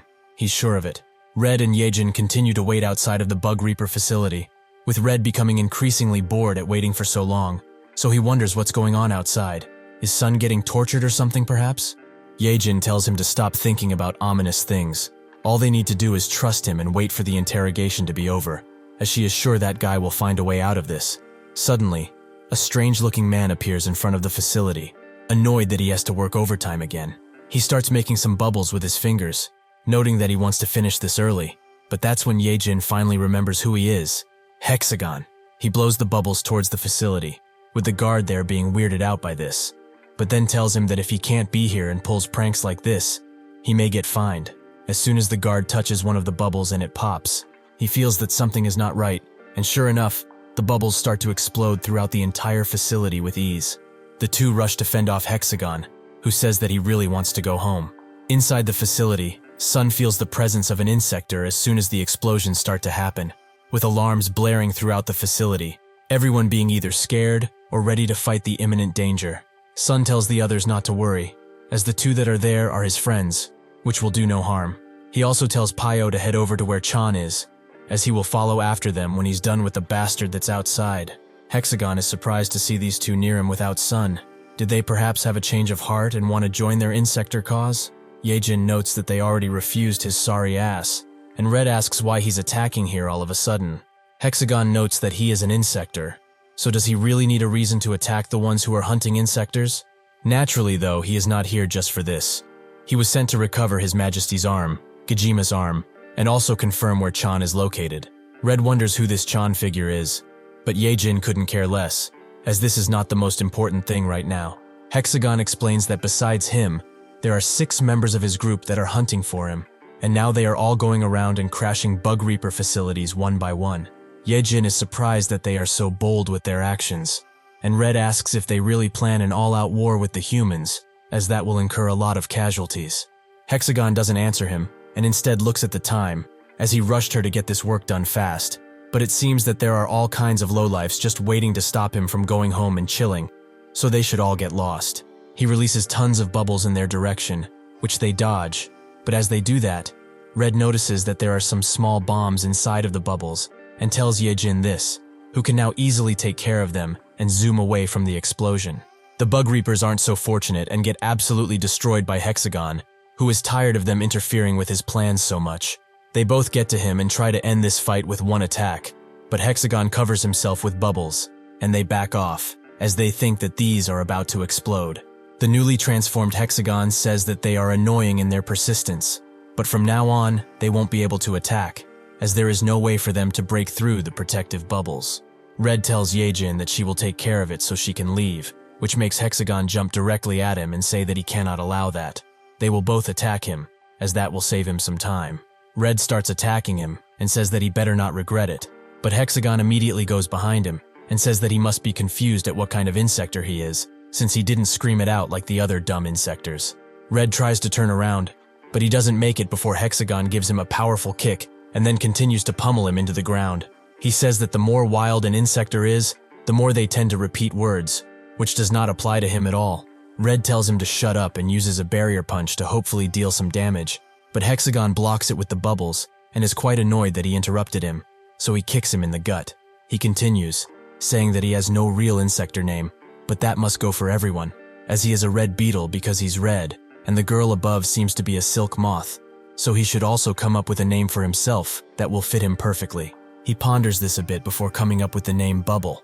That is what he will be known as from now on. He has many abilities and talents, but he has one that's his favorite. As he says, he jumps to Yejin, who tries to fly away, but Bubble is much faster than her. He notes that this is his leap, the ability to leap over the highest mountain and skyscraper with ease, his most treasured skill, but one that also charges up power in his legs. To show her an example, he kicks Yejin straight into the ground with Red cursing it all. To discover the extent of his ability, he chose the path of a warrior, and in the human world, he became an unbeatable beast that cannot be challenged, but his insect form is too weak. He thinks that it's because of his hard shell, so he starts taking it off, as he does not need to be protected any longer. He is a fighter, an infighter. Bubble falls to the ground and thinks that he should finish Yejin off once and for all, but as soon as he kicks the ground with his charged up leg, she is nowhere to be seen, and 2 small beetles start attacking Bubble, who is quite annoyed, as it seems he will go home late once again. The newly transformed Red tells him that he won't be going home at all, as this will be a 1-round match, and the loser will have to die. When he was still a fighter in the pits, Red asked Hannah if one really could become stronger by eating those weird parasites, which she confirmed was something that she made after all. Red said that they are a bunch of dopers trying to find the easy way to gain power, but Hannah told him that he should try it, as even though the taste is not great, she can guarantee that he will get a lot of power. He told her to get lost, as he wants to become stronger on his own merit, not through shortcuts. Hannah told him that they are almost at their limits anyway. If they push harder, they will eventually go over the edge. They are now what can be classified as juveniles. And it is true that these little things are a temporary drug that gives strength without hard work. However, when his desire for power reaches the summit again, he will shed his weaknesses and emerge much stronger than ever before. That is what they call a second awakening, something that Red has achieved right now. He cannot believe that it was this easy, but Bubble notes that even though he is interesting, he is still far too weak to compete with him. Red gets into position as he says that it feels like he took off some training weights. He's lighter than ever. With that, they started their vicious fight. Eventually, Yejin also wakes up and is surprised by the light show going on in front of her, and also by the new form of Red, who dodges and ducks Bubble's every attack, and even when he can't defend himself, his beetles defend him, allowing him to take the attack and actually damage Bubble. He has had enough of his insolence, so he charges up again and jumps onto Red, who instantly appears behind him with his new wings and says that he has no chance now. He punts Bubble into the ground, who manages to get out of his grasp and say that he should not be arrogant just because he molded once. He will now show him what a truly awakened insector can do. He removes his legs and uses them to unleash countless attacks on Red, who just blocks them with the beetles as he stretches. Out of sheer frustration, Bubble throws one of his legs in his face, which he just grabs and says that his attacks were not worth dodging, but he better dodge his attack, as he will die if he doesn't. With that, he rushes to Bubble with a wind-up bunch, which Bubble tries to defend himself against, but he is far too weak, as Red has completely gone through his defenses and is now coughing up blood. Red tells him one more thing before he dies. The way he chose his name is too boring and old-fashioned. With that, Bubble blows up, and Red stands victorious, as he has finally ground past his limits. Yejin can't believe that he actually managed to defeat that guy, but that's when Sun comes around, whom she is quite glad to see. But he came too late, as Red completely took care of that guy. Sun tells her to get up, as this is far from over. When she looks behind her, she sees an entire legion of insectors who are ready to jump them. The tired Red also sees Sun and wonders what he's doing here, as the match is already over. But that's when someone impales him from behind and says that he has finally awakened through his own merits. This person is none other than Hannah, who seems quite sad to see him. As the legion looms over, Yejin wonders what they are all doing here, as there's no way to mobilize so many insectors. But Sun tells her that they are not insectors. They are actually those transformed caterpillar humans that were only considered food. Only now have they been transformed into these perverted forms. That's when a bunch of explosives start flying towards the swarm, with the bug reapers starting their attack, as they have 65 combat-ready personnel ready to fight. Tae asks where their reinforcements are, but one reaper reports that not a single region is able to come help. As they are all in the same situation as them, the insectors have launched a combined attack on all of their headquarters.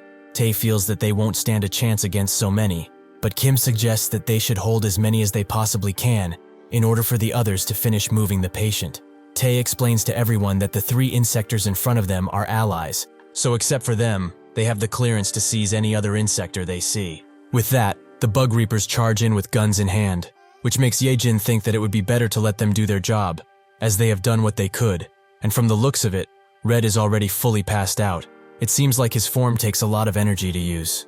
Sun says that they can't do that, as there are important people inside the facility, including his grandmother and Cho, who were also dragged here because of the incident. Yejin can't believe that they are so caught up in this, but at this point, they have no choice but to fight and hold the line as best as they can. With that, the insectors start to attack, and Yejin tries to hold them off with her diamond formation. But even if they die, the insectors continue to push and push without care for their well-being, and they eventually get through. But that's when the ants Sun used to communicate with come and protect her. He uses his commanding abilities to summon all of the ants, who help the bug reapers fight off the gigantic army of insectors. Inside the facility, the nurse escorts Cho out of the way, but Jin looks at them as he feels that something is amiss. Eventually, Cho and the nurse arrive at their location, but when the nurse opens the door, it is revealed that they are at the storage area, where some workers are moving Gajima's arm. Before they can do anything, the nurse puts them to sleep with her ability and says that she has secured the object, so they should go for the other objective without worry. As the grandma's group leaves, Hannah spots them and starts tailing them.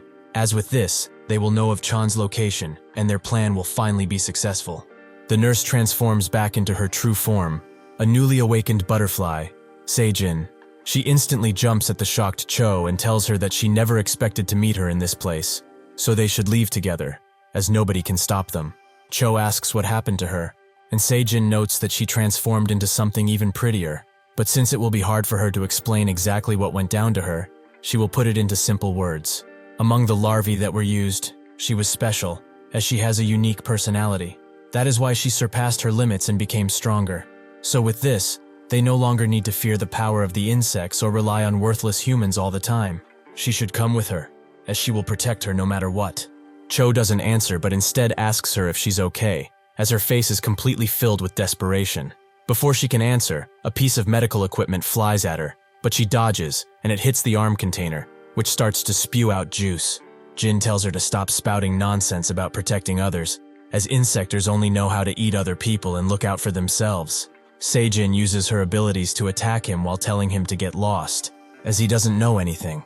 But even in his extremely injured state, Jin can still push through her attacks like nothing, and manages to also attack her, first with the blade, and then with an electric attack that stuns her enough for Jin to turn around and prepare a deadly blow. Before he can do that, however, Cho jumps in front of him and apologizes for what she's doing.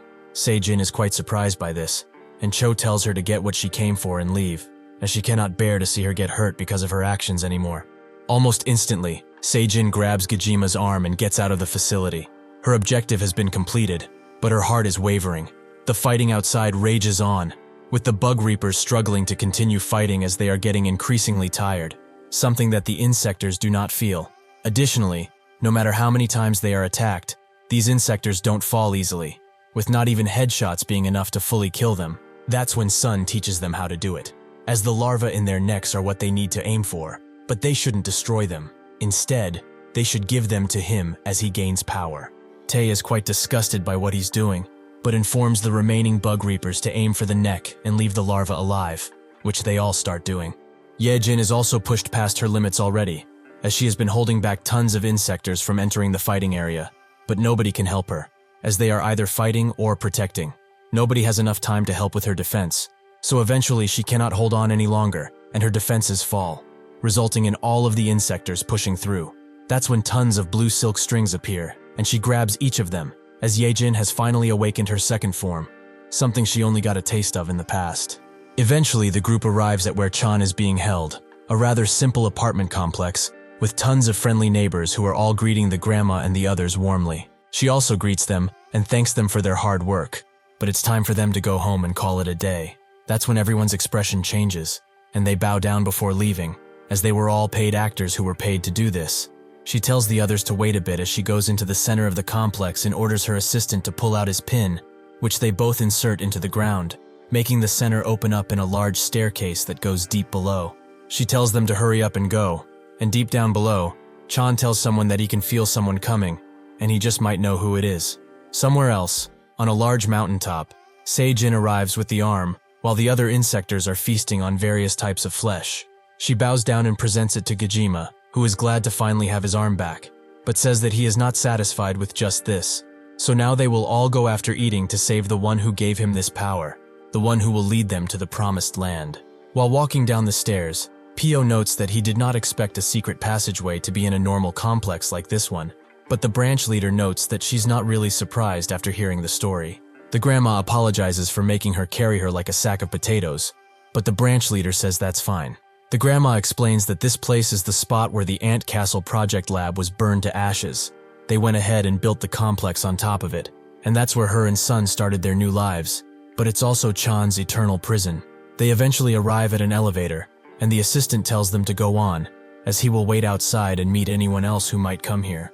When they arrive at the last stop of the elevator, a much older Yui welcomes them inside, with the grandma instantly holding his hands and asking if he's been well. He notes that it's been fine, since with her infinite provisions of delicious meals, he has been able to stave off any negative thoughts.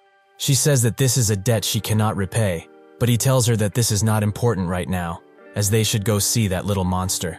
The grandma is reluctant to see him, but pushes through and finally looks at Chan, who is now much older and decrepit. Back at the Bug Reaper facility, Yejin uses her new powers to take control of the battlefield and drop the larvae from the attackers' necks like flies, with Sun instantly gobbling all of them up and gaining even more power. After he is done, he calls all of the ants back to him, which start to rampage about, but they all calm down when they feel the will of the red ant, with its influence being much bigger than expected. Sun thanks Yejin for her help and tells her to follow after him, but she tells him that he's dumb, as she can't keep up with his speed. With that, the three leave, as Yejin also drags Red along. Tae is surprised at their combined power, as because of them they manage to survive. But that's when everyone notices that the insect soldiers they were fighting are turning back into humans, as the larva from their bodies is gone. The grandma sits in silence as she watches Chan, who eventually perks up and says that he missed her dearly. But why come here now? The grandma apologizes for coming so late, as she cannot bear to face him most of the time. Pio can't believe that the boy from the story grew up in such a dark place, with Chan also noticing them, specifically the blade behind Pio's back, so he asks if they are here to kill him. The grandma instantly shuts down this notion and says that they are just employees of her company. They do not intend to do that in any way. Chan asks her what her intentions are. Then, why come now? She explains that Sun will be coming soon, as he hopes that he can fix him up and remove his ability. Chan is surprised at first, but then he starts to laugh maniacally and asks if she lost her damn mind. What can a fucker that has been relying on his aunts for his whole life even do? No matter what this bastard next to her tries, his ability will not stop working. He has been living like this for years, trapped in this tiny room, unable to do a single thing. Even if he was able to do it, he would refuse, as he does not want the help of someone who was always favored. He would rather die. The grandma wants to say something, but that's when a large explosion happens from the elevator, as Gajima throws the assistant's body to their feet. Yui can't believe what he is seeing right now, but Gajima says that finally, he has eyes on the Wonder Kid. Pio tries to defend the others, but with one swipe of his arm, he damages him enough to make him stumble. But the attack wasn't aimed at him. It was aimed at the grandma, who is now bleeding profusely. As Sun continues to fly at very high speeds, he feels an ominous energy, something much more powerful than he has felt ever before, which makes him think of the worst thing, so he rushes even faster, as he must make sure that his grandma is okay. The branch leader is shocked about what is happening now, but that's when the grandma starts to cough, showing that despite her injury, she is still alive. Gajima throws Pio around like a puppet, but just when he's about to strike him with ease, he allows him to dodge, as he is aiming for the protective glass that is keeping Chan in the enclosure, something that Pio swiftly notices. That's when two metallic hands pop out of nowhere, and a giant robot grabs Gajima, with the giant robot being operated by Yui, who tells the Bug Reapers to attack. Seeing that this is a perfect opportunity, the branch leader and Pio both attack with their energized attacks. This stuns him only for a little while, so Yui tells them to take the emergency exit and take the grandma with them, as he will stay here and take care of the little freak. All they need to do is get out as fast as possible. With that, the branch leader and Pio run away with the grandma in hand, Gajima only able to stare at them as they do so. Yui notes that he knew there would be a day when he would suffer the same fate as his teacher, but at least he won't die alone, as he will take them out with them. He apologizes to Gashi, as in the end he was not able to fulfill his wish of rescuing his grandson, so he will repent with his death. Before he can hit the button, however, his hand seemingly stops in the air, as Hannah, who was invisible all of this time, has stopped it. Chan slowly starts to get out of his chair, and says that he is not going to say this twice. He will no longer be belittled by people like him. He tells Yui that he has gone through a lot to cure him, but this is enough. He deserves a break from all of it. He starts using his powers on him, which slowly starts to transform him into a mosquito insector. Hannah looks at this eagerly, as this guy possesses the power to create insectors with ease. This must be why King Gajima sought him all of this time. Pio and the branch leader get out of the facility, and she says that he should get a car and bolt to a hospital, which makes Pio ask what she will do. She tells him that she's still combat able, so she will keep these guys here and also call for reinforcements. That's when Hannah flies over them with the transformed Yui, and Chan also gets out, noting that it's been ages since he has seen this beautiful sky. He thought that he would be stuck in that room until he croaks, but yet thanks to his hero, he was saved. He also can't believe that the facility was hidden under an apartment complex. Truly amazing. The branch leader is on full alert with him, but that's when he notices that she's holding Grandma and asks what happened. She explains that the grandma was hit by one of Gajima's attacks, which Chan thinks is unfortunate. So since she does not have much time left anyway, how about he lets her spread her wings and fly away into the sky? He shouldn't lie to himself though, as this is revenge. He uses his ability, but the two make it out in time, with the attack hitting a bird that, upon impact, transforms into a grotesque bee-like beast, who instantly starts to attack the two and makes the branch leader drop the grandma, allowing the beast to try and eat her flesh. That's when a bunch of dark red ants appear, and Sun takes the beast's head straight off, with both Gajima and Chan noticing that he has similar colors to Jin, his mother. Sun crouches down to his grandma and asks if she's fine, with the branch leader saying that he needs treatment urgently, and Pio apologizing for not being able to protect her at all. Sun tells them to get up and leave right now, as he's going to take down Chan and his ability. Chan finally gets that this must be Sun, and Gajima instantly rushes him, congratulating him for achieving his mother's colors. Sun tells him to shut it as he pushes harder and tries to speed blitz him with a few punches, which seems to do nothing to Gajima, who, with one single punch, takes down an entire apartment. Sun uses the speedy ability of the ants to become even faster and takes Gajima by surprise with his attacks, but he says that even with this power, he is still a weakling. He is truly a disappointment. He suddenly overpowers him and punches him so hard he goes through several buildings, but Gajima doesn't stop there, as he gets to him in an instant and puts him in the ground with a punch, and then starts wailing on him as he says that he really idolized his mother for her actions. When he gazed upon her, his only wish was to become a hero like her and save people. However, he could not become a hero, so he will not let him become one either. He will make sure that today is the day he dies. With that, he cuts his head off, but that was not his head, as Sun has used trickery to get behind him, which Gajima notices, so he tries to punch him again. But Sun uses a very familiar sword to pierce Gajima and call out every single one of his dark ants to go and consume Gajima, which they all start doing. Slowly but surely they consume Gajima's ants, but they are far too slow to fully take him out just yet. So he says that he will not die from a fake hero, and especially from the son of the woman he admired. He will keep his promise and kill him now. Sun tries to move out of the way, but his body isn't listening to him anymore as he has overused it. Fortunately for him, Chan comes in front of Sun and tells him to stop, as he has not greeted his brother properly yet. He gently touches Gajima's hand and tells the ants to come back, while also thanking him for all that he did and for getting him out of there. He is his true hero, and he will always be. He also pulls out the sword stuck in his chest and remembers it as the Tiger Man sword, which he remembers playing with as a child. He remembers when he made it for him all those years ago. Sun asks why he is in such a state. Where was he? Chan looks upon the sword and says that after the explosion, the old man's assistant came and took him away to this place, where he was kept underground. But he must already know that. He suddenly stabs him in the chest and asks how life without him was. Was he happy? He was unhappy. It seems that he also took their mother's strength for himself. How ugly. But now it's time for him to have some fun with it, so he will take all of it, every last bit, like he wanted to when they were kids. He starts to consume every single ant of his, with them resonating with both of them at the same time. Ye Jin, who is still in the air, wonders where he is, but that's when she notices the gigantic aura coming from the apartment complex, and afterwards, an explosion of gigantic proportions follows. Eventually, Sun wakes up in the hospital, with Pio explaining that he was rescued by Ye Jin, who is also there. Sun instantly asks where Grandma is, with Pio taking a while to answer, but he says that they were also caught up in that explosion, and he doesn't remember much after that. So Sun tries to get out of bed, but his wounds don't allow him to move much.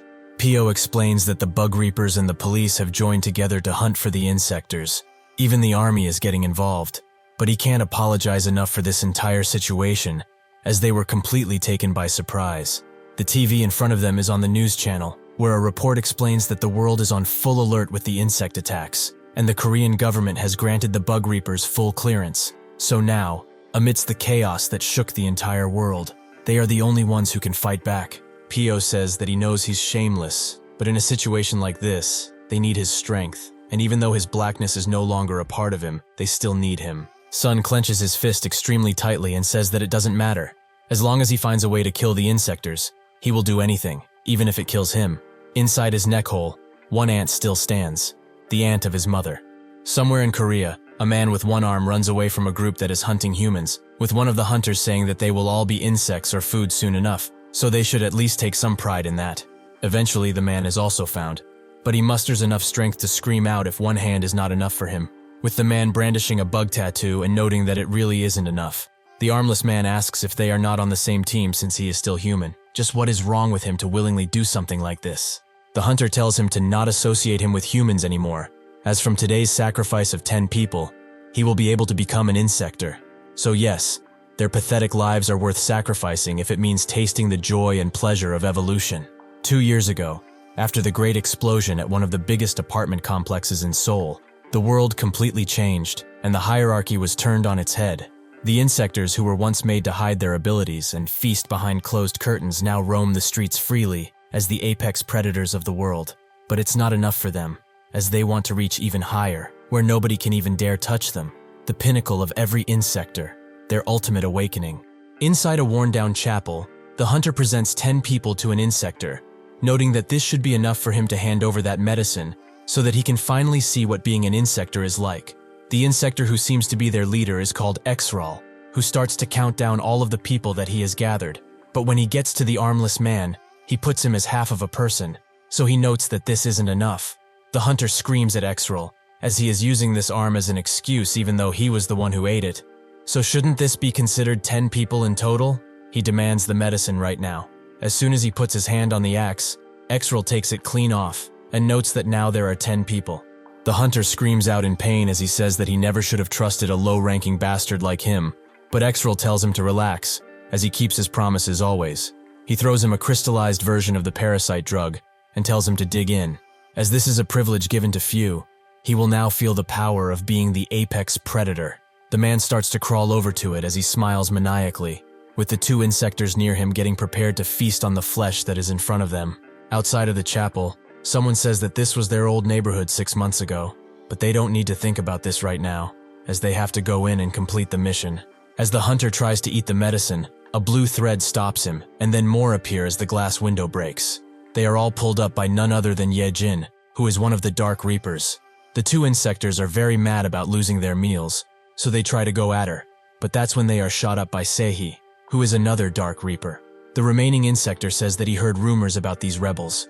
How dare they interrupt them without even understanding why they do it?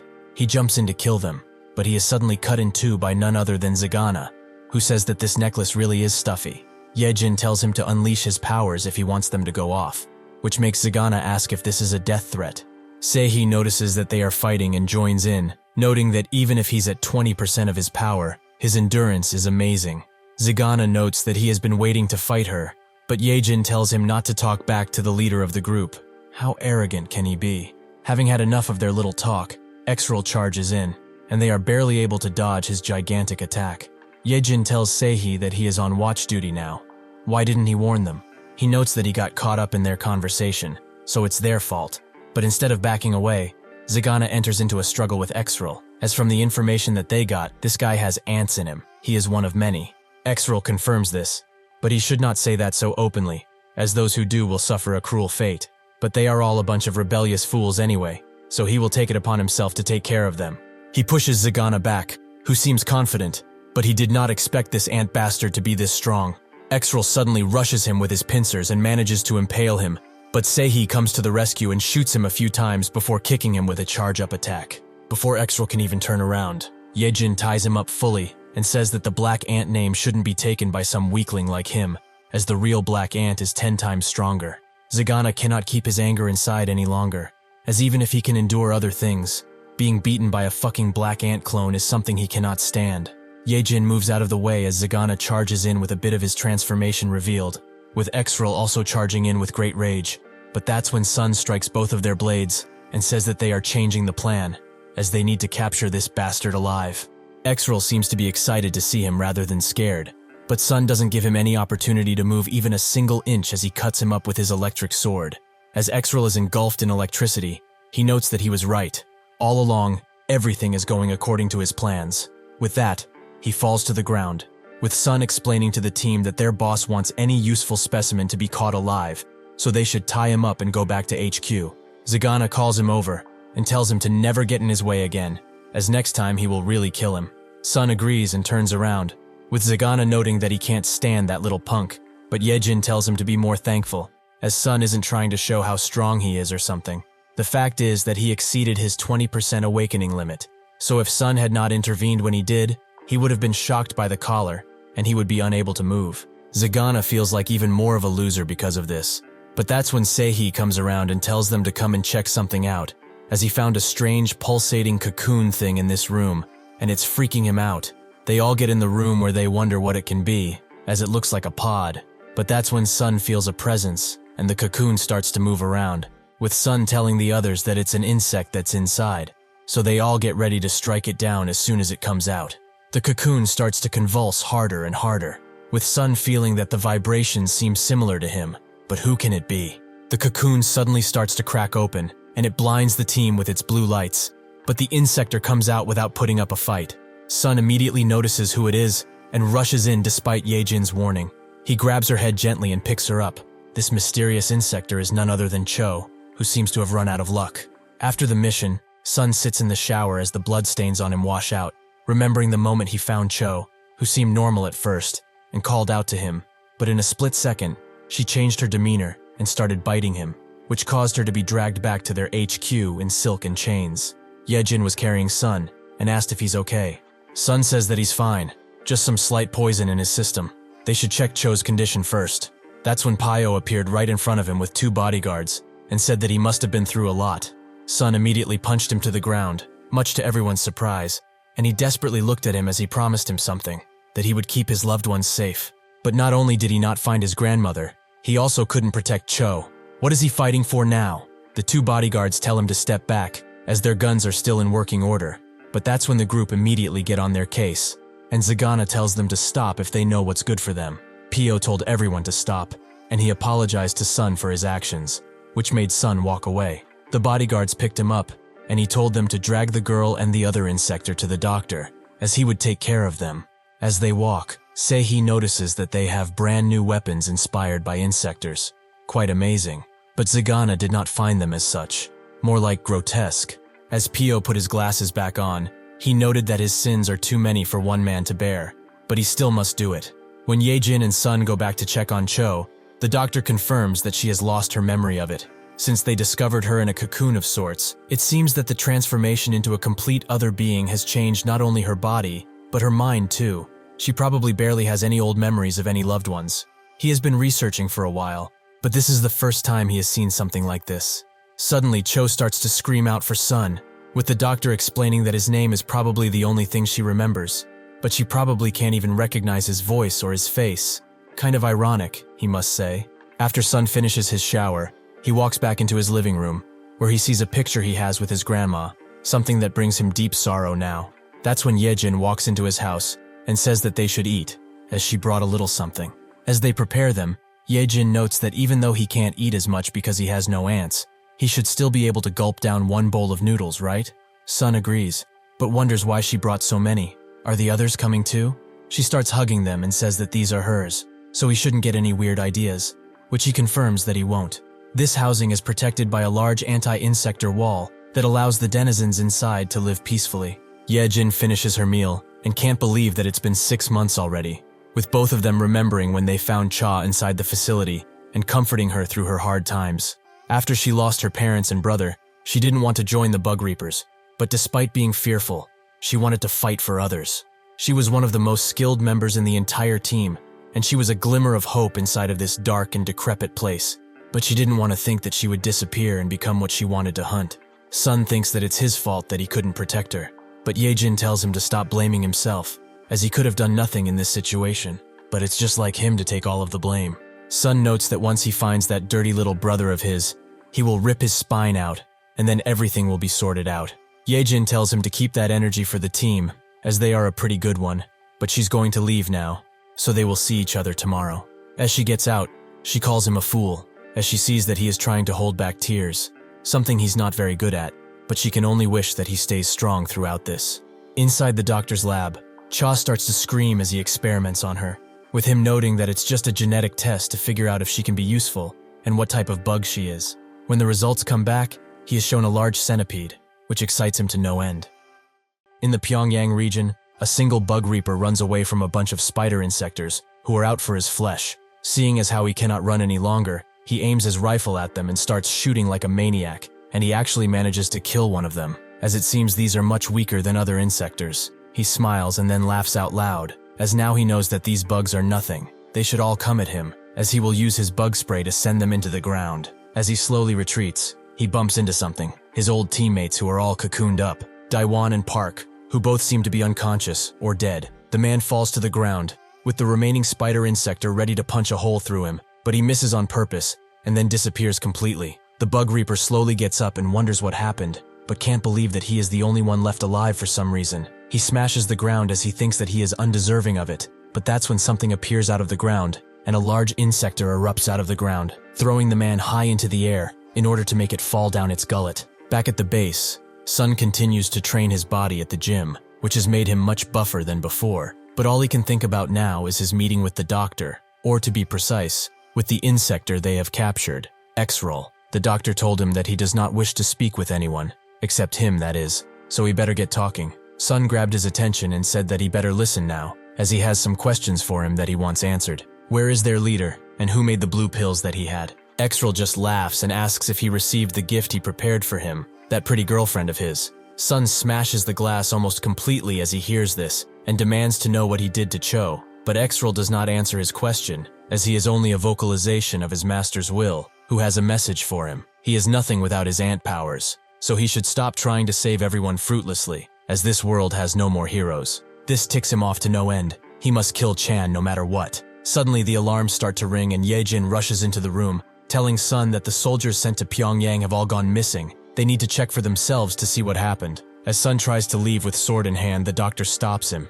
as he has something important to talk with him about. Later, the group arrives in the region with a helicopter, with Sun speaking with Seihi, who is below them and assessing any possible dangers. He notices nothing at first, but when he approaches one side of the forest, he sees that it is all covered in thick web, and tells the others that they need to see this for themselves, as he can't explain. Sun notes that they are already above it. What the hell happened in this place? They need a secure way inside of the forest, so Seihi prepares his arm and shoots most of the webbing away, clearing a path for them to go through. However, the webs start coming back as soon as they are removed, so Seihi wants to let out an even stronger attack. But that's when his feet and arm are caught by the webs, as the spider insectors have noticed his presence, and are doing what they do best, catching pesky flies. Zagana can't believe how pathetic he is, to be caught by mindless bugs like that, so he jumps out of the helicopter and cuts the spider insectors down as he falls, with his landing being quite gracious. He looks back at Seihi, and asks what he would have done without him, which makes Seihi thank him.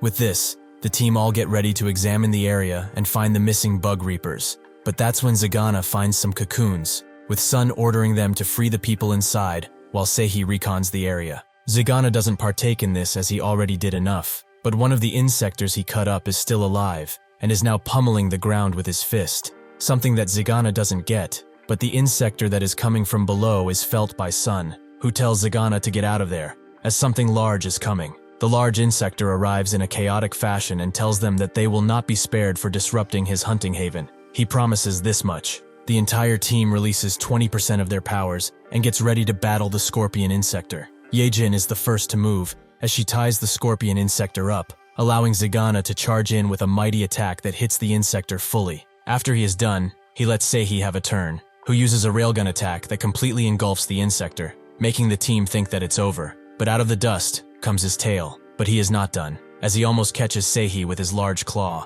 But fortunately, Sun is there to save the day, as he deflects the claw and allows the team to regroup. Zagana wonders what this guy's deal is, while Yejin notes that their attacks are doing nothing to this large bastard. The scorpion insector laughs. They really are fools. Their weak attacks will have no effect on someone as mighty as him, the giant Deathstalker scorpion. He has been chosen by the king because of his very toned body and impeccable abs. Seihi is quite puzzled, as he thought that insectors were just that, insects. But this guy is a straight-up animal, right? Zagana explains that this has happened before, and the insector title is just something slapped on everyone, because insect shapes are the most common. Sun concurs, as he also met a few insectors that didn't really meet the label himself, but with the current version of Chan, he might be able to create even stronger insectors, some that shouldn't have ever existed. The Deathstalker scorpion denies this notion, as there is nobody stronger than he is. Zagana and Yejin try to get him from behind while he is focused on the other two, but the scorpion strikes them with his poisonous tail, which makes them both fall to the ground. Slowly but surely, they both start feeling the effects of the poison, with Zagana wondering if he could defeat this bastard if he could go in his true form, but he doesn't have much time to think, as the poison overtakes his system. The scorpion notes that besides being poisonous, his venom is also very addictable, so he will serve them up with some more. He is stopped by Seihi, who tries his best to penetrate the scorpion's thick shell, but he doesn't even make a dent and allows the scorpion to try and punch him out of the way. That's when his arm is stopped by Yejin and Zagana, who despite their intoxication, can still pull him enough to let Sun try and pierce the scorpion's chest with all of the force he can muster, but it's fruitless. as his blade breaks in two upon contact. The scorpion has had enough of them, so he throws Seihi into him, making both of them fall on the ground. Sun is now the only one left capable of fighting, as Seihi is knocked out cold and both Yejin and Zagana are poisoned. He can only think of his ant powers, as if he had them. He could have easily taken care of this bastard, but that's when something catches his eye. The gift he received from the doctor. The scorpion looms over Yejin and Zagana, noting that their pathetic attempt at rebellion is amusing, but they will now be a sacrifice for him to rise the ranks, as the king will surely reward him for taking care of traitors. That's when Sun rushes in with great speed and completely dismembers the scorpion's left arm, who is quite shocked. It seems that the gift given by the doctor is 2 insector blades, that Sun can use to be on equal footing with the insectors. Sun was quite shocked when he received the blades, and asked where he got them from. The doctor simply tells him that they were torn from Exral, as he certainly does not need them anymore. Sun tried to refuse them, but the doctor told him to reconsider, as he does not have any more insector powers. All that he has is more potential for physical strength compared to average people. So is he just going to rely on only this and try to fight the insectors that can outmatch him in a second? He should at least take them with him if he reconsiders. Only then he will feel how unique they really are. He charges the scorpion once again, his eyes filled with vengeance and focus. The second arm of the scorpion falls to the ground after it is hit, leaving only his tail, which he tries to pierce Sun with, but he redirects himself directly towards it and cuts it in 1,000 pieces,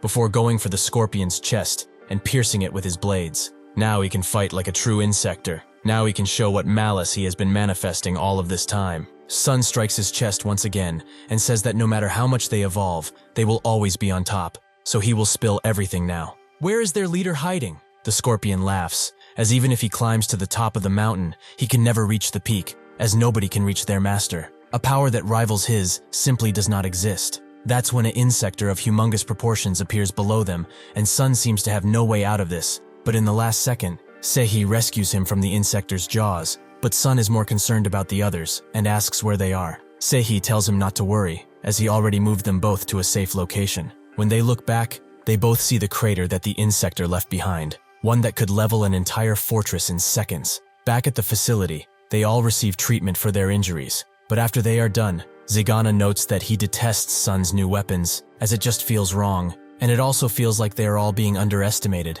Yejin tells him to hush, as it's because of Sun that they get to breathe another day, but Zagana doesn't think that's fair, as if he wasn't treated like a damn tool. He could have cut up that scorpion guy in less than a second. The bug reapers say that they want to take revenge for them and get rid of all other bad insectors, but it feels more like they are just controllers. Damn them and their stupid rules. Seihi notes that they are dangerous beings too. It's just a part of themselves that they have to accept. Zagana goes to him and asks if he's acting like this because he feels it's only natural for them to be controlled, which Seihi denies. But Zagana feels like, because he is working with humans, he must be feeling human too, right? He should not forget, however, what he did before coming here. Honestly, it was quite admirable when he heard about it. A single insector took out 2 marine battalions and even a bus full of innocent schoolchildren. He had quite the kill streak. Yejin tells him to shut it, but Zagana says that he is not wrong, and if he thinks about it now, it's because of this fucker and Sun that they are being used. Suddenly, someone comes in the room and says that their little bugs really are tenacious, as they have recovered quite fast. How admirable. This is the Dark Reaper team head, the former division's chief, Zagana tells him not to act like the team leader now, when he's never been with them. Tells him not to get so cocky, as he seems to be forgetting who is in charge of the team, but since they haven't seen each other in a while, they should go to the training center and see how they square up. Yejin notes that he's not scary at all, and Zagana tells him to drop the tough act, which he does, but he wonders why they are teasing him so much, if they don't even know why he's here. He does not agree with the limit on their transformation either, and he knows that they don't like it either, so he is on his way to request some increase on their transformation limit as the representative. Isn't he cool? Doesn't he deserve some praise? Zagana notes that if he doesn't like it, he should remove this restraint for good, but tells him to chill, as his greed will not help. They need to do this low and slow. Since there's a meeting coming up soon, their team leader needs to attend too. So where is he? Sun is back in the lab, staring at Cho, who is peacefully sleeping after a meal. That spark in his eyes returns as he gazes upon her, but it doesn't last long, as the doctor comes and notes that she ate an entire pig by herself. Truly a mesmerizing creature. But he knows that he didn't come all of this way just to stare at her, so he should spill it already. Sun asks if he's going to mess with her too, but he denies this, as he isn't that interested in her. But why does he have the weapons? Is he here to settle a score? Sun denies this and says that it's the opposite. He needs power. In order to face Chan, who has now risen to kingly status, he must have every bit of power that he can have. In a deep, dark cave, a lowly small insector looks around as the pillars near it are filled with people. Seeing this, it screams out their name, the Hexagon Group. Its head is cut off after this, with the person that did the cutting noting that this was supposed to be a hexagon meeting, so what is a fraud like her doing here? Se-jin, the sixth leg of the hexagon, does not answer. The fourth leg, Jo Kang, tells her that the position she is holding now is for those who deserve it, and are powerful, not for pretty little butterflies like her, so she should get down, while he is being nice. Suddenly a flying punch deflects his blade, which was sent by the fifth leg, Sung-ta. He notes that her position was their king's choice, so he will accept it and move on. Joe says that he must have forgotten his place, but Sung-ta tells him not to get cocky, as he is ready to take him out at any given moment. The third leg, Jang Jian, doesn't really care about their squabble, as he is enjoying some nice and refreshing brain juice, but he notes that he would be the victor if they were to fight, no matter his opponent. His hands suddenly get blown off, which makes him sad, by the second leg, Spiralho, who urges him to have a go, as he is ready to fight him at any time. Jang Jian notes that even as a joke, he might not let this injury go, but Spiralho throws another attack at him and says that he shouldn't mess with the bull, as he will get the horns. Out of nowhere, Yang Jian begins talking about the bastard who killed Bubble, the Hexagon founder. He fought with him previously in the underground fighting ring. He was a real fighter. They went toe-to-toe for quite a long time, but even if he killed Bubble, he could easily win against him now. After hearing this, Spiralho kicks him in the gut and asks how many times he has to tell him this, that the Hexagon title is not something to be trifled with. Even if he acts high and mighty, he is just arrogant at the facts. Their group and that title is not to be messed with, as it is in essence a weapon that challenges the entire essence of power. So underestimating hexagons is like underestimating Gijima himself. Even if they fight Red again, he will be the one to kill him. He will show him just where his arrogance will lead him. He dared to touch a hexagon, and those who do that will only suffer cruel fates. Seong-ta and Jo continue to fight, with them proving to be equals in power. But as they charge into each other, another hexagon member screams out, which makes both of them back away, and the others cover their ears, as it can be heard throughout the entire cave. The man swiftly shuts himself up and apologizes. This is the first leg, negotiate. Seeing as how there's a lot of rubble around, Spiralho asks Jiang Jian to clean up for him, who tries to excuse himself as he has no hands, but they have suddenly grown back, and everyone's injuries have also seemingly been healed. The little insector comes around once again and tells everyone to get ready. Seijin asks Jo how it felt to be in her trance, as it seemed like nobody even knew. Spiralho laughs as he hears this, as he didn't expect for her to do this to everyone. The others are also amazed and some are embarrassed, but they don't have time to bicker anymore, as their king has arrived. He says that he heard everything, and he is really starting to doubt their abilities here, as besides this squabble, their population thinks that they are at war with the humans, meaning that they see humans as equals, which is quite amusing. They should all remember that they are the hunters, and humans are the prey, so calling this a war gives them too much credit. Since rumors won't stop if they won't do something, they are all allowed to go and hunt as much as they can, crush any human settlement they can and show them who is in charge. At the Bug Reaper facility, every surviving branch member meets up for the meeting, including Sun, who is there because this is about his team. Tae stands in front of them and says that it's about time to start the briefing, with Tae handing him a folder that is about the Dark Reaper limit upgrade. The Dark Reapers is a project created to counter the Hexagon, Group, or Celestial Insects as they like to call themselves. The team is composed of Sun, who is the leader, and besides him, all other members are insectors. These three individuals they are looking at are combatants working under this team, but these three have a dark history of causing havoc among humans. First, he would like to talk about Yejin. Even though she is an insector, she fought well on both occasions when they were attacked, and so she got scouted as a Bug Reaper. She was one of the ones who they didn't plan to put a limit on, but as soon as the Dark Reaper team was launched, she confessed her past crimes of human trafficking. That is why now she has been only training her body. Additionally, she also has more social skills than Sun. Now they will move on to the reason why the limit break might be a bad idea. Zagana, who probably doesn't need any introduction here, as he's a born and bred villain. In the past, he was running an underground fight club, helped produce the Insector pills, and killed a bunch of humans too. Thanks to this, he clashed with the Bug Reapers before, but the reason he joined the Dark Reapers in the first place is because after being imprisoned by them, he promised to have his revenge on the traitorous scum that left him behind. Once this is complete, he will once again be against the Bug Reapers. As he is doing some paperwork, Zigana's ear itches, almost as if someone is talking about him right now.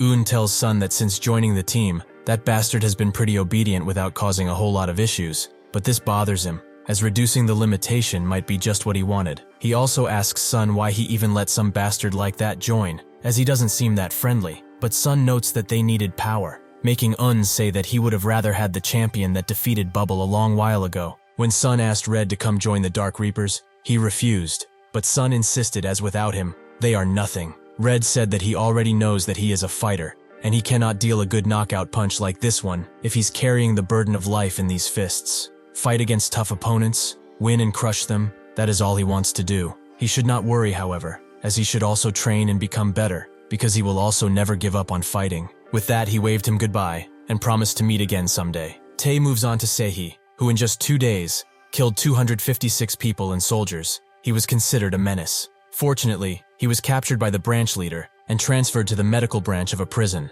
But while in that prison, war broke out. Eventually, he managed to escape through a broken door. As dozens of patients were being escorted to the shelter, he appeared, but other insectors also appeared. So the now conscious Seihi decided to shoot the other side and rescue the injured people. Naturally, this did not pay for all of his sins, so he stayed in prison, but Sun recruited him in the team, and he was able to be reunited with his family, something that his victims could never do again. Anyway, the point of this meeting is to expand the limit, so they should vote now. One of them, the head of science and technology, Min, refuses as they get plenty of power as is. One cannot walk a dog when they don't know if they can bite or not without a muzzle. Perhaps he chose the wrong metaphor because he's talking about loyal dogs. The sergeant of the security team, Yon, says that dogs actually listen. These guys are just bugs, so why should they believe in them? Un can't believe that she's going on about this too. He agrees that there needs to be some constraints, but this limit is far too much. They can barely flex their muscles before that limit goes off. Their last fight, for example, everyone unleashed as much as they could,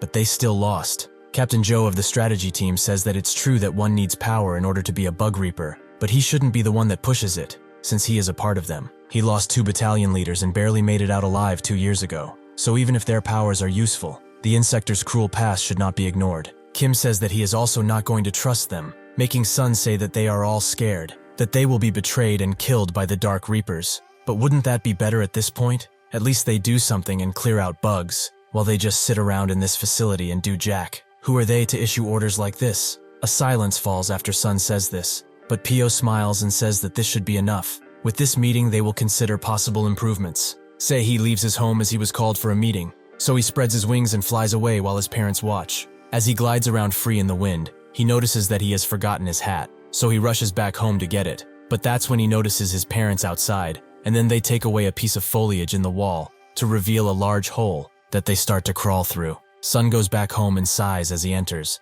but that's when he meets with Ye-jin, who has just showered and notes that his face tells her everything she needs to know about the meeting. Sun asks why she keeps showering at his place, which she excuses by saying that her water pressure is very weak. But anyway, she was right. The officers really despise them. Sun notes that everyone was being stubborn, so he spoke out, but he doesn't know if he did good or bad. Ye-jin pinches his cheeks and says that he did great. She doesn't really know what he said, but she is sure that he gave the officers a lot to think about. So as long as he puts in this much effort, she will do the same. Even if she only has 20% of her powers, they can still win, so he shouldn't worry about a thing. A small glimmer appears in Sun's eyes as he smiles, and he also asks about the others. Ye-jin explains that Zigana is just sleeping in his room, but Seihi hasn't come yet, so he is most likely sleeping with his parents for the night. He keeps crawling to the hole his parents crawled through and wonders why it's here and why his parents went through it. He should have stopped them right there and then, but he was too flustered as he is still awkward with his parents. Perhaps they left because of him. Both of his parents were professional doctors at a renowned animal hospital, so he worked hard and tried to please them, but in the end, he became an awful murderer. His parents eventually came to know about this fact and that he was also alive, but not right after the incident. After 1 year of war with the Insectors, after he became a Dark Reaper, his parents thought that he was a victim of the Marine Insector incident, but now they were simply grateful that he was alive. However, he knows that he is no longer human. He is a killer with more victims in his repertoire than most of the prison he was in. He doesn't care if they start hating him, however, as he must find them and ensure that they are safe, as it's extremely dangerous out here. That's when he finds their footsteps and rushes after them, as they have gone into the forest, which is filled with insectors. Due to his speed, he easily makes it to them, but notices a woman beside them, someone with a mysterious aura, So he changes course to a nearby tree and wonders who she might be. That's when he hears a pitched scream that is coming from the woman, as she is pretty injured, and so Seihi's parents start taking care of her, which they manage to do in a matter of seconds,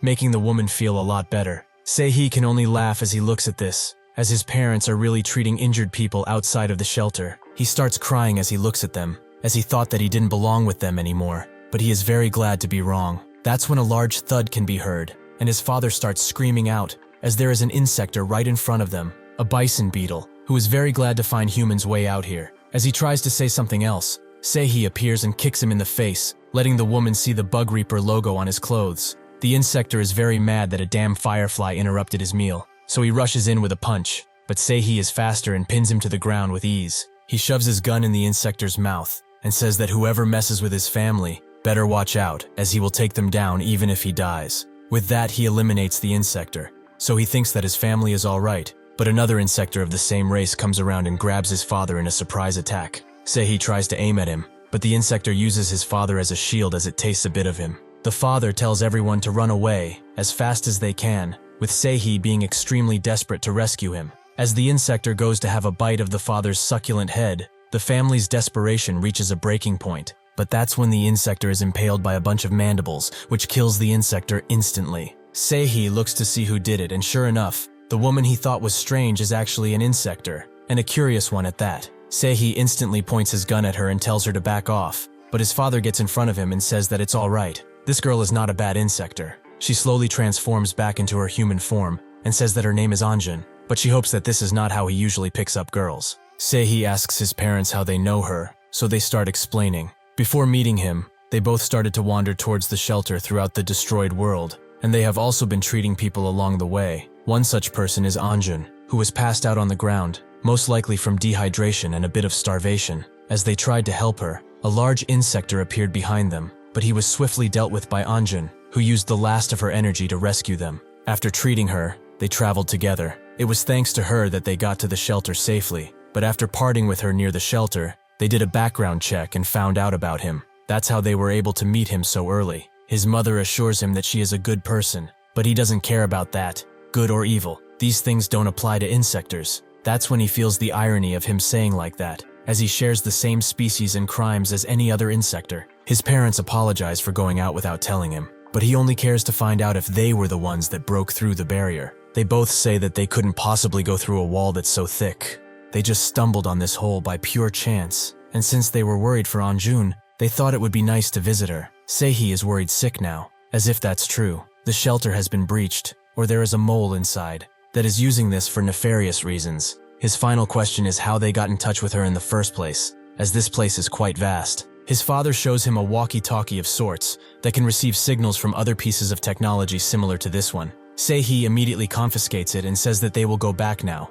but his parents tell him to wait a moment. In that time, they hand Anjun a bunch of things, a change of clothes, food, and a myriad of other things. As they leave and Seihi's parents look behind, Anjun bows to them. At the training center, the Dark Reaper team does some mock battles, with Seihi and Yejin being opponents. They both seem to be on equal footing, but Yejin gains the upper hand and kicks Seihi in the ground, who thinks that he overdid it yesterday, since he feels so weak. She asks if he's okay, which he confirms. She's the one that has been improving so much that he can't keep up with it. She is very happy about this information, but on the other side, Sun and Zagana are having a vicious battle, with their blades clashing constantly. As Sun tries to cut him up, Zagana jumps behind him and aims his blades at his neck, noting that his skills are truly lacking. He will have to step things up, as he can no longer rely on those black ants of his for strength. Sun pushes him away, but Zagana notes that they should call it a day, as he might accidentally kill him if they keep going. Sun refuses and tells him to keep fighting, but that's when his daggers start to emit a strange miasma that he feels is extremely dangerous, so he drops them, something that makes Zagana laugh, as he can't believe that he lost his grip. Sun doesn't know why, but that feeling is similar. That's when a large rumble can be heard outside, and Sun's insector sense tingles, letting him know that there's an insector nearby, which is coming straight for the shelter. He feels 3 insectors now, so he tells the others to get ready for battle. As they are being attacked, Zhangjian charges up a mighty attack with some water and unleashes all of it into the wall, which breaks it with ease. He is very glad about this shot, which makes him think that this will be much easier than he anticipated. A Bug Reaper notices 6 insector signals approaching at a rapid rate and tells Yan, the team security leader, who tells him to enhance the camera feed. Once the Bug Reaper does so, they notice 3 people standing on some large flying insectors. So just to be sure, Yeon tells him to take aim with the cannons, as she won't allow anything to happen. That is when Jang Jeon prepared a large attack and unleashed it on their defenseless wall. The Bug Reaper tells Yeon that the insectors have broken the wall, so she tells him to initiate a code red and prepare all of the troops for battle. She also tells him to fire as much as he can from the cannon.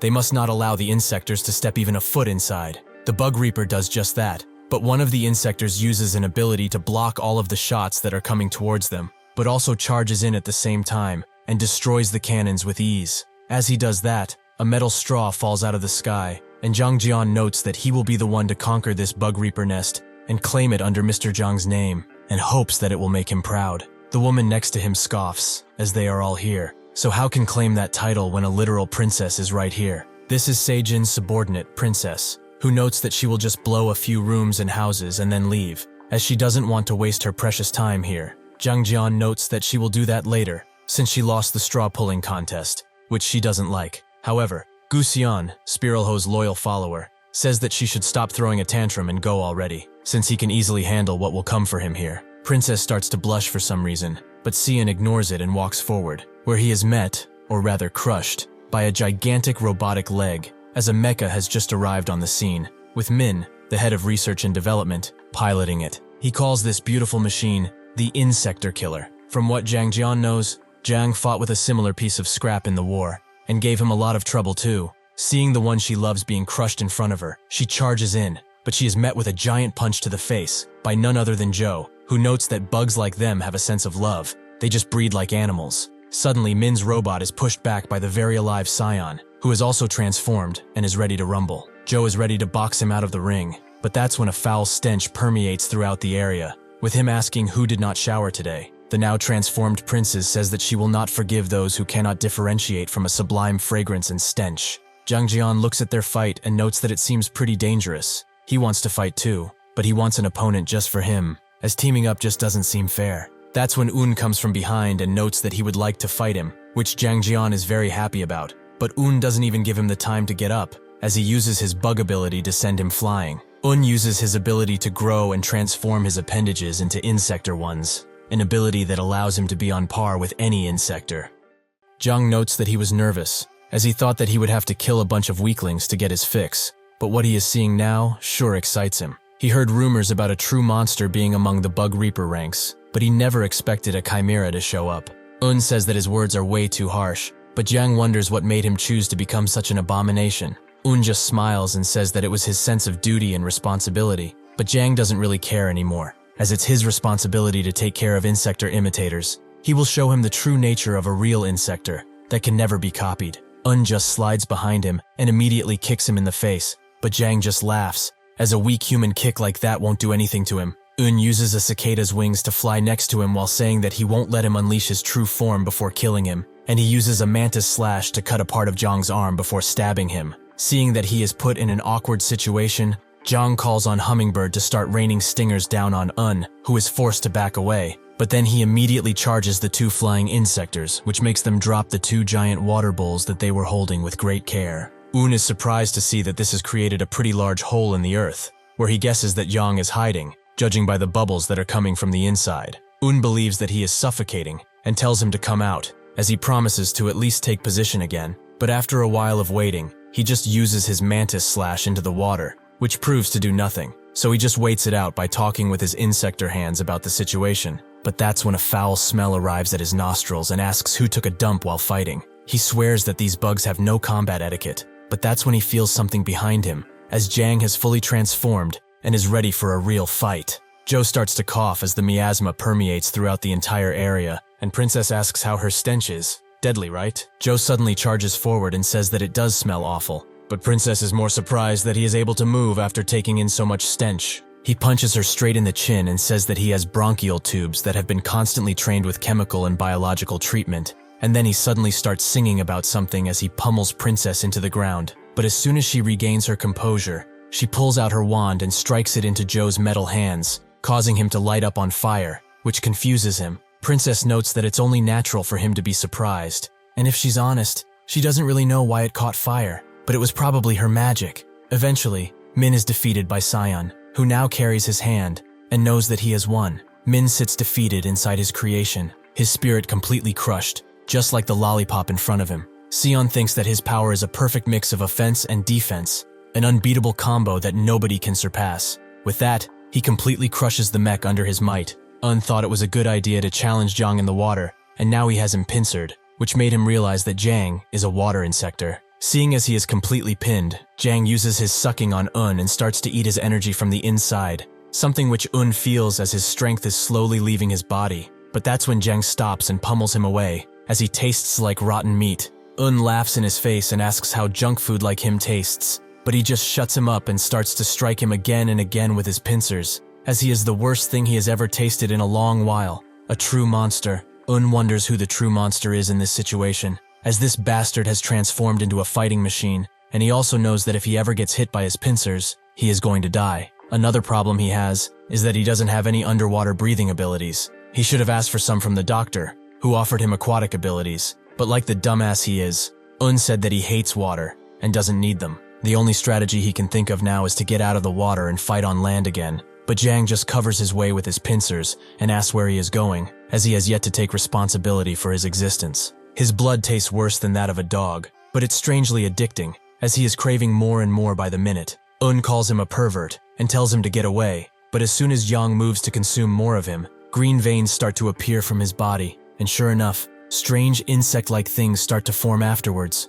Thinks that this is a side effect of his special blood, and so he uses this opportunity to kick Jiang away and also get out of the water at the same time using his cicada wings, and he's very happy to see that he is far away. Unfortunately for him, Jiang goes for seconds once again, as he cannot let him get away, but due to his position, has enough time to use the insect agent inside of him to create a mighty insector sword that he easily slashes Jiang in half with. He will leave him with one last message, to not eat so much junk food, as it's bad for his health. Princess stands next to the burning Joe, and notes that this method is not fitting of a princess, so she will send him off without any pain. But that's when Joe starts to sing once again, as even in his rather awful state, his spirit is yet to falter. Princess becomes scared of the sheer will this man has, and strikes him again, but this does nothing, as Joe gathers all of the fire into his metal fist and slams Princess into the ground, ending the fight, but he also passes out, as his body cannot match his will any longer. As Min's mech is destroyed, Sion tells him that he is utterly disappointed by this display.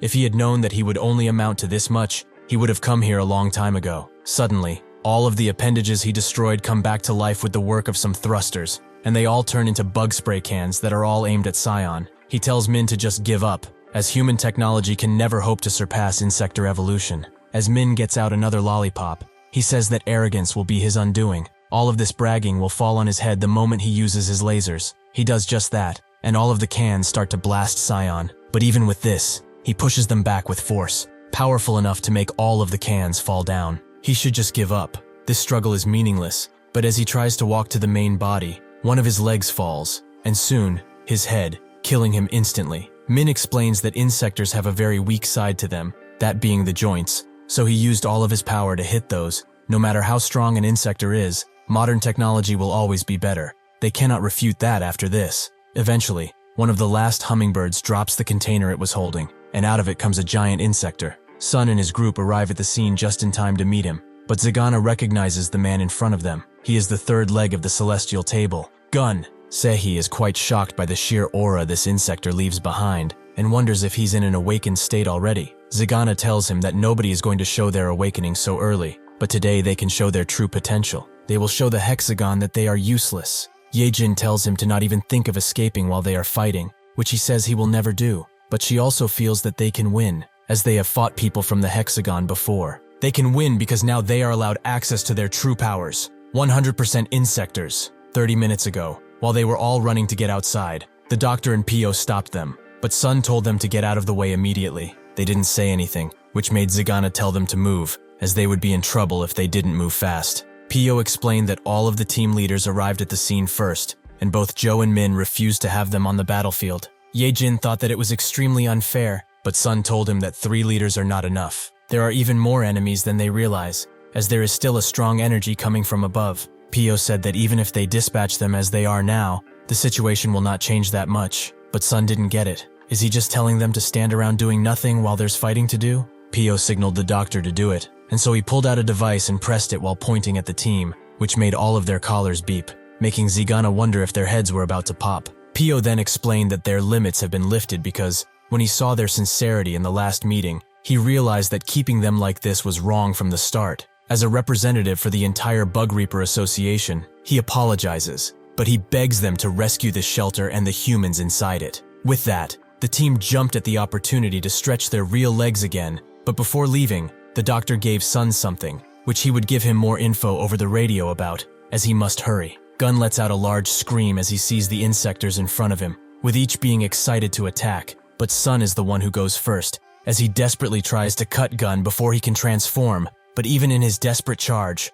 Gun just calmly transforms and sends him flying, with Zigana managing to catch him, but he wonders what made him so impatient. He should leave this to the awakened insectors. Both Yejin and Seihi move in to attack, both giving it their all with their full abilities, but as Seihi continues to shut Gun, he wonders why he's so quiet. Yejin confirms that she expected a monster like this one to scream out. Suddenly, out of the dust cloud that was formed around him, 2 large attacks are sent straight for the flying insectors, who seem to have been fully hit by the attacks. Gun reveals his entire true insector form, and Sun thinks that he lost Yejin and Seihi, but they got out unharmed, although barely. Yejin notes that they would have died if they weren't at full power, and Zigana notices something about him. Isn't he glad that his friends are safe? Perhaps he is anxious because everyone is getting stronger and he is stagnating. Sun tells him to stop fucking around and fight too, which Zigana agrees to, and he says that since he is the leader, he should go in a corner and stretch his legs because he has no powers, and will never get them back. He will show him what real power looks like. With that,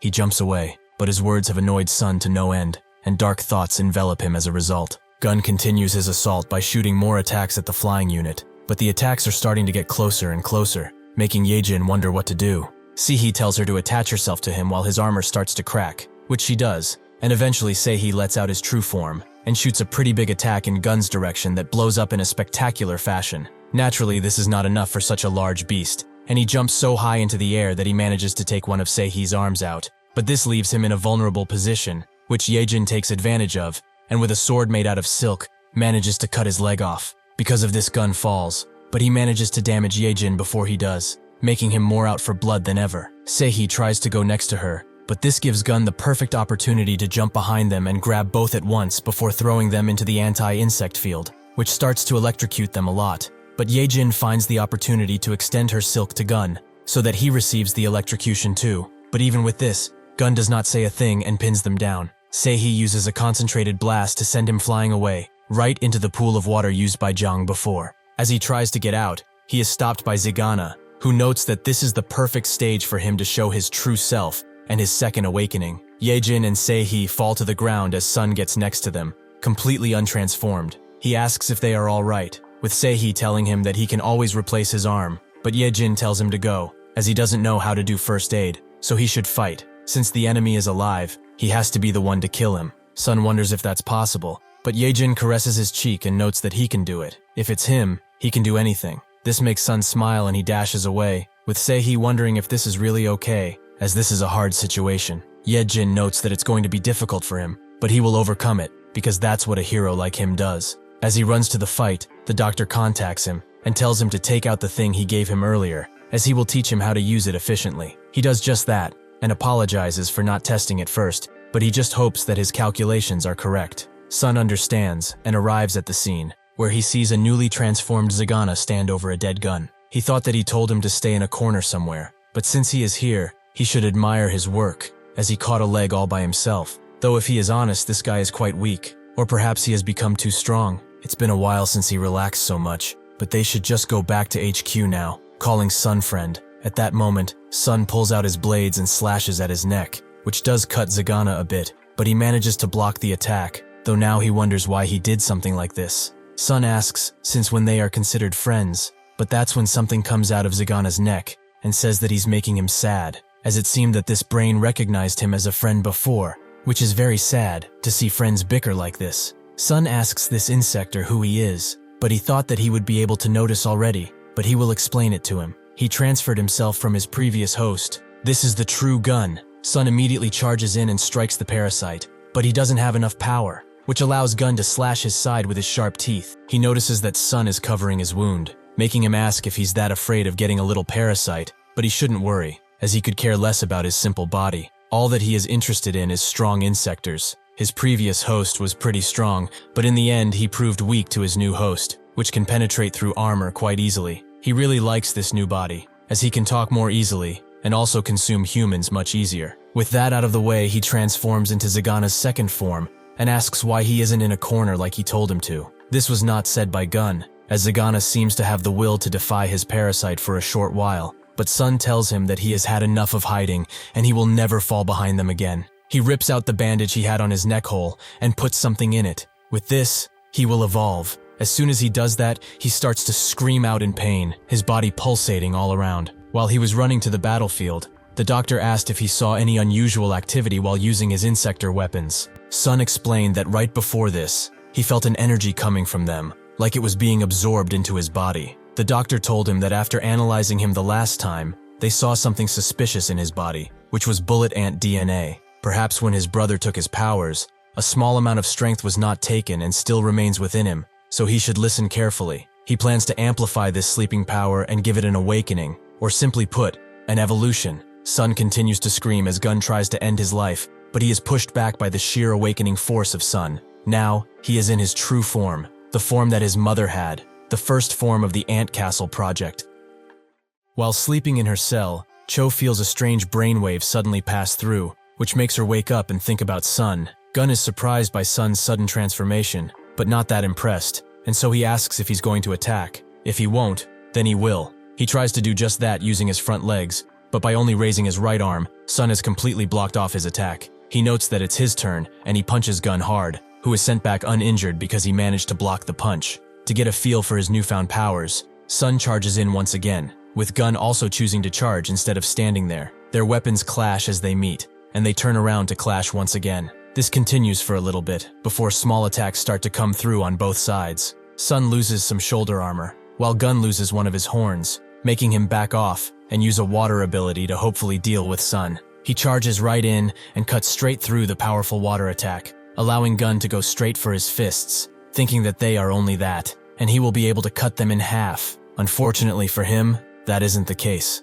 and his weapon gets thrown away from his hands. Even if that's an issue, the thoughts of Zagana keep protruding into his control of the body, and he can't recognize the bastard in front of him at all. Thus he screams out as he attacks again, not caring for the host or what he thinks, but Sun meets this problem the same way, with a swift and powerful punch. That makes the blade recoil backwards and throw Gun away. He has had enough of this, and thinks that the better play here is to take the guy in front of him, as he should be powerful enough. Before he does that, Sun takes another leg and uses the momentum to rush in again, but a bunch of restraints appear, and out of Zagana's mouth, Gun appears, who says that he must have him no matter what. Sun desperately fights through the restraints, and does manage to move right next to Zagana, allowing for another attack, but that's when he notices something. Gun is gone from his mouth. He managed to go behind him while he was busy fighting off his restraints, now allowing him to go straight into Sun's back, and slowly but surely get control of him, something that Sun can't seem to stop. Gun has a few short seconds to revel in his new body,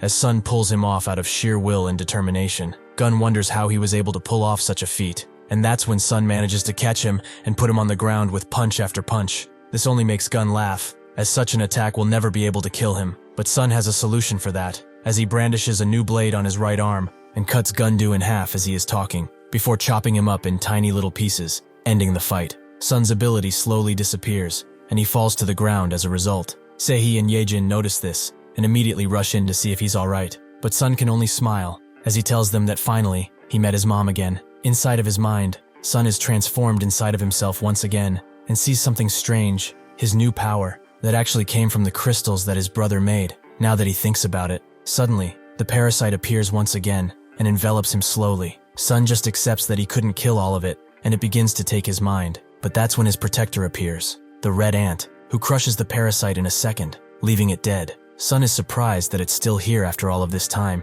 but the ant chooses to reveal its true form. It's Sun's mother, who just smiles at him gently. His eyes light up with light as he sees her, and he instantly goes for a hug, as he can't believe that the one who has been protecting him all of this time is actually her. He thanks her from the bottom of his heart, as this is the only way he can express his gratitude. She pulls away and pats his head gently while crying. Sun asks why she's sad, but she doesn't have time to answer, as she begins to disappear in a hue of red light that seems to go right out of Sun's neck hole. Sun wakes up because of this and thinks about his mother, while Sehee tells Yejin that Sun just woke up. When she enters the room, she immediately asks if he's alright, which he confirms, but he is also confused about being in the infirmary. Yejin explains that after the battle, he fell asleep for a while and was subsequently taken to the infirmary. He actually slept for 3 entire days. Sehee is also glad to see him alive and well, but also more happy for Yejin, who is very worried for Sun. As they continue talking, someone unusual removes the curtains between the beds and notes that he feels sad when he isn't given any attention after fighting so well too. He also wants to be taken care of like a baby. Sun doesn't recognize him, so he reveals that he's actually their team leader, Un. He starts to explain how proud he is of them for completing the mission despite the persecution they experienced, but nobody is listening to him, and Yejin asks Sun if he needs anything. Sun notes that he's actually pretty hungry, while Un doesn't appreciate how they ignored his touching speech. Sehee runs out of the room while saying that he will loot anything he can find from the canteen, but while doing just that, he finds Zagana standing around. He asks why he isn't going to see Sun, as he just woke up, but Zagana asks why they are so proud of him for just waking up. Sehee notes that he is still a friend, so he should go too. Zagana can't believe this dragonfly bastard is getting ideas out of nowhere, but they aren't entirely made up. As Sehee heard him talk about his friendship with Sun, he seemed to have conflicting feelings at the time. This makes Zagana attempt to catch Sehee despite his broken leg, as he will not let this information spread anywhere. The doctor begins analyzing what happened with Sun, as it was a non-standard result that can never be produced no matter how many calculations he goes through. Something must have happened in his body for it not to stick, and he will have to analyze him further once he wakes up. Suddenly his phone rings, and he receives some pretty nice information about a certain someone. He goes to Cho, who now seems to be normal, and asks where she is. While she begs to be let out of this cage, the doctor wonders if he should let her out or not, as she would be a very useful test subject. Behind the walls, 2 people are carrying the remains of the insectors, with one of them noting that this is a real pain in the ass. But even so, he never expected that they would need to collect monster bodies like this. He thanks his colleague, who helped him all the way, who smiles and says that it's nothing. The man also asks for his name, and the guy reveals that he is Soo Young No. As Un drinks his morning beverage, he sees Sun being stuffed with food by both Sehee and Yejin, which makes him quite mad, as nobody is feeding him. Yejin eventually falls asleep, and Sun goes to see the doctor, and Sehee wants to go with him, as he has some important things to ask that old man. When they arrive, they see that it's closed, which surprises Sehee, as that guy almost never leaves his laboratory, so he might be in another place that is worth staying at. He finally manages to think of a place, and notes that they should go there, that place being the Insector Body Disposal Center, where people are hard at work dumping and dissecting different insectors. Sehee explains that this is where the doctor gets the materials for his experiments, so he may be somewhere around here. Sun wonders if it's alright to be in such a place, which he confirms, as they aren't really bothering anyone. The supervisor of this operation notes that the doctor told them to leave the insectors as they are and head back for the day. One of the workers asks if the salary is the same, which the supervisor confirms, so he goes away with a smile and thinks of getting some drinks in his belly. Soo Young looks at the bodies with extreme hatred in his expression. The other worker tells him to come already and get a drink with him, which he agrees with, but he suddenly stops when he faces Sun, who starts to slowly walk towards him, as he knows who he is. After he is close enough, he grabs Soo Young by his jaw and lifts him up, while asking how he dares to crawl in this place. The worker tells him to stop hurting his friend, and Sehee also urges him to let go. Soo Young starts to grip Sun's hand, and suddenly unleashes an inhuman amount of strength, making Sun throw him away at full force. He doesn't stop there, however, as he must finish this beast before it can harm anyone. But Sehee moves in front of him and screams at him to stop what he is doing, as he doesn't know what he is thinking. But that guy is human. Blood starts to come out of Soo Young's face, which confirms what Sehee said, so Sun stops. Even so, he is still suspicious, as he saw firsthand how he was transformed into a beast, though he doesn't know what happened after. Sehee doesn't understand why he did this, but tells him to go back to the dorm, as he will take care of things here. He goes to Soo Young and asks if everything is fine, but his co-worker asks if he's blind or something. Does this look fine? Soo Young notes that he's alright, and while they continue bickering, Sun just stares at him constantly, as he knows that something is bound to happen. Later that day, Soo Young's co-worker can't believe that they live amongst those bastards, and also asks Soo Young if he knows the guy who pummeled him. He confirms that he doesn't know anyone, since he lost his memory, so who knows? They might have crossed paths before. The co-worker notices that his face has darkened again and removes himself from the conversation by saying that he will go home. As Soo Young walks through the city alone, he also wonders who that guy was who hit him, But this rage begins to overtake him, and he starts to transform into an insector as a result. Inside Chan's mighty castle, where everyone is at their posts, he starts to interrogate Princess, who was the only one who actually made it out alive. He would really like to know how that is even possible. She explains that she fell unconscious halfway through the battle, so she will tell them what she saw through the remaining hummingbird's eyes. Every single insector they sent out was defeated by the bug reapers one way or another. Among them, Gun also died, while revealing his true parasitic side. Everyone is shocked to hear this, and she says that the one who did it was the #1 subject of the Ant Castle project. As soon as he hears this, Chan begins laughing like a maniac. He never expected for his brother to still call himself that, and actually managed to kill that parasite bastard. What a treat. He truly is pretty funny, still trying to keep up that facade of his. Since she has served him dutifully, he would like to give her a most pleasant reward. She will become a part of him, and fuel his ants. With that, he orders them to assimilate her, which they all do at once. But before she can be engulfed in ants, Seijin manages to rescue her, although her body is damaged in the process. Some are very mad at her insubordination, and she also apologizes for being so bold, but Princess is the only subordinate she has, and so she hopes that the arm she gave is enough to satisfy him. Chan notes that he's always fine, though the ants don't seem to be satisfied just yet. Seijin asks for one more chance. She promises to not come back empty-handed, and if she does, he can have her body. Shin agrees to this deal, but suddenly grabs Princess and hangs her in the air.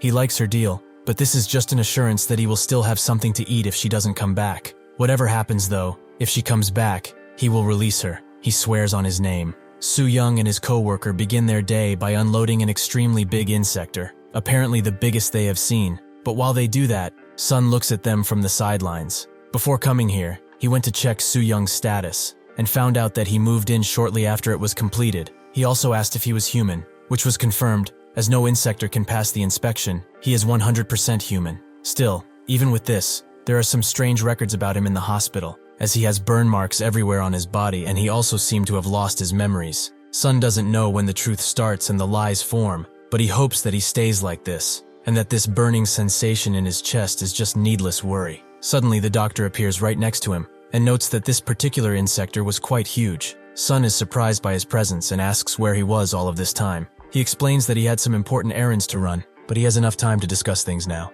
He asks how his evolution was, with Sun saying that it was all right, nothing too special. The doctor notes that previously, the ants would have protected and surrounded his body, though imitating that isn't possible for now. Sun asks what evolution even is, as he felt his whole body change, and most importantly, why is he doing all of this? To answer his questions, the doctor tells him to follow him, as he will show him something important. They go down an elevator and arrive in a prison of sorts. Sun goes inside, and the doors close behind him, while the doctor remains safe and sound. He apologizes for what he is about to do, but he wants to see his evolution with his own eyes. Before Sun can ask anything, he feels his insector senses tingle, and sure enough, a crudely made insector appears, ready to attack him at any point. Sun asks why he's doing this, and the doctor explains that even if there are easier ways, this is the best, as combat is the best teacher, though he already knows that. Sun asks what type of insector that is, and the doctor reveals that it's something of his own creation, Gigantea. This is the strongest centipede insector, amplified by him to boost its power tenfold, and despite its crude appearance, it can throw a punch. Sun tries to ask something else, but the doctor tells him to focus on the fight, as the insector is about to attack. Before the attack fully hits Sun, he manages to block it by bringing out his evolution once again, something the doctor seems too happy about. He tells Sun to give it his all, as that is the only way he can win. The insector lunges at him once again, which Sun is able to dodge and charge into, but the insector's other hand suddenly grows and slams onto Sun, who has no way of escaping. Fortunately, he managed to summon his blades just in time to cut through the hand, which made the insector recoil backward. This allows Sun to go in once again, as this beast may be strong, but its movements are sluggish, and it cannot hope to dodge this next attack. Mere inches away from the beast's neck, it says his name in a gentle tone, which makes Sun deliberately miss the deadly blow and leave a mighty crack in the wall. The doctor asks what he's doing, and as that was a golden opportunity to test the stingers of the bullet ant, he'd better have enough strength to do it again. Out of nowhere, Sun attacks the doctor and tells him to shut up, as he knows that this is Cho. What did he do to her? The doctor didn't expect to be caught, but as Sun prepares another attack, Cho pummels him into a wall and moves up to him. Even if he could defend himself, he chooses not to, and she begins hitting him again and again. The doctor tells him to move already, as he will really die if he doesn't. Is this a protest against his actions? Desperation completely befalls him, and he also notices Sun's eyes, filled with judgment. He knows that this judgment is directed at him, but he will not allow his best research subject to die like this. He has no choice but to use this. Cho already had Gigantina inside of her, but she was too gentle, so the insector powers remained dormant. Because of this, he was forced to bring it out forcefully, but this seems to have backfired. He apologizes to her while pressing the button with a sad face. This makes Cho go back to her human form and crouch down to Sun, asking if he's alright. He notes that, under the circumstances, he's better than usual. At the old man's lab, Yejin wonders why they are still using him, and how he didn't kill him yet under the circumstances.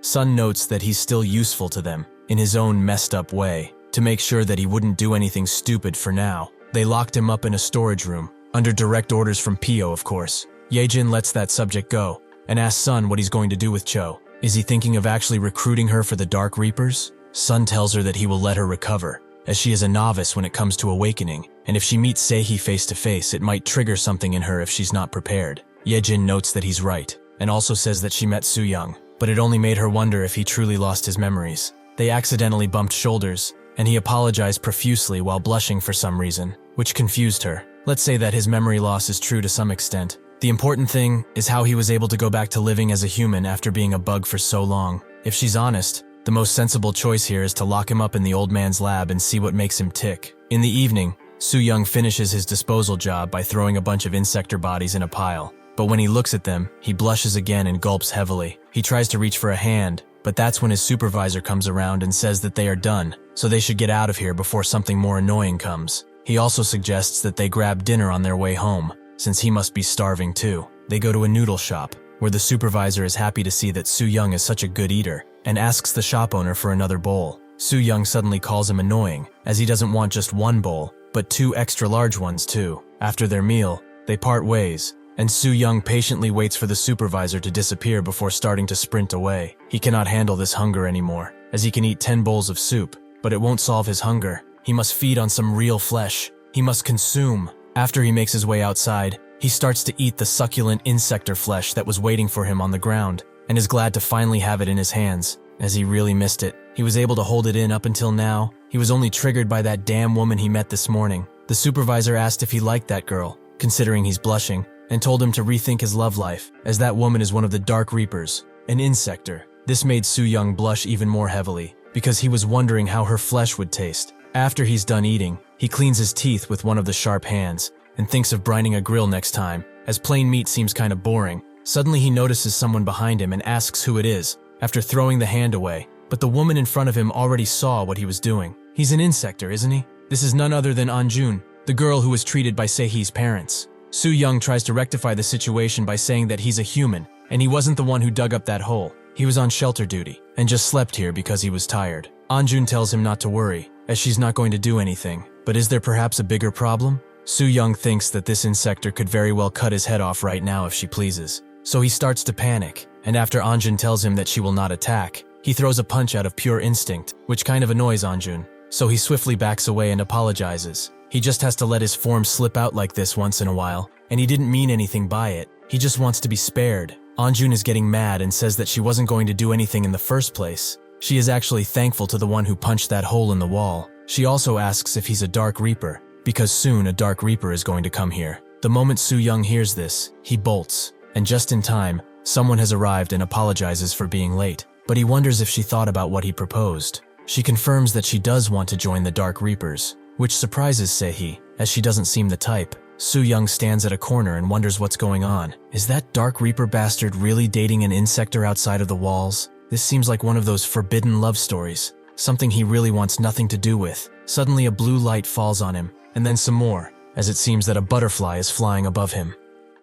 Inside the safe space, a man rushes away from an insector, who is actually not an insector, but he was coerced to see him so. The man chases him, and looks at a man killing another right in front of him, but he soon also sees him as an insector. A woman who is unfortunate enough to get caught up in this almost passes out from what she is seeing, but that's when a bug reaper appears, noting that he has spotted an insector, and he will deal with it swiftly. His shot goes directly into the woman, resulting in a large dust cloud. Fortunately for her, the shot was deflected by Zagana, who asks the bug reaper what he's doing loitering around so late at night and causing havoc. The bug reaper's eyes glow a light blue as he says that there's an insector behind him. They must take care of it because that is their duty as bug reapers. Zagana swiftly puts him to sleep, and as he turns the corner, he sees two other people fighting, making him wonder if everyone has gone completely crazy. Inside the Bug Reaper facility, Pio sees that there are a total of 94 casualties from this incident already. But how can something like this be possible? One of the team leaders explains that it's not just the residents who are trying to rip each other apart. The Bug Reapers are also at it. Pio asks if they have found a root source yet, and she notes that this incident must be happening from an outside factor, as everything started going wrong as soon as that strange blue powder started appearing in the sky. They have already issued a warning to all of the residents to stay inside, and a Dark Reaper has been deployed along with team leader Min to investigate everything. Pio feels all sorts of emotions, as they were dealt damage without the insectors not even raising a hand. It seems that with each passing day, they are growing stronger, something they must match. Seihi's parents also hear the warning and commotion outside, making them wonder if their son will be fine, since he's outside. Seihi is still outside with Anjun, who asks who she should fight to protect humanity. Like he says, Seihi notes that there's no enemy right now. All she needs to do now is suppress her insector instincts, which is really not that easy. If she can do that, he is sure that they will welcome her in. They suddenly hear the alarms too, making Seihi quite scared, and says that he will head over to see what's up. But that's when the earth starts to rumble. It appears that something is coming,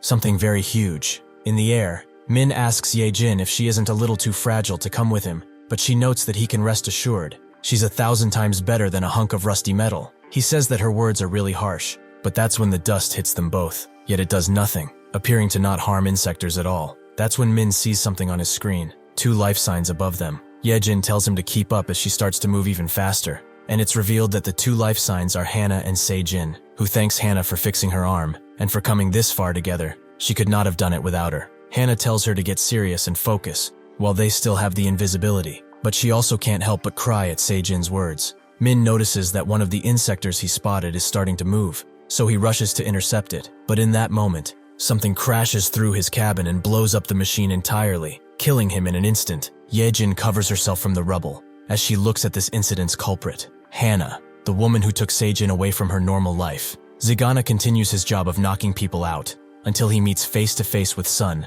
who is also making sure that nobody else gets hurt. Zagana just passes him without saying a word, but Sun tells him that he should start wearing a mask too, as this powder is powerful enough to make them hallucinate. Does he want to get hurt, or piloted once again? This infuriates Zagana, and he angrily takes the mask off of him. Sun notes that they have greeted each other enough. They are friends, so there's no need for that. This makes Zagana even angrier, and he starts walking away while telling him that they will never be friends, and that he's also 3 years older, so it would be weird. He tries to take an alleyway to lose Sun, but he is met with a face he has never seen before. Sun goes to follow Zagana, but sees him getting cut up by none other than Joe, who tells Sun to get out of his way if he does not want to have the same fate. Somewhere else, Soo-young runs as his mind becomes engulfed with worry and fear. Due to the powder, he sees everyone looking at him in pity, including Se-jin, who made him into what he is in the first place. He uncontrollably transforms into an insector, revealing his true form. Sun sees Zagana's blood on Joe's blade, and instantly summons his blades,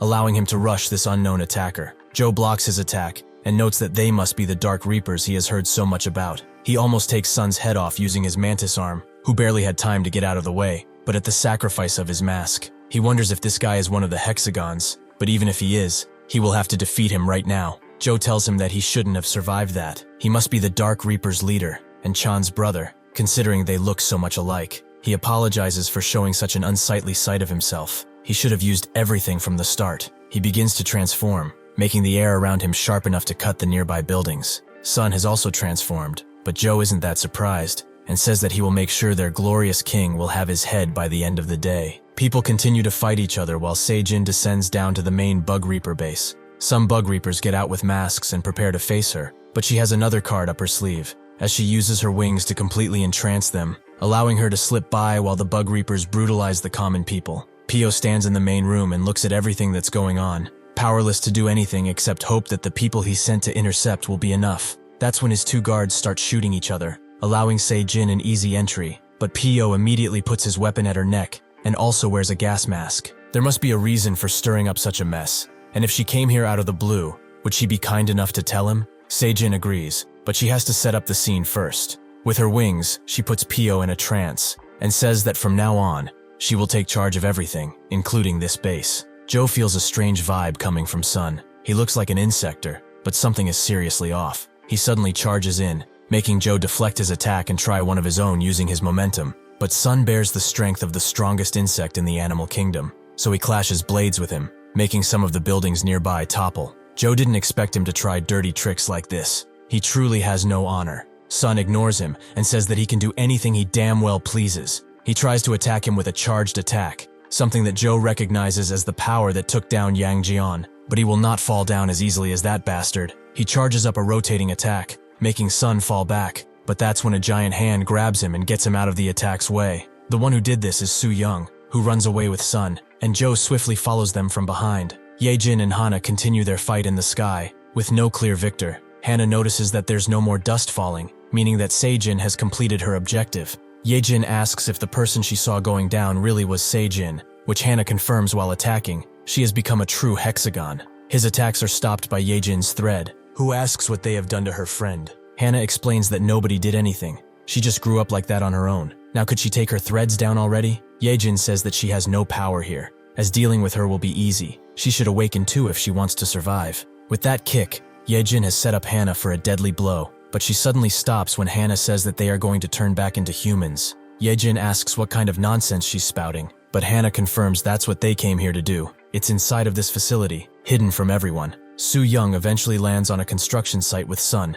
who wonders what is going on, but he doesn't have time to even get up as Su Young grabs him and screams at him to stop looking with those judgmental eyes of his. Joe also arrives, and feels an even stranger feeling towards that monster who is mimicking insectors. He must deal with these abominations at once. Before he can do anything, however, a familiar blade gets thrown at him, and Zagana notes that he shouldn't interfere in that battle. He should play with him instead. Joe is surprised to see that he is still alive, but Zagana wouldn't just fall from a single strike. He will make sure that he will have a fight to remember. Joe realizes that his weapons are also insectors. How revolting of him. Does he not have any sort of guilt about wearing his brothers? 2 days ago, Seihi came to Zagana's room with the swords, something that the doctor had prepared for him. Swords made from the stag beetle. Zagana was quite appalled by this, and told Seihi to get them out of here if he doesn't want to get beaten up. Seihi urged him to take them, as he will fall behind if he doesn't, which makes Zagana throw his book at Seihi and kick him out. As he wondered why this guy had become so rebellious as of late, he noticed that the swords were still in his room,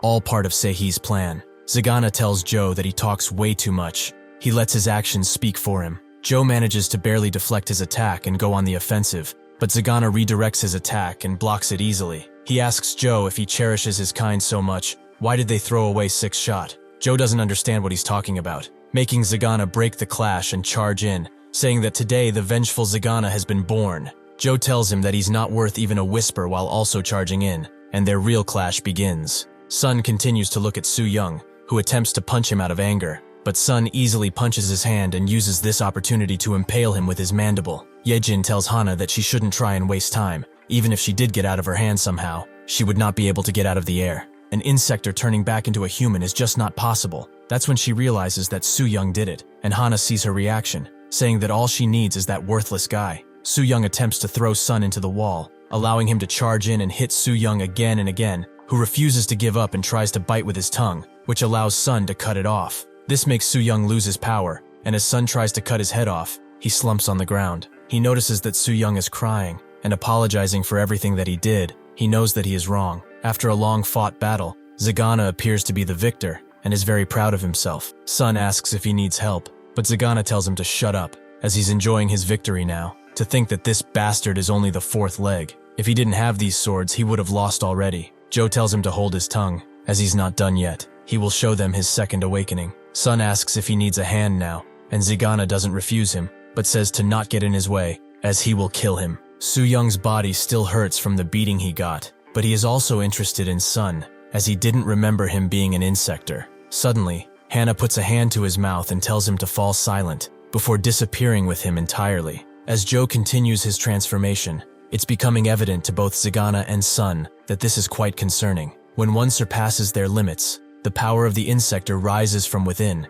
and they transform fully. The exoskeleton begins enveloping their body and matching their power accordingly. That is what happens when someone reaches the second awakening. Joe notes that it has been a while since he has activated this form, but he hopes it will last long enough for him to enjoy it too. Zagana hates that he's arrogant, just because he applied a new coat of paint to himself, but he's sure that he's still skillless. He also shouldn't think of himself as special, as he can awaken too. He goes into his form while attacking Joe, who expertly dodges every attack, to the point where Zagana can't even hope of hitting him. Joe says that he's right about something. This battle will be decided by skill, and since he has been fighting much more than him, the result is clear. Zagana is only saved by Sun, who grabs his head before he could be decapitated, something that Zagana is naturally mad about. But Sun tells him to focus on the fight before something else happens. They both attack at once, but Joe blocks and uses the momentum to send them flying. That's when they realize that this guy is on a whole different level than before. Joe instantly gets next to them and asks if now is the time for idle chatter, forcing them to make another step,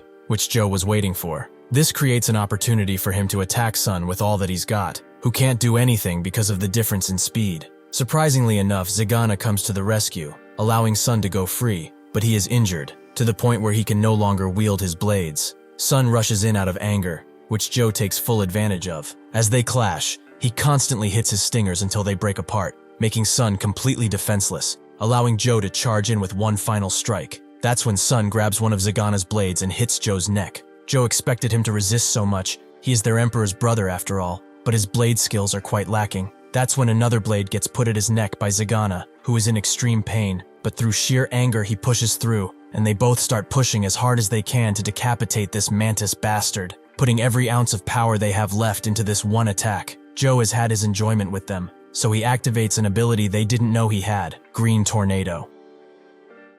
The different bug reapers that were infected with the hypnosis powder clog the halls around the facility, making the ones who weren't infected move harder because of them, as they have to knock them out without doing anything to them. Even the group leaders are having a hard time fending them off, making the situation much worse than they ever imagined. The green-haired team leader tells the Dark Reapers to report back, but a bug reaper tells her that right now, Zagana and Sun are completely off the grid, while Seihi is fighting a gigantic insector, along with an insector that has not been registered as a Dark Reaper. Next, he tries to tell her about Ye Jin, who is actually on the line and was listening all this time. The team leader asks if Min is safe, which Ye Jin confirms, while also explaining that now they are rescuing the hypnosis-free residents and moving them in the underground bunkers. The team leader doesn't understand why she's moving them there. Those are reserved for extreme emergencies. Are things really that bad? Ye Jin knows the situation is screwed, but she refuses to give up and pushes even harder. Cho, who is inside of the holding cells,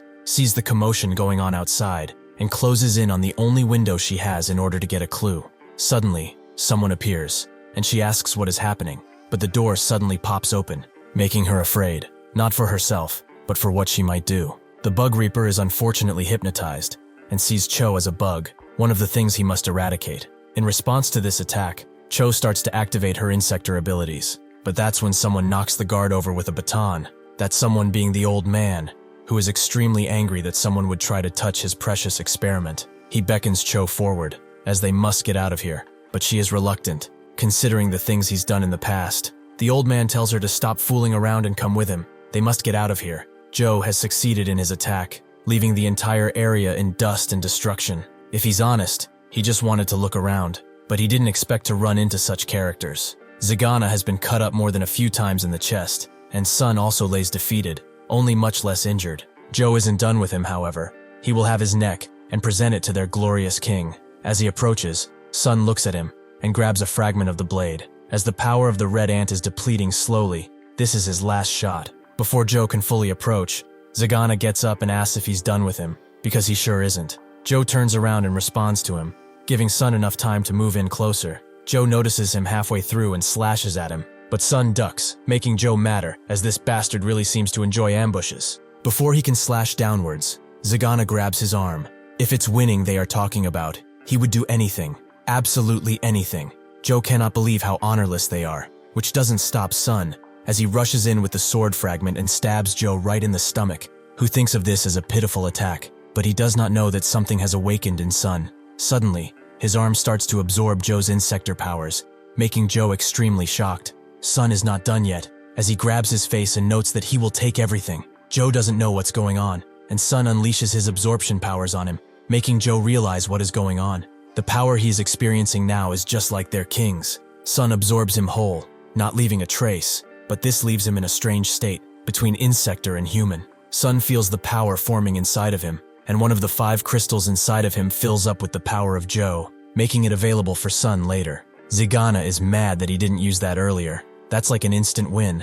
Although now, should he still call him Ant, or perhaps Mantis? Sun suddenly reaches his hands forward and notes that it was a gamble. He just went for it. He did not hold back, but he never imagined that he could absorb the entire Insector. Zigana just takes a few steps back in order to be safe, but that's when Sun starts to cough up blood, as he can feel the Insector rampaging inside of him, just like the ants used to. Zigana asks if he's fine, but Sun is smiling, as he has not felt this pain in a while, so it surprised him. Zigana is weirded out by him, but that's when a bunch of sirens start to blare, prompting Sun to say that they should get moving. This is not over yet after all. Out of nowhere, a dark being appears behind them and tells them not to go. It's too late for that. When Zigana and Sun look behind, they are both shocked by what they are seeing. Suddenly, everyone gets a message from the representative office, which blares throughout the facility. It comes from Payo, who tells everyone to run as far as they can, or get inside the bunkers. From now on, they will initiate the Night Protocol. From this moment forth,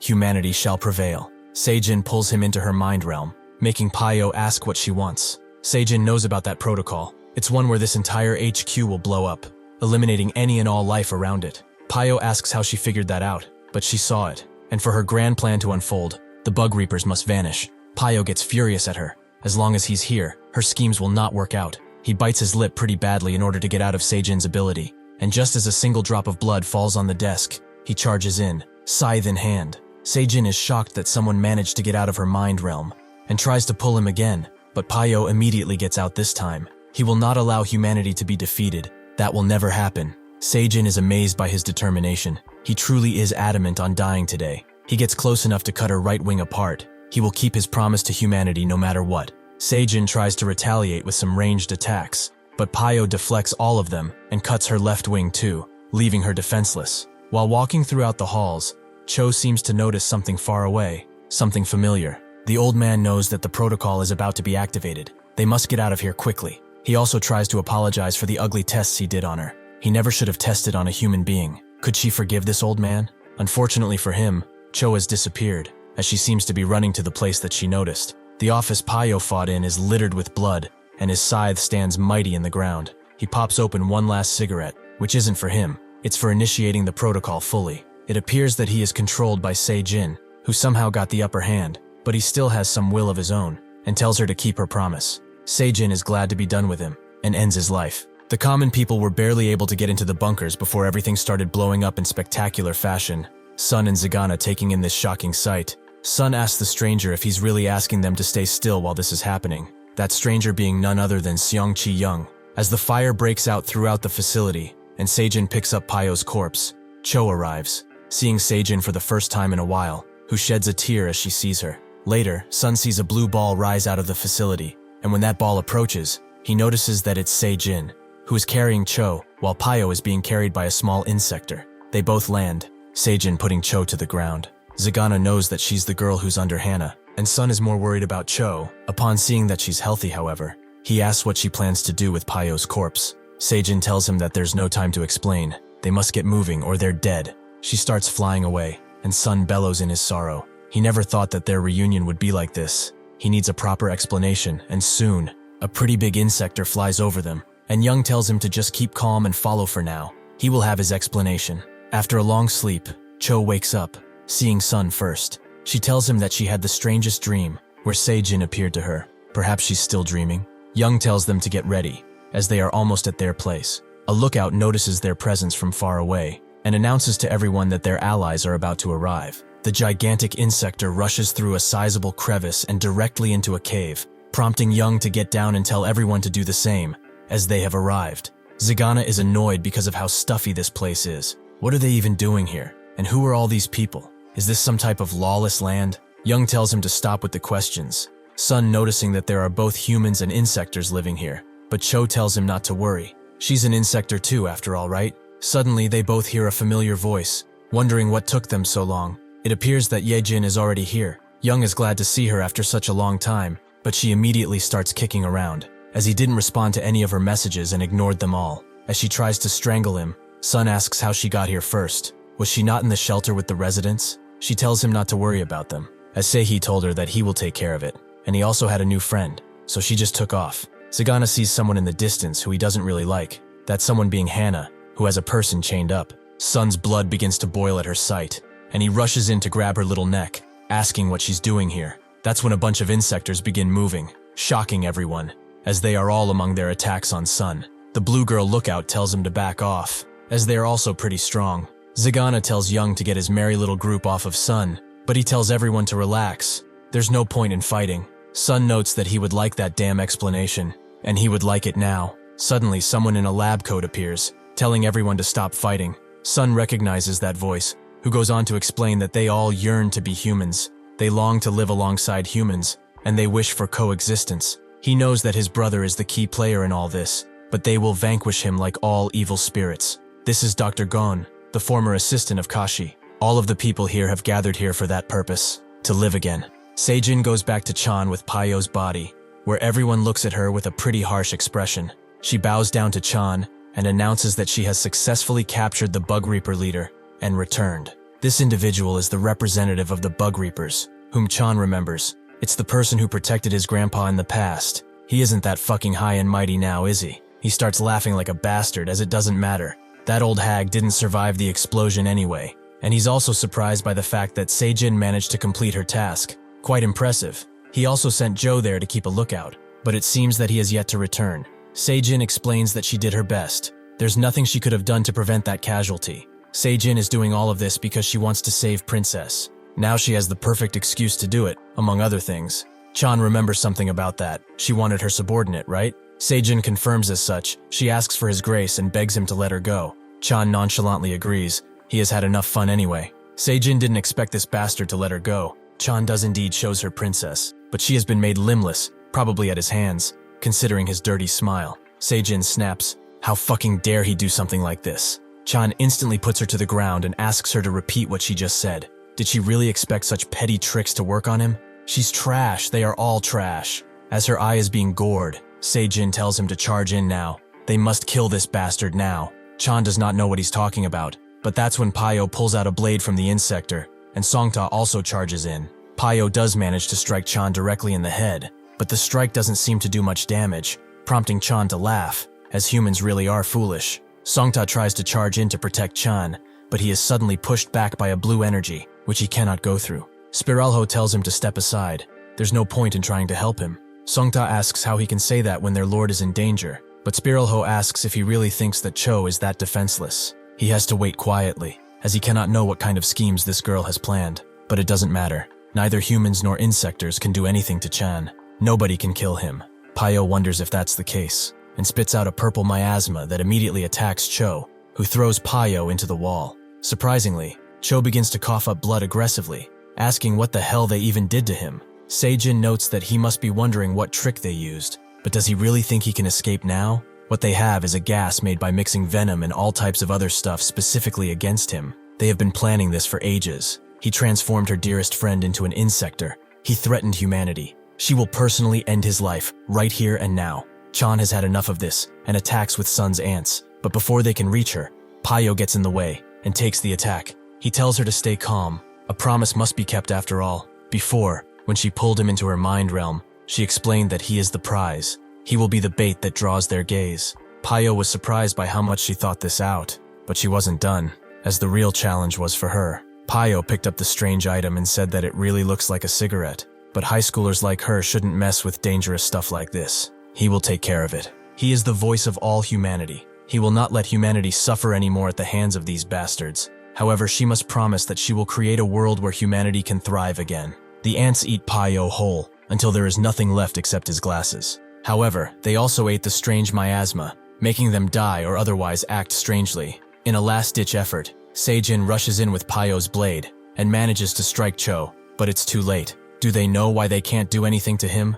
Why they cannot kill him? It's their hope of returning to humanity. Did they honestly think that he didn't know what they were plotting? Chase after a pitiful hope is not enough for him. It has been ages. He has long forgotten these emotions, be it hope or expectations. For the sake of revenge, he did everything, including forsaking humanity for good. Cho absorbs her whole, ending Seijin's short life. Songta rushes in and asks Cho if he's fine, who laughs, as they are all a bunch of pathetic bugs. He beckons Songta forward, as they must go where the ants are pointing him. Songta asks if that is their stronghold. If it is, they cannot go in like this. Cho tells him to shut up.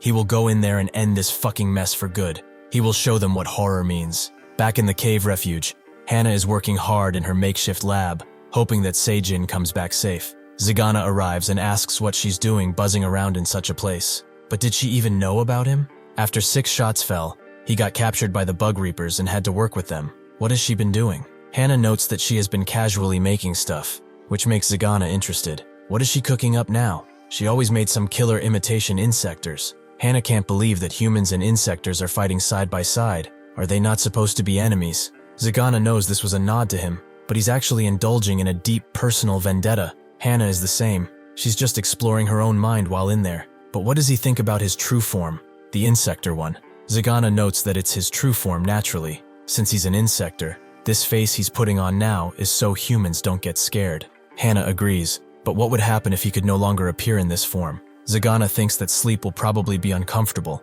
which surprises Hana. Is that really the only thing his mind can conjure? Most of the insectors here can no longer maintain human forms. The research she did revealed that the insector cells are eating human cells little by little. So one day, even they will lose themselves. He will be stuck in an awakened state, does he understand? Zagana isn't that interested in that, but he plays along. Yejin talks with Young about his past. When he called himself Red and was a lone fighter, it seems that he has changed, but not by much. Cho looks at them and thinks that it's been such a long time since they last met. She also hears Hana talking from her lab about a person they have captured that is their only hope. She erased his memories in order to not have any issues. This is also connected to Seijin's friend, who was made into an insector by Chan. But what he needs from them is to go back to his old lab and bring the special serum centrifuge to her. Somewhere else, Sun talks with Gon, noting that it's been quite a while. But has he heard anything about his grandmother? Gon hasn't, which Sun expected. He also asks about his form. Is it because of Chan? Gon confirms as such, but becoming an insector was really awful. Chan must have hated him because of how they kept him trapped, but Sun tells him to not beat himself. It's not their fault that the bastard decided to become a monster. He always had it in him. Gon explains that with time, it's becoming harder and harder to maintain his human shape. He is glad that they met while he looked as he should. Night falls, and Hana gathers them up to explain what they are about to do. But Young asks how much cash they are about to fork over for them to visit her lab. Hana won't let them work for free, but her assistant will do the talking from now on. Her name is Mint, and she introduces herself before telling them to follow closely. The path they are about to walk on is treacherous. Sun tells Cho that she can stay behind, but she refuses. She wants to fight for him like he did for her. Sun won't refuse her will and agrees. Yejin asks if it's really true that they will lose their human forms slowly, which Young confirms. It's not something they can prevent naturally. With that in mind, the team assembles, and they all get ready to move. In Hana's lab, Songta damns Chan, as he knows that he's not in his right mind, but he has gathered everything they need. But should he just destroy the rest? Everyone runs through the dark forest, but Cho seems to lag behind. But she tells Sun to not worry, as she can make it. A bunch of green beetles attack in the front, which Mint easily takes care of with a few well-placed arrows, making the others think that she's pretty impressive. When they are almost at the lab, Sun feels something and tells them to stop, as there is a powerful insector lurking somewhere around here. Mint asks if he's just not feeling them, but Young also confirms that he can feel it too. Something strong is in that lab. Sure enough, Songta breaks free through the wall and spots the group immediately. Happy to see that they came on their own, he can end things here. Sun is more focused on his old aunts, who seem to also recognize him. Mint suddenly shoots an arrow at Songta, who is protected by the ants, but he tells them to return now. Bringing that medicine back is their top priority. Yejin jumps in as the ants jump away, kicking Songta, who is glad they saved him the trouble of searching. But Yejin tells him to stop bluffing. He does not know where their hideout is. Because of her position, Songta is able to spin Yejin around and attack her with his martial arts. But Young suddenly rushes in with a punch, which saves her but leaves him vulnerable to attack. Young is able to block the attack, but with it, he notices that Songta is a martial artist, which he will thoroughly enjoy. Mint wonders what that bastard is doing here. He should be next to his master at all times. Both she and Cho see the ants running away, which seem to be carrying something inside of them. An antidote, meaning that Seijin has succeeded. If it's like this, Cho will not stand idly by, so she begins transforming. The ants are stopped by Sun, who gives them a stern look as they try to attack, before being blown away, but this allows them to move past him. He notes that they must still have a bond, even if they don't like to admit it. Before they feasted on his very flesh, he was still their master, so they should come back home now. The ants deny him, making Sun think that he needs to transform. But that's when Cho smashes the ants into the ground, asking Sun to send these bastards back. Sun tells her to get away, but it's too late, as the ant has already climbed all over her and is biting through her skin. Even with this, she refuses to let them have the antidote, and manages to hold out all of them, except one. Sun looks at them, running with anger, but Cho is sad that she didn't get all of them. What should she do now? Sun crouches down and says that it's fine. She did really well. Back at the lab, Songta seems to be winning against the both of them without even awakening, which bothers Young to no end. Songta isn't transforming because he doesn't want to end the fight in a few seconds, but he will indulge him. He throws both of them away and notes that he will fulfill their death wish as long as they fulfill his. That being, to not die quickly. Songta is the mighty mantis shrimp. Young tells Yejin to not hold back anymore. They will have to pull everything to kill this guy. They both go into their second awakening. But suddenly, Mint pulls 2 yellow arrows out and aims them at them, hoping that they will forgive her someday. With that, she shoots it at them. One of the arrows manages to hit Yejin. However, Young catches it, but they are both confused by their presence. Young throws his away, and Mint apologizes for doing it so suddenly, but this is her role. Yejin asks what kind of role she has that allows her to shoot arrows at her teammates, but strangely, it doesn't hurt. On the contrary, this is making her overflow with energy. Young tells her to relax, as that's only a buff, something he doesn't want. With a single strike, Mint is almost taken out with the middle of the roof, as she killed the entire vibe, so he will kill her. Sungta lets out another attack, which she cannot hope to dodge, but Yejin cuts his attack in half and rescues her. Attacking the supports is really frowned upon, did he not know? Young suddenly punches him in the face and tells him to focus on the fight, but even if he does,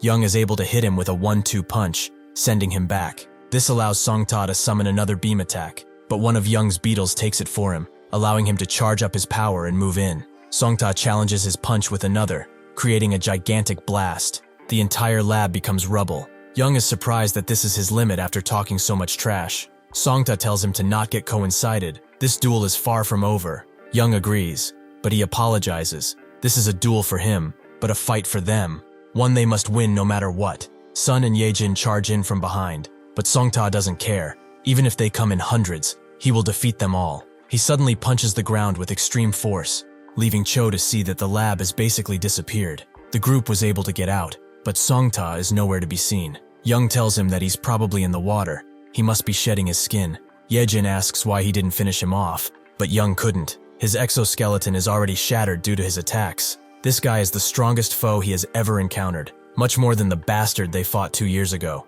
Suddenly, the entire lake starts to rumble as Songta gets out in his new form. He hopes that they haven't forgotten what they promised. They will not die until he has had his fun. The group is forced to dodge or otherwise cut the incoming attacks, but even this proves difficult. Songta hasn't forgotten what she did earlier, but this time he will give her an attack she cannot cut. Yejin decides to run away, but Songta catches her with an extremely swift strike. Even so, Yejin takes all of his armor off with her thread and even punctures him, allowing her to keep him in place. Sun charges in with this advantage, and they both punch each other, but Sun sees that he is no match for him in this form. Songta notices something familiar about him as he transforms. Why does he have Joe's abilities? Sun notes that they just became acquainted. Right now he's screaming fiercely within his heart. He wants to be unleashed, and with the power of this arrow, he will. Young wonders when he grabbed that, but Sun stabs himself with it, allowing the transformation to be much more swift. Songta is glad at this outcome. He was dying to deal with that Joe bastard for a long time now,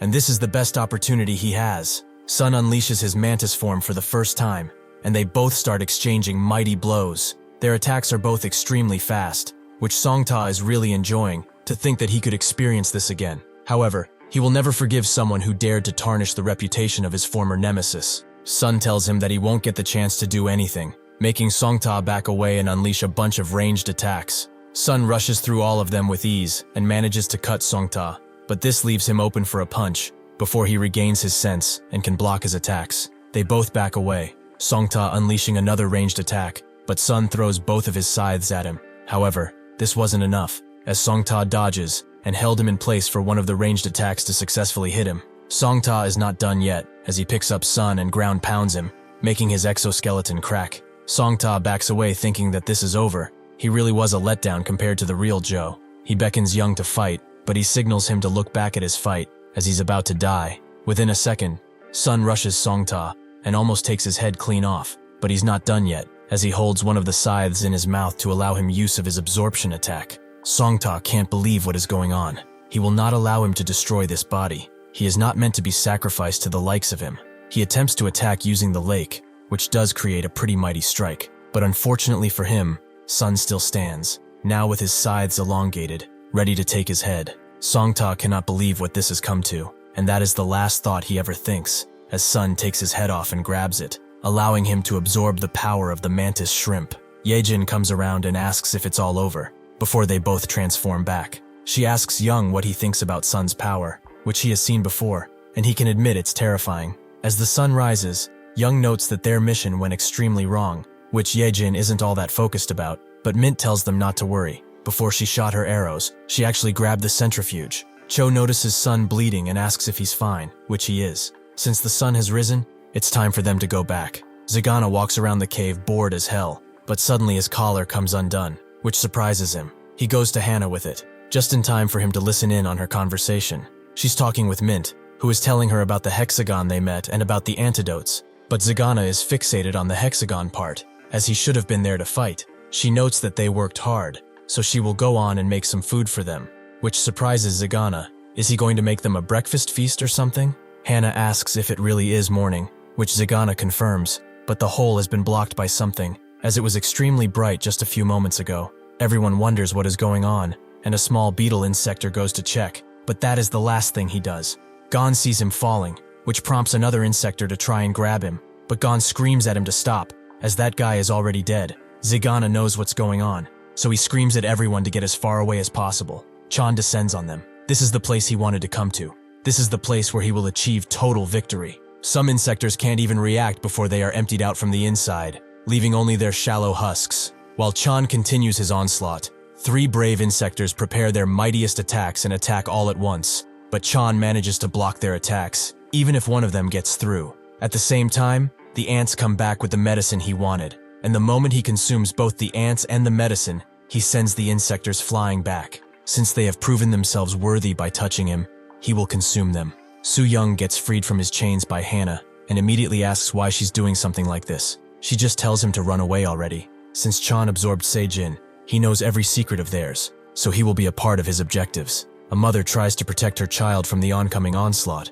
but she is too slow to do anything. However, Gon comes to the rescue, and screams at everyone to evacuate no matter what, except the fighters. Chan interrupts him, and asks if these are the fighters he's talking about, but really, he should be thankful that he's seeing his uncle again. The consumed insectors start crashing around, and Gon tries to say something, but Chan suddenly puts his hand forwards ready to consume him. Is he plotting something ugly in such a shabby place like this? Is it truly worth it to try and stop someone like him? Gon is not fazed by this, and claims that he is the biggest regret that he ever has. Chan sighs, and tells him to read between the lines. This is something they brought on themselves. He will let him live, only to see the anger within him. He will watch his world get mutilated, and he won't be able to do anything. Suddenly, Zagana slashes his hand with his blade, but it only sums up to a paper cut. Still, it forces Chan to back away, allowing Zagana to say that his pesky ants are causing all sorts of problems. He really forgot to buy bug spray before coming here. Chan asks what kind of bug he is.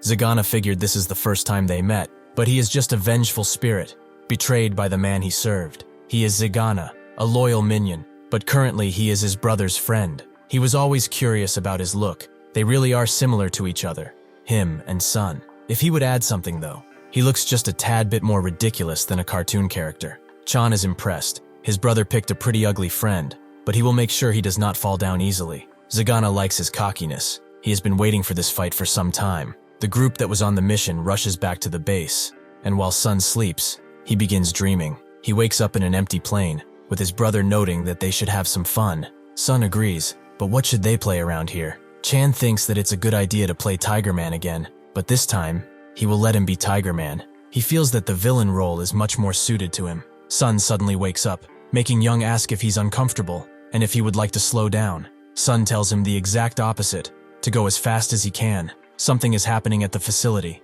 When they arrive, they all see the insect husks lying around. They all wonder what is going on, but Sun knows. This is the power of the ant. Young wants to go check it out, but Sun tells him to stop, as this is his rodeo. Mint tries to check on a nearby insector, only to find that it's an empty husk. At the same time, Sun jumps in while transforming. landing down only to see a bunch of corpses, and Zagana's figure. He has fought to his best. He has reached his limit, so he would like to rest now. As soon as he finishes saying that, Chan begins consuming him, knowing that he's causing pain to Sun. He charges in, fueled by the rage that has consumed him, and Chan does the same, driven by the hatred he has for this world. They both clash their hands together, and so begins the fight that will decide the fate of this world. As soon as they clash, Chan is amazed that Sun has an ability like his too, the power he was cursed with so long ago. Sun says that he's not in any way like him, and then they both begin to charge up their powers. The absorption from both of them clashes, but Chan moves in for a punch, as nothing is going to happen at this rate. Sun prepares a strike too, and with amazing swiftness, both of their attacks connect, allowing them to enter a battle of sheer force as they punch each other again and again. They are both adamant about taking each other's lives, but they suddenly hit each other so hard that they are forced to let go. Seeing this, Chan unleashes the ants on Sun, who thinks that they are useless because they will hurt the one they have come from. Chan is extremely angered by this and screams at the ants to obey their new master. They now have a way of disobeying him directly, so they crash into Sun, who managed to get out of the area before he got too hurt. But he certainly didn't expect that. To protect himself, he unleashes the power of the mantis, which Chan thinks looks absolutely ridiculous. He uses the powers of those he just ate to attack Sun, but with his scythes, he cuts them up in no time. Chan is surprised by this, but it's not over, as Sun moves in at blinding speeds and slashes Chan directly in the chest, making blood spray around. The others watch from above, Cho wondering if Sun will be okay, and Yejin suggesting that they go and investigate right now. Young tells her to not be a fool. The moment she goes through that mass of ants, she will be eaten to the bone. Suddenly, Cho can see someone running away in the distance. That's someone being Su Young. Before he can make much progress, she stops him using her insect powers, asking where he's running off to. Everyone else is surprised that she can make such a face. She approaches Su Young and demands to know if he's running away, who asks what else is to be done. He has no way of helping, and would rather try his chances here than in that hellhole. Cho understands where he's coming from, but if he's running away, he should at least tell them something. Where is the passage that brought him here safely? Su Young asks if they are really daring enough to go down there. Even if they escape the ants, that white-haired bastard will still eat them. Cho asks why he's so concerned over their well-being. She does not want to see another friend lost to circumstance, so he better lead the way, and then he can bugger off. Su Young does as he is told, leading everyone through a hole that directly goes down a passage. Mint never knew such a passage even existed, and Su Young explains that Hannah created it. He does not dare to go there, so all they need to do is follow the stairs all the way down and arrive at their destination. Cho thanks him and tells him to run off now. He agrees with that wholeheartedly, but Mint also would like to know where Hannah is, which he doesn't know. She seemingly disappeared from any place he knows. Young tells Yejin to stop pushing him, but that's when he looks behind her and sees something horrible coming her way. He immediately gets behind her and deflects Spiralho's attack, but this sends him flying into the mountain. The others are surprised to see him like this, with Yejin specifically asking what he's doing, but he tells everyone to run for their lives while they still can. Spiralho covers his ears the best he can, and Negotiate clears his throat to grab Yejin's attention. With that, he lets out a powerful scream, which sends Yejin flying into the mountain, completely covering her in rubble. Spiralho is over Young, and Negotiate checks on Yejin, who seems completely passed out. Down below, Chan wonders if this is the right way to do it. He had to show him what he has become after all. Sun is angered to see him in that form, but this is the true apex of the Ant Castle project, Form 3. Before Negotiate's shout could send everyone flying, Cho grabbed Su Young, but this only let more power overwhelm Yejin. Negotiate lands on his knees in front of her, sad to see that another person is dead because of his voice. All he wanted to do was exchange greetings with this young lady, but he cannot even do that. He is cursed. He damns the world for his powers, making the entire mountain shake as he screams. But that's when Yejin becomes just a bunch of thread, which circles around and sews his lips closed, before dragging him to the ground. When he is close enough, the real Yejin springs out, kicking him straight in the chin. She is just about tired of his senseless screaming, to the point where he's making her ears bleed. Negotiate seems to be angered by this and takes on a new form. Mint has managed to survive, only because she used her flying abilities to soar away. But when she looks behind to see what Cho is doing, she can only see her severed arm. She cannot focus on that, as another loud scream overwhelms her senses. But this time, it's much more high-pitched. Negotiate has transformed into his true insect form, and is now trying to take Yejin down, his voice becoming a weapon of extreme deadliness. She tries to shut him up by covering his speaker-like mouth with a bunch of thread, which does seem to work. So she moves in for a kick, but Negotiate pulls out another noise amplifier from his arm, allowing him to strike her so hard that she is sent flying through 2 mountain peaks. With this, Negotiate has proven himself a deadly opponent, as he is the deadly cicada, whose cries echo even through the night. Spiral Ho looks down on Young and asks if he's the one who took down that do-gooder bastard. Young asks why he's curious. Does he want an autograph or something? Spiral Ho gets excited and tells Young that he will etch this fight into his gravestone. Young gets excited too and says that he will do the same with his gravestone.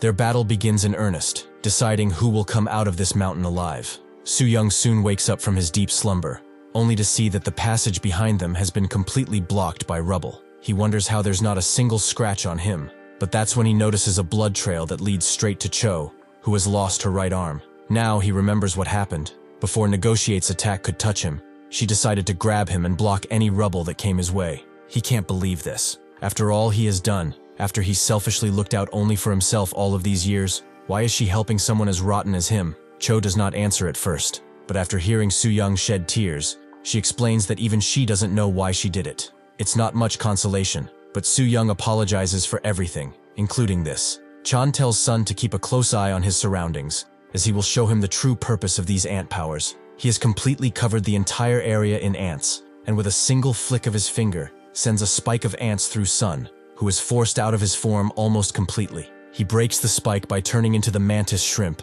and charging in with the power to crush even this mountain. But Chan does not even move, as the ants work from the inside and completely break Sun's armor. Chan advises him to stop struggling. In his colony, everything gets swallowed up. He discovered this after he got the black ants. So then why was he always treated like a worthless piece of meat? He impales Sun with even more ants, which begins to consume the insector essence inside of him. It will start with him, but soon enough, he will consume the entire world. Since he has discovered this power, he has found that nothing truly matters, so he will turn this world into a haunted house with no attractions. The bullet ant, Joe, and everyone else within him, he will consume them all. With those words, all the essences come to Chan, who has pushed himself to do it, but he has managed to do it after all. He didn't expect Sun to harbor such things inside of him. This burst of energy he was holding taking a toll on even him. He is truly an annoying person. Did he really wish for revenge so badly that he was willing to endure such pain? It's fine now though.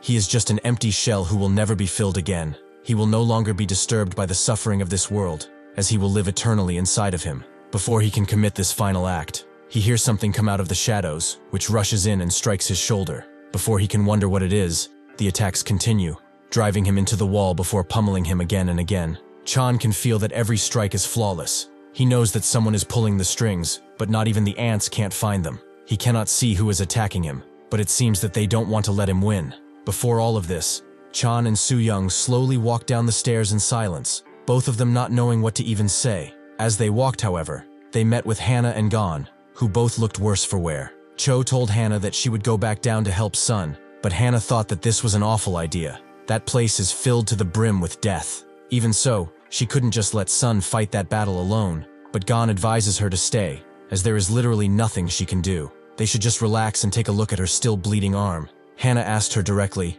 what is she truly fighting for here? Cho tells her she fights so that no more of her friends will be hurt, which makes Hannah pretty mad. But dying is a choice after all. They should get going already. Gon will stay back here with Su-young, as they are not much use in a fight. She took this escape route because she knew that Chan has become too powerful now. But could she guarantee that there's a way to defeat him?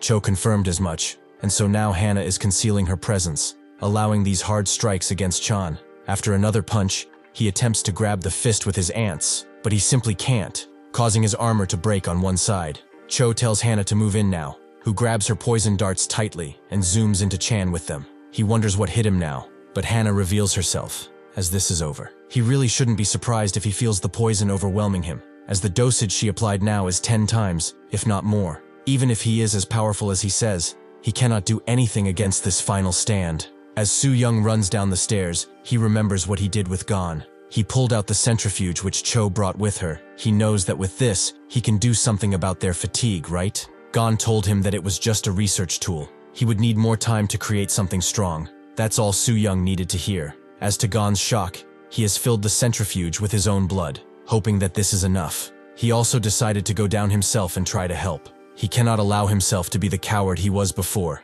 Even if it kills him, he will change. When he arrives, he sees a shocking sight. Hana and Cho are celebrating, but something is strange about Cho. Soo-young asks what she's doing as she stabbed the wrong person.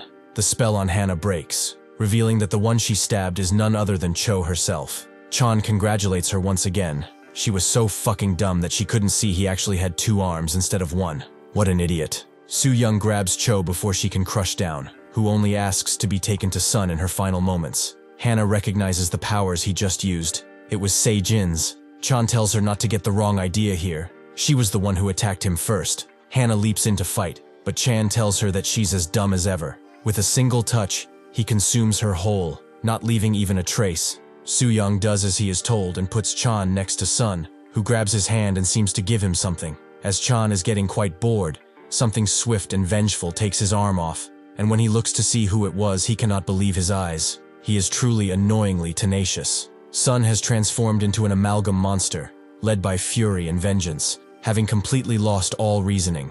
Negotiate gains the upper hand in his fight with Ye-jin. He is saddened that he has to kill her now, but it is something that his master has order. Before he can deal the final strike, Mint swoops in to save her and bolts away. He recognizes how fast she is, but he will just have to blow up the entire mountain to find her. Unfortunately for him, Mint is already behind him and strikes him with an arrow, before coming closer to bash him into the mountain. She uses this opportunity to keep him in place with her arrows and unload a bunch of them in his direction. Using his screams, Negotiate makes all of the arrows either fly away or break, with the strike he unleashes coming from Mint. However, it does not reach her, because she is too swift. This confuses him to no end, but also angers him, allowing him to break out of his restraints and unleash a power that can break the sound barrier. He has gone into his second awakening. Mint goes back to Ye-jin, seeing the countless injuries on her body. She thinks that she's lucky to still be alive. She pulls out one of her arrows and stabs her with it. Unfortunately, this yellow arrow doesn't give you a stand, but enhances one's physical abilities. That is why it's an exceptional treatment, but even so, it's no miracle. Ye-jin wakes up because of it, allowing her to hear that outside. Negotiate is still looking for them, adamant to crush them more than ever. Mint knows that he's looking for her. He's a leg of the hexagon, and with Young fighting the other guy, she is all alone. She has a second awakening and her speed at her side, even though she might not be able to take that guy down after all. Ye-jin pulls on her and tells her to give all the arrows she has, before they can no longer hide. After searching for a bit more, Negotiate sees Mint fly out of a cave and prepares to crush her. But before he can, his vision gets covered in thread, which spreads all around him to cover his vision. Ye-jin hopes that he can hear her, as she was the one who made that sound booth for him because he was so damn loud. He should just stay there and enjoy the silence. But Negotiate is not at all impressed. With a single thud, he breaks the booth open, but sees that the thread is now sticking to him. He thinks that this must be her final stand, which is really not pretty, as she has seen better days. Does she plan to fight him with that measly arrow? Ye-jin begins to strike the arrow on the wall, as she cannot enjoy a festival without some fireworks. She lights the arrow aflame, vowing to give him the best show he has ever seen. She stabs the arrow directly in the throat and unleashes a new kind of power. This is the special form of the silkworm, the Flaming Eminence. Ye-jin vows to herself, she will continue to burn until this bastard is brought down for good. Negotiate feels the heat on his body even with his shell, but he has never heard of a fire-wielding insector ever before.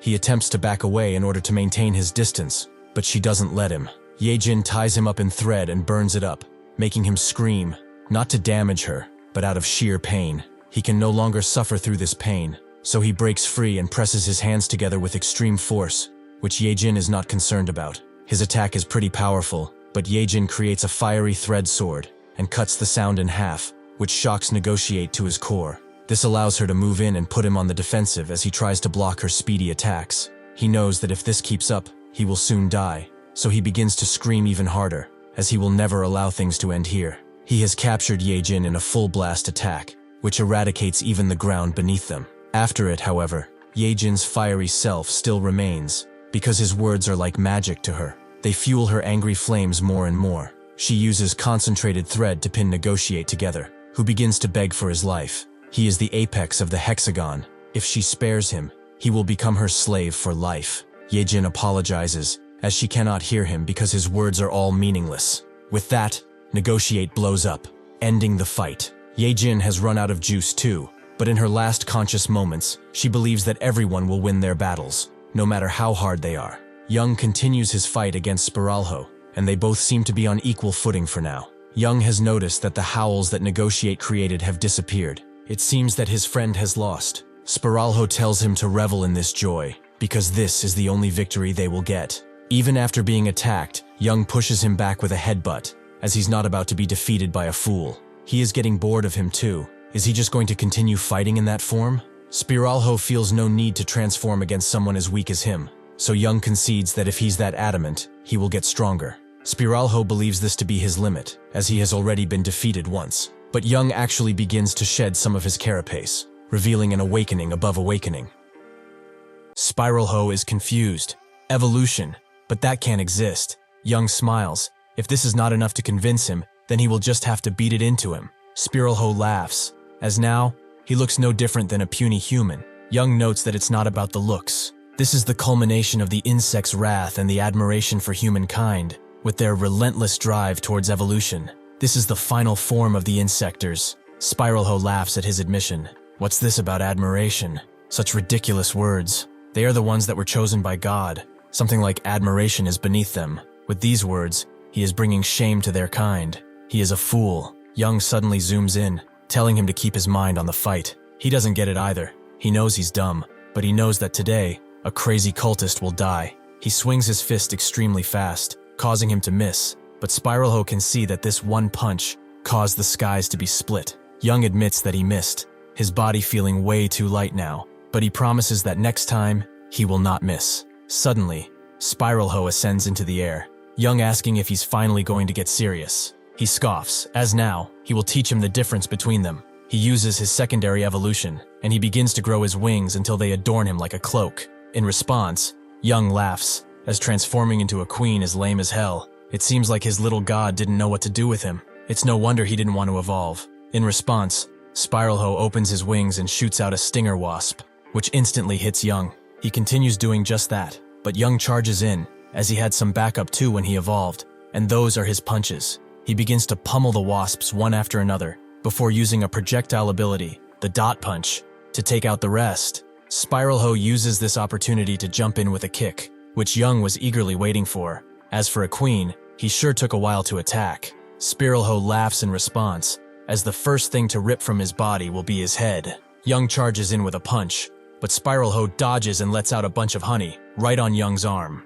Using this opportunity, Spiralho charges in with his spiral and stabs Young in the shoulder, who is impressed. At least he has some tricks. Suddenly though, Spiralho disappears and appears again above Young, letting out many more wasps in an all-out attack. The wasps overwhelm Young, pinning him to the ground, allowing Spiralho to smash his head into the ground proper. Now, in his last moments, he hopes that he understood the difference in their power. With that, he kicks Young's head off his body. This is the insect's victory. Spiralho looks at his head though, and doesn't see Young, but himself, spouting those same words that he did previously. Now he understands. None of this happened. It's just his mind trying to reconcile with his death. In reality, Young smashes his face in with a devastating punch to the point that it is completely shattered. Now, Young hopes he understands the difference between them. As Young walks away, he sees Mint carrying Yojin, with Mint not doubting her mind that he would be alright. Young runs to them and asks if Yonjin is okay and what happened to her. Mint explains that he fought against the first pillar and won.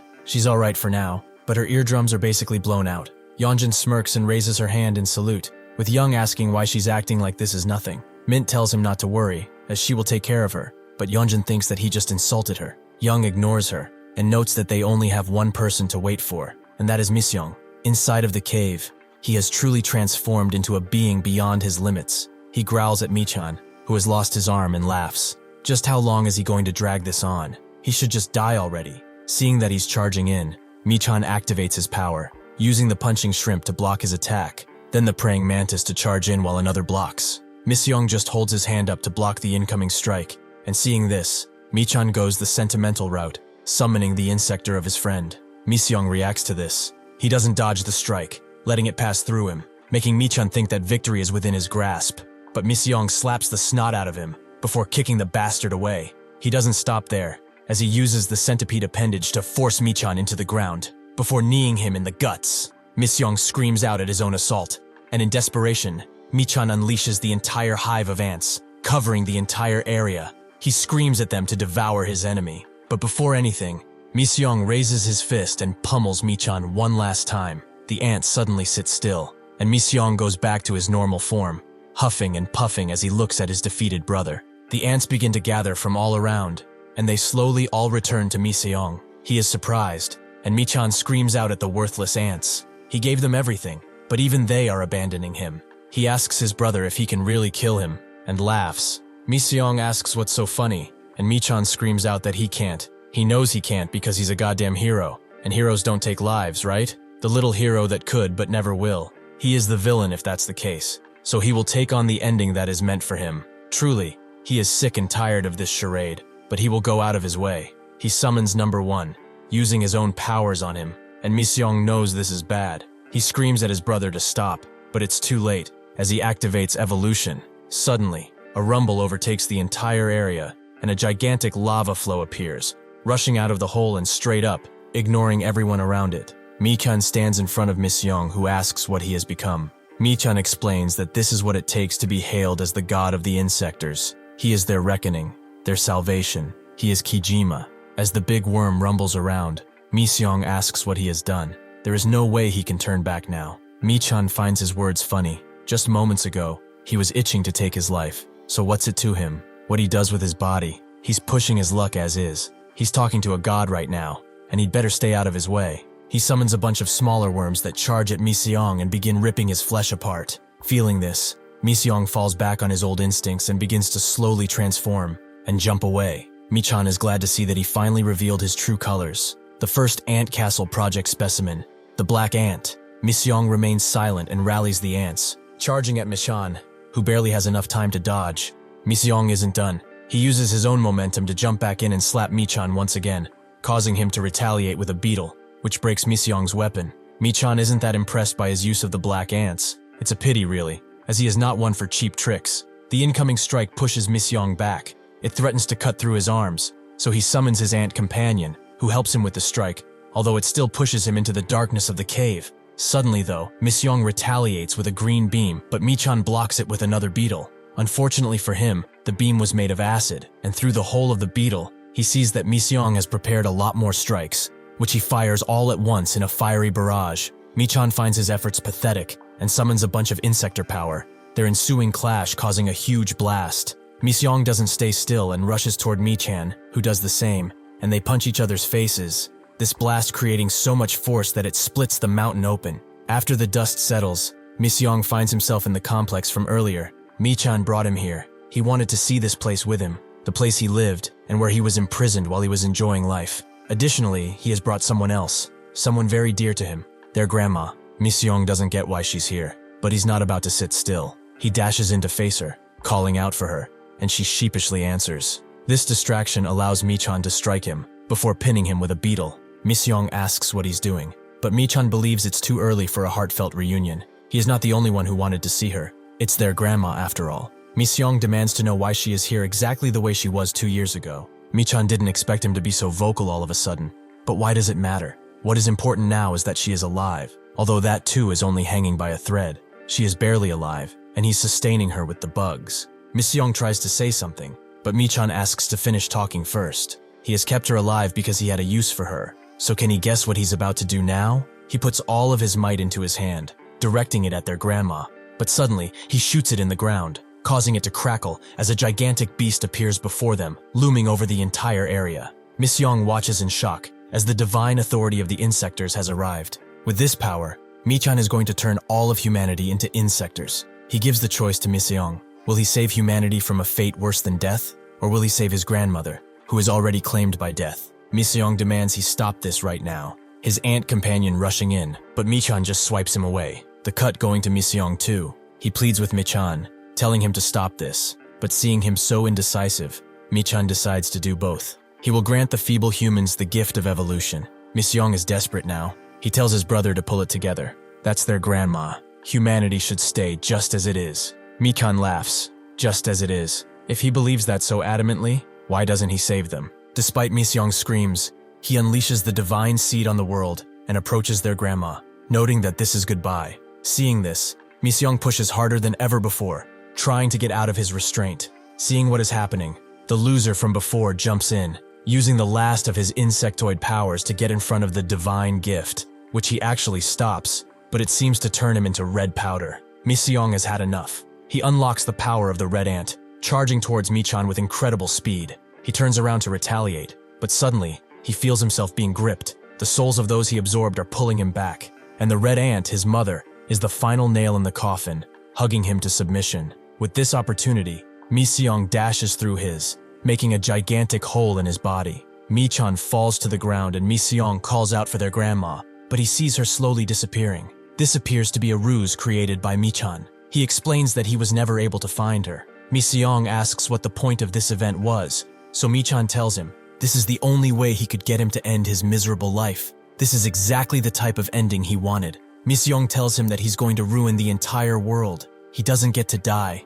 He has to fix this right now. Mi-chan tells him to relax. The plan failed because of that bastard who jumped in. Humanity is safe. He is satisfied now. He got to see grandma and their mother too. That is all he ever wanted. With that, Mi-chan draws his last breath, and the others approach. Seeing that it is over, Yeonjun calls out for Mi-seong, but Young tells him to wait. As he mourns the loss of his brother, his body begins to glow, and the essences of those he consumed begin to fly into the sky, one even coming out of Mi-seong. This is Ara. She smiles one last time at Mi-seong before joining the others, their souls finally free from their captor's grasp. Mi-seong lets out tears of sadness, but Min-gyun puts his blade to his neck. He can't speak, but tells him not to cry. He then points at the people he has left. Those are the people that matter now, not anyone else. With a smile, he fades too, Mi-seong realizing that it's over. No matter what, it's all over now, and dawn can rise again. The crimson light released by the divine authority had the opposite effect,